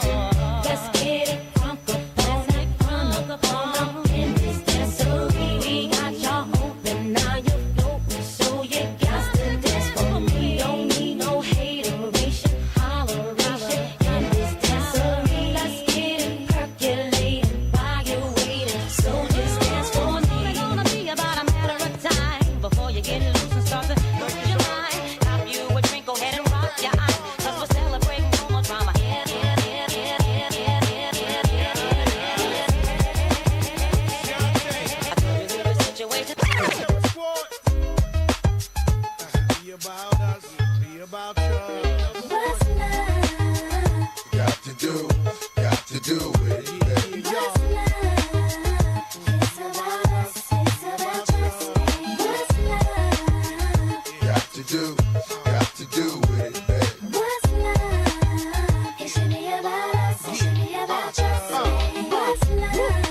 Slow down, baby. Let you know from the gate, I don't go down, lady. I want a chick with thick hips and licks her lips. She could be the office type, but like the strip. Girl, you get me aroused, how you look in my eye. But you talk too much, man, you're ruining my high. I don't wanna lose the feeling, cause the roof is ceiling is on fire. And you looking good for the getting, I'm a rider. Whether in a hoodie or a linen, a provider. You see the jury on my women and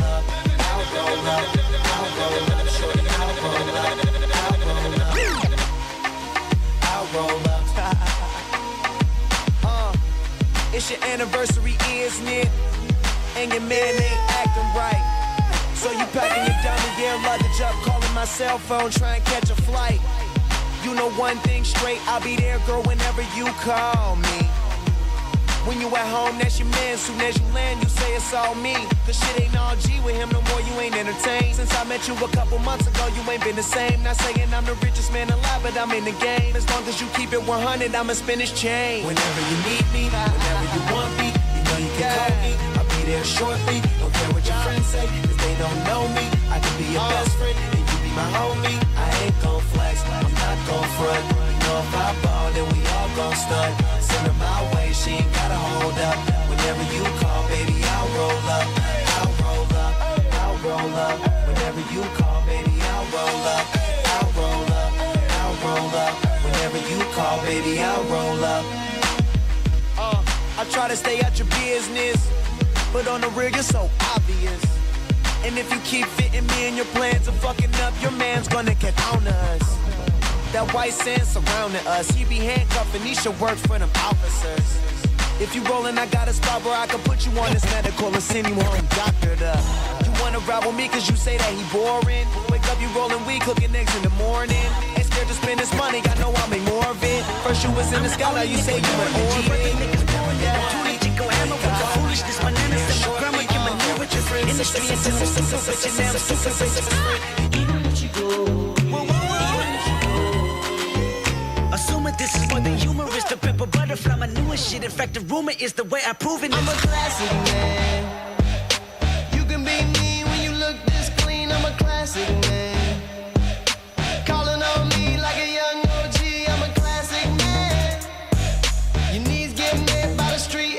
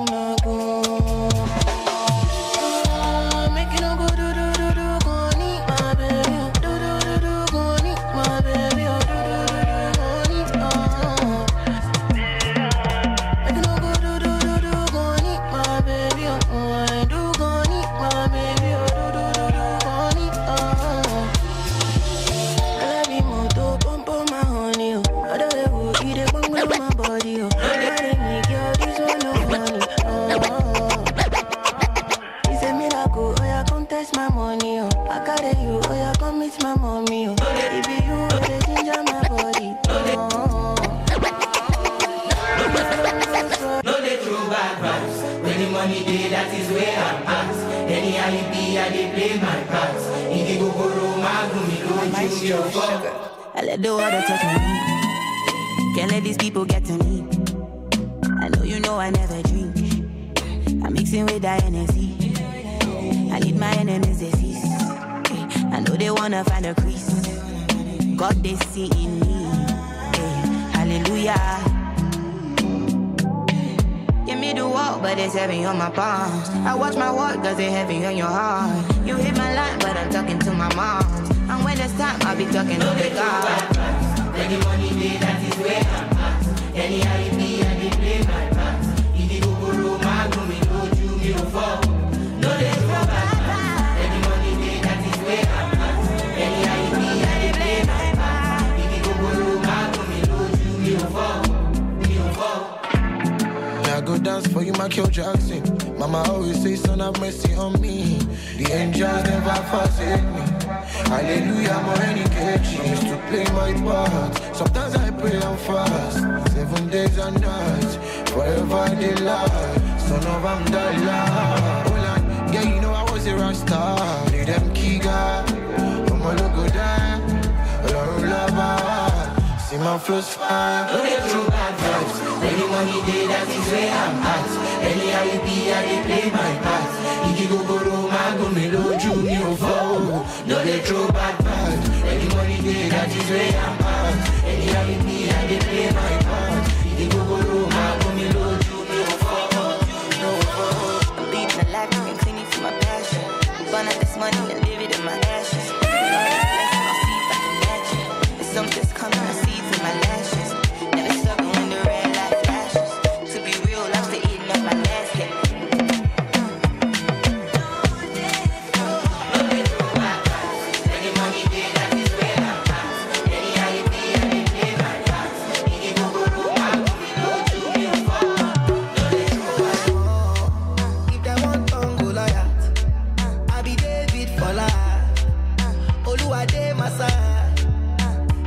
Over them all.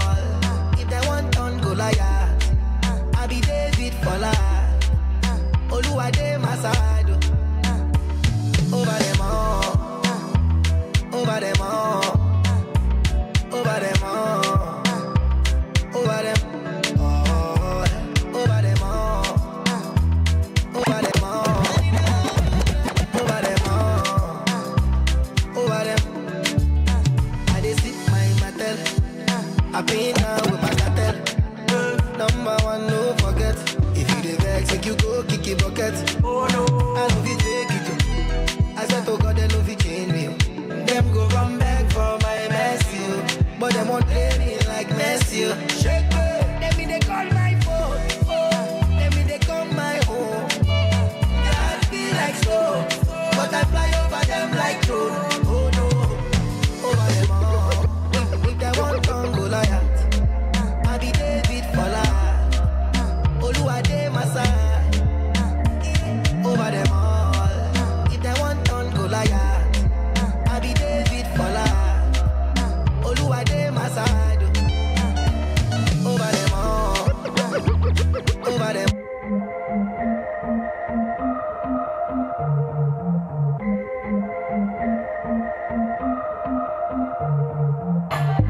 We are sip the honey for the day. Bad man, we no stray, baby. Oops, I done fell for your way, baby. I know, girl, but and I know from the first time I seen your love, you got me, baby. Even though, girl, I know that I would fall for you, you got to know that everyone falls. Oops, I done fell so deep, baby. Oops, I want you for me, baby. Oops, I want you for me, baby. Oops, I done fell so deep, 'cause everyone falls in love sometimes. All right. I don't know about you, but it ain't a crime. If you let me love you, love you, love you, love you for a long time, baby. If you let me touch and if you let me love Please you turn the to music down. DJ.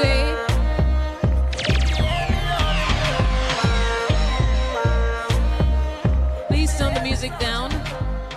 Thank you very much. All right, ladies and gentlemen, please, we're winding down. If you're outside the hall, please make your way into the hall. We're about to take the closing remarks. We're about to close, so please try getting settled inside so we can close. And don't forget that we still have the dinner at 7 p.m., the Impact Awards at 7 p.m. So please do not leave. We're about to celebrate high flyers and the outstanding. All right, please try coming into the hall and get settled in. We're about to take the closing remarks. And right after that, you can rest your legs as the dinner will be starting at 7 p.m.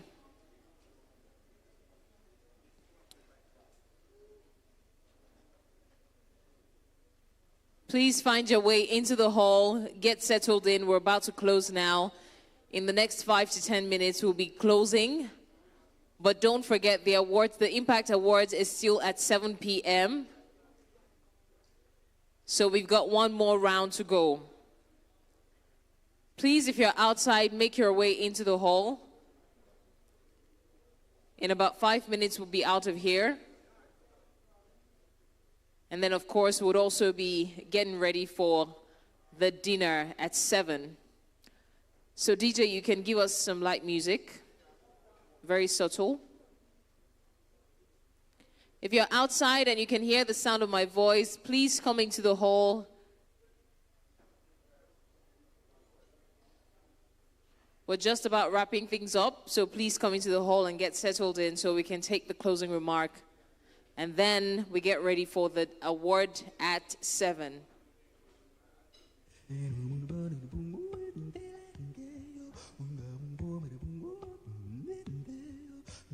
If there's anything that you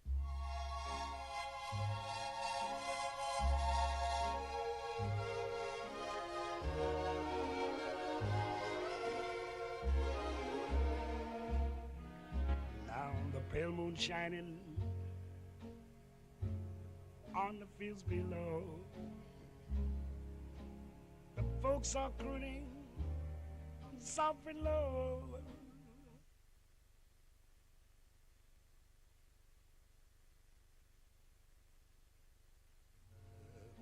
When it's sleepy time down south, but that does it.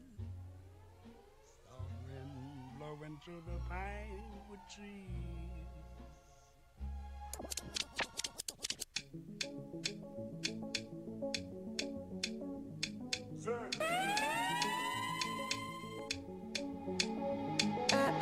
Alakori, alakoko, show my family, show my laptop, timpakbe wa, show my kako. Give me the vibe. Give me the vibe. Tabaja, kabada, pasalo, Canada. If I travel today, give my pile. I'm a man, I'm a man, I'm a man, I'm a brother man. Oh, any problem? Baby, show up, show me the meeting call. Lie low, I jack. You lay your money problem.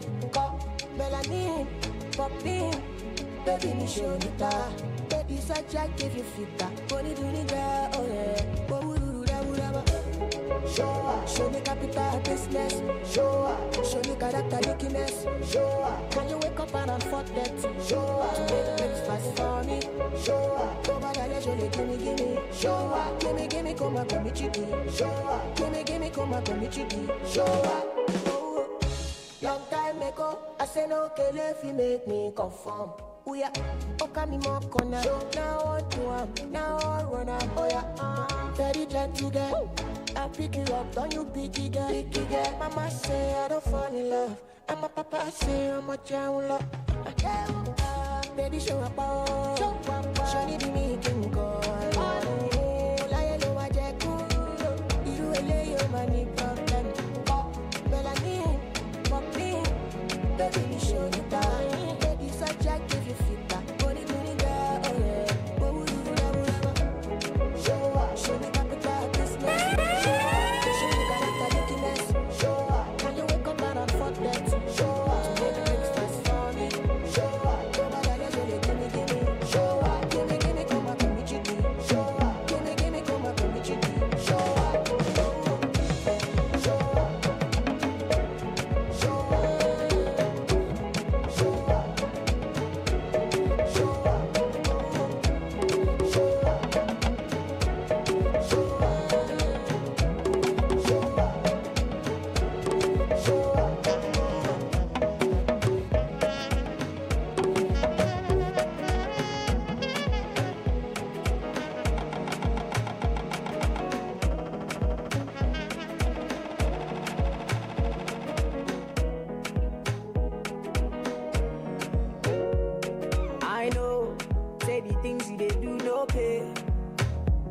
Say you dey play with a guy like me, my girl, you no pay.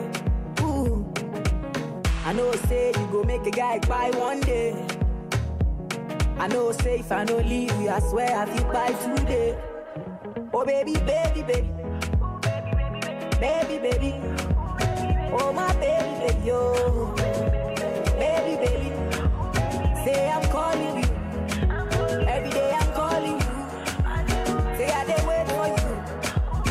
I go see you through. Hey, oh girl, I wanna feel your vibes. Oh hey. Say baby, make we get together. Close, never far away. Oh girl, I wanna feel your vibes. Oh hey. Oh girl, I wanna see you through. Girl, make we get together. Oh hey. Oh baby, baby. You make my temperature run. Oh baby, baby, baby. So when you leave my body,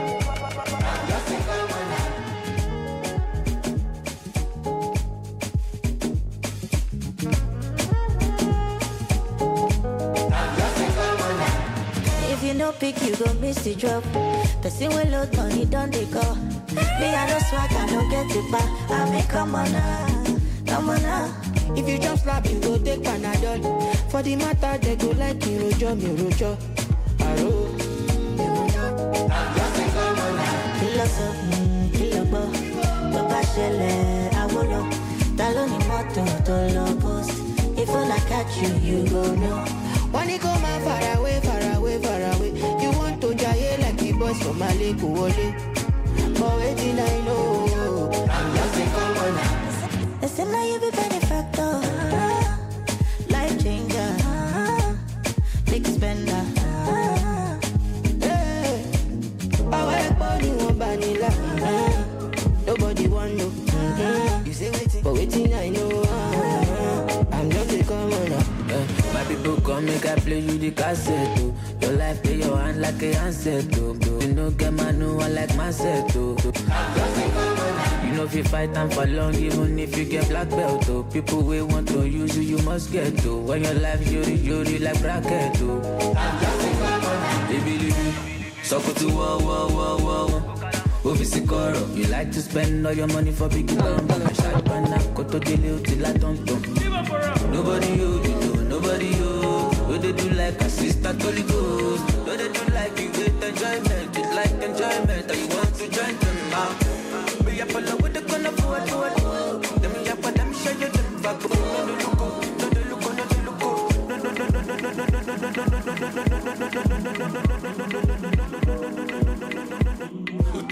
Hello. All right, distinguished ladies and gentlemen, right now we'll be taking the synthesis of the day. Just a brief summary of everything that has happened and has gone down today. And to help us with that is member Burkina Faso Impact Investing Task Force and co-founder Africa Impact Investing Partnership Center, Yakuba Wedraugo. Please, a round of applause for Yakuba as he comes up stage to give us the synthesis of the day, after which we'll be taking the closing remarks. Thank you. Yeah, thank you very much. Hi, everyone.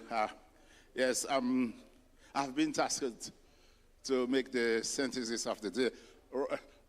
It won't be really a synthesis. I will perhaps make a recap of the main session of the day. The first event of the day was the breakfast session with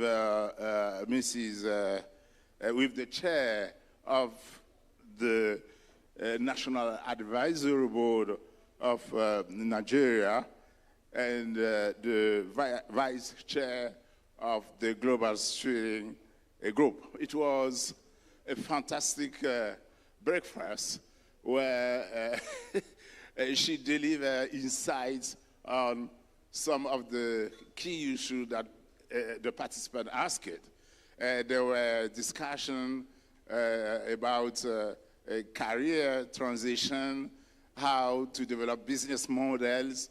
It was a fantastic event, and we enjoyed about an hour and a half meeting with the chair of the Nigerian Impact Investing National Board. And in plenary session this morning here, we started with some remarks from and sponsors. We had the executive director of Flip Africa. We also heard the remarks, the goodwill remarks from the country technical lead from Riser Funds, and also some remarks from the chief executive officer of Arua Capital. And later, we heard the remark from Mr. Wale Adelson, the CEO of Karumo Capital Management.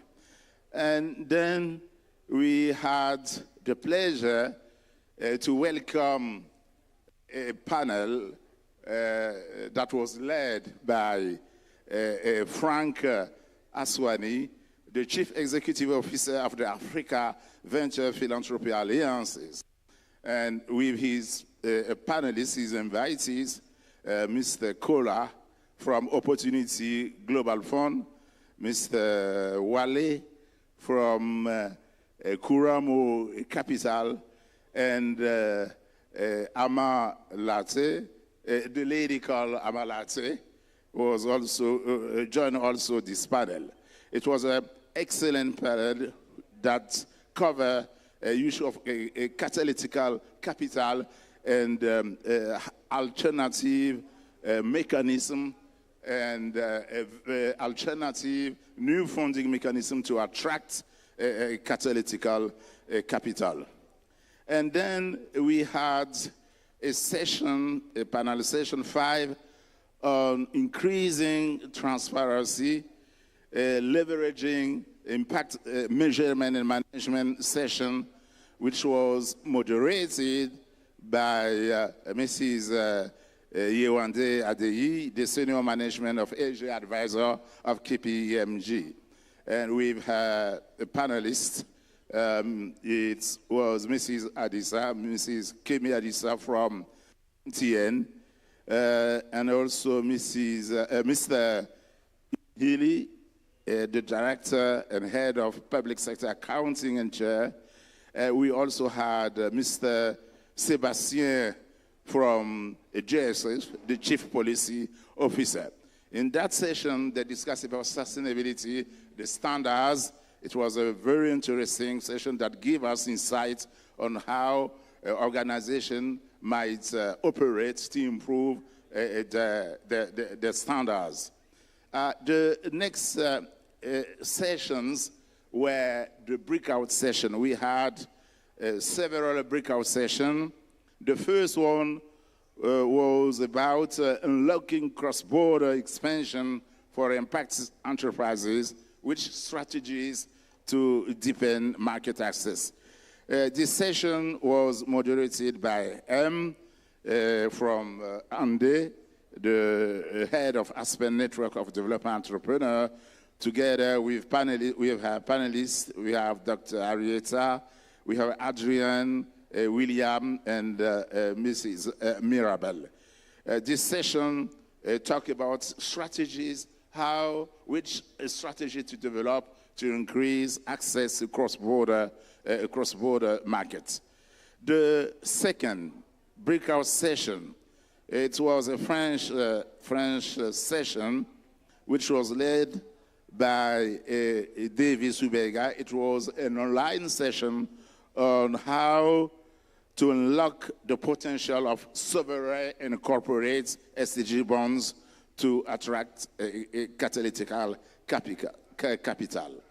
The third breakout session was about climate adaptation, how climate adaptation can, how to attract capital, catalytic capital for climate adaptation in West Africa. This session was led by Ibrahim Kwara from Agra, together with Landry Parkuda from Fourth Investment, Burkina Faso, And Alcad Sayo is a scientist at SIAT, and Alida Widrago, which is a seed project officer at Synergy Burkina Faso. And then we had a reflection, the session on reflection and synthesis that was led by Amabel, the director of program of FLIP, together with Am and Ibrahim Ekwara. That's a very, very brief summary of the main session and how the session we went through today. And I hope that you enjoy the day. Thank you very much.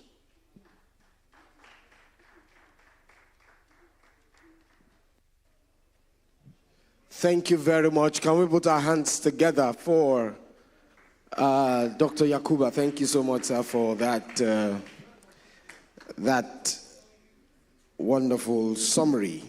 Ladies and gentlemen, we just listened to Dr. Yakuba, who gave a summary of everything that happened today.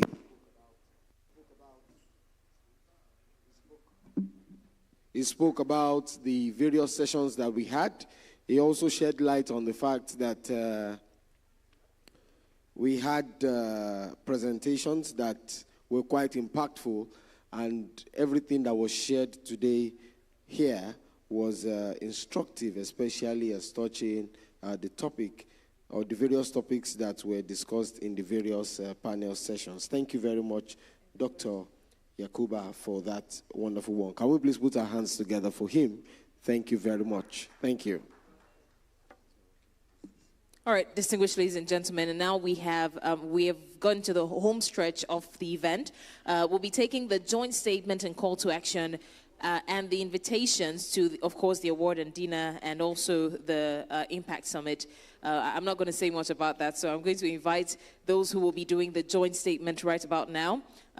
We will start off by bringing up the board vice chair, Impact Investing Ghana, IIGH, Mirabelle Moreau. Please, a round of applause for Mirabelle Moreau as she comes up stage.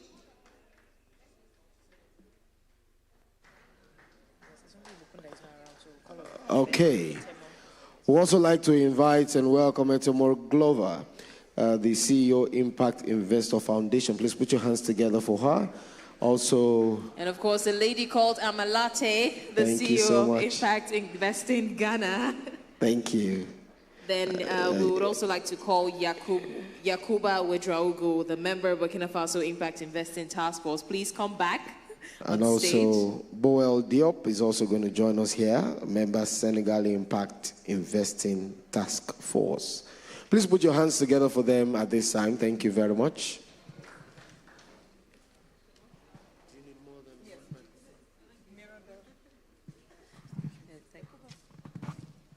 Thank you, ladies and gentlemen. To all of you who've stayed on to this time, please give yourself a warm round of applause. Thank you, thank you, thank you so much. It's so important for us to have this call to action. These are actions that you can hold us accountable to do. So as we close the 2024 West Africa Deal Summit, we, the Impact Investing community, commit to continue to build national and regional ecosystems that foster sustainable growth and resilience. Catalytic capital, strong governance, regional collaboration, and innovative financing mechanisms are essential for addressing West Africa's unique challenges and leveraging its potential. We will foster regional collaboration and knowledge exchange, building a cross-regional community that share experiences, lessons, and best practices. We'll enhance the impact of investment and create systemic change. We will develop alliances across English and French-speaking countries and call on stakeholders to create platforms for collective action and unified strategy. We will mobilize local capital. We commit to contributing to unlock some of the over $1 trillion in assets held by local investors, especially pension assets, to invest in homegrown business solutions that will deliver financial returns and impact to ultimately drive economic growth and foster resilience in our communities. We will encourage innovation and collaboration to drive systemic change. Every challenge we encounter has a solution, and we commit to collaborate and innovate until our communities begin to transform in ways everyone can see and feel and touch. We will work to ensure system change. We will. We commit to strengthening good governance and capacity building for SMEs because effective governance structures are vital for MSMEs seeking investment. We encourage businesses to adopt best practices in governance, management, and financial transparency. We will support ESOs, enterprise support organizations, and other support organizations to deliver capacity building programs that empower MSMEs to be investor ready and to scale sustainably. We will encourage data-driven design and execution. Building robust data collection and impact measurement and management tools will enable stakeholders to make informed decisions and assess the effectiveness of catalytic capital in advancing sustainable growth. We will collaborate to conduct research, and we call on stakeholders to invest in data-driven design and execution-validated metrics and data systems that can guide impactful investments. And finally, for next year's event, we invite everyone to the Africa Impact Summit in Accra, Ghana on June 11th and 12th, 2025. It will have a unique West Africa flavor, and there will be a pre-event study tour to Nigeria on June 9th and 10th, as well as many pre-event trainings and other activities. So see you all in Accra in 2025 for the Africa Impact Summit. Thank you, ladies and gentlemen. Thank you.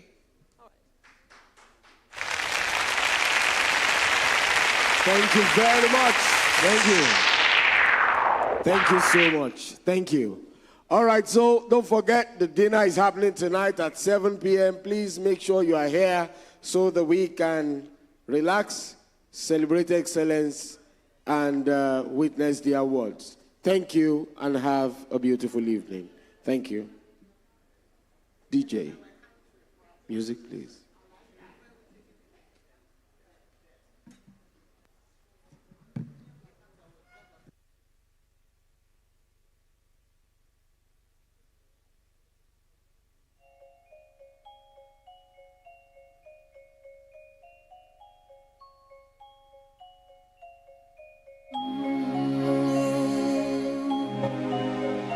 Oh, no, no, no.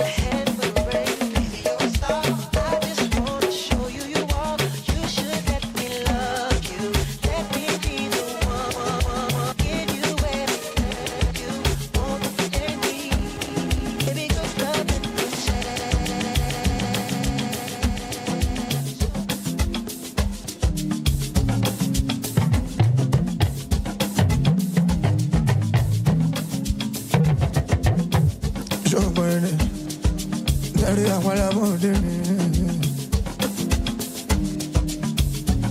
in the mood to talk to you, waiting to worry you, now me and you. Today not today, when you go know me, yeah. Oh my life, you will look into oh say perfume, calo no finda, cash kini e carry no fila. You just too slowly, the bukajo go loba.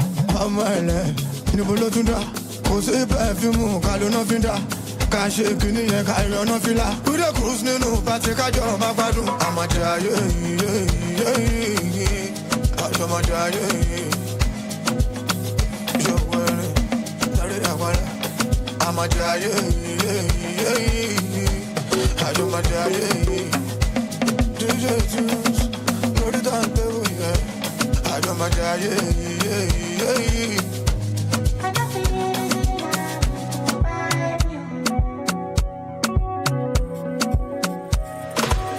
My brother, I know fi calculate, stick calculate, if let it go. I know fi reason how many people have fed me go. Inside the life, now inside the carcass, open my eyes, Lord, make I dey see ya. Make I face my front, make a bad no use me just strong. Make butter no stain my clothes. On my advantage every time I ball, cause now only that way they set my cause. They my holding as I run my run. Me I know they for their tag along. On my advantage every time I ball, cause now only that way they set my cause.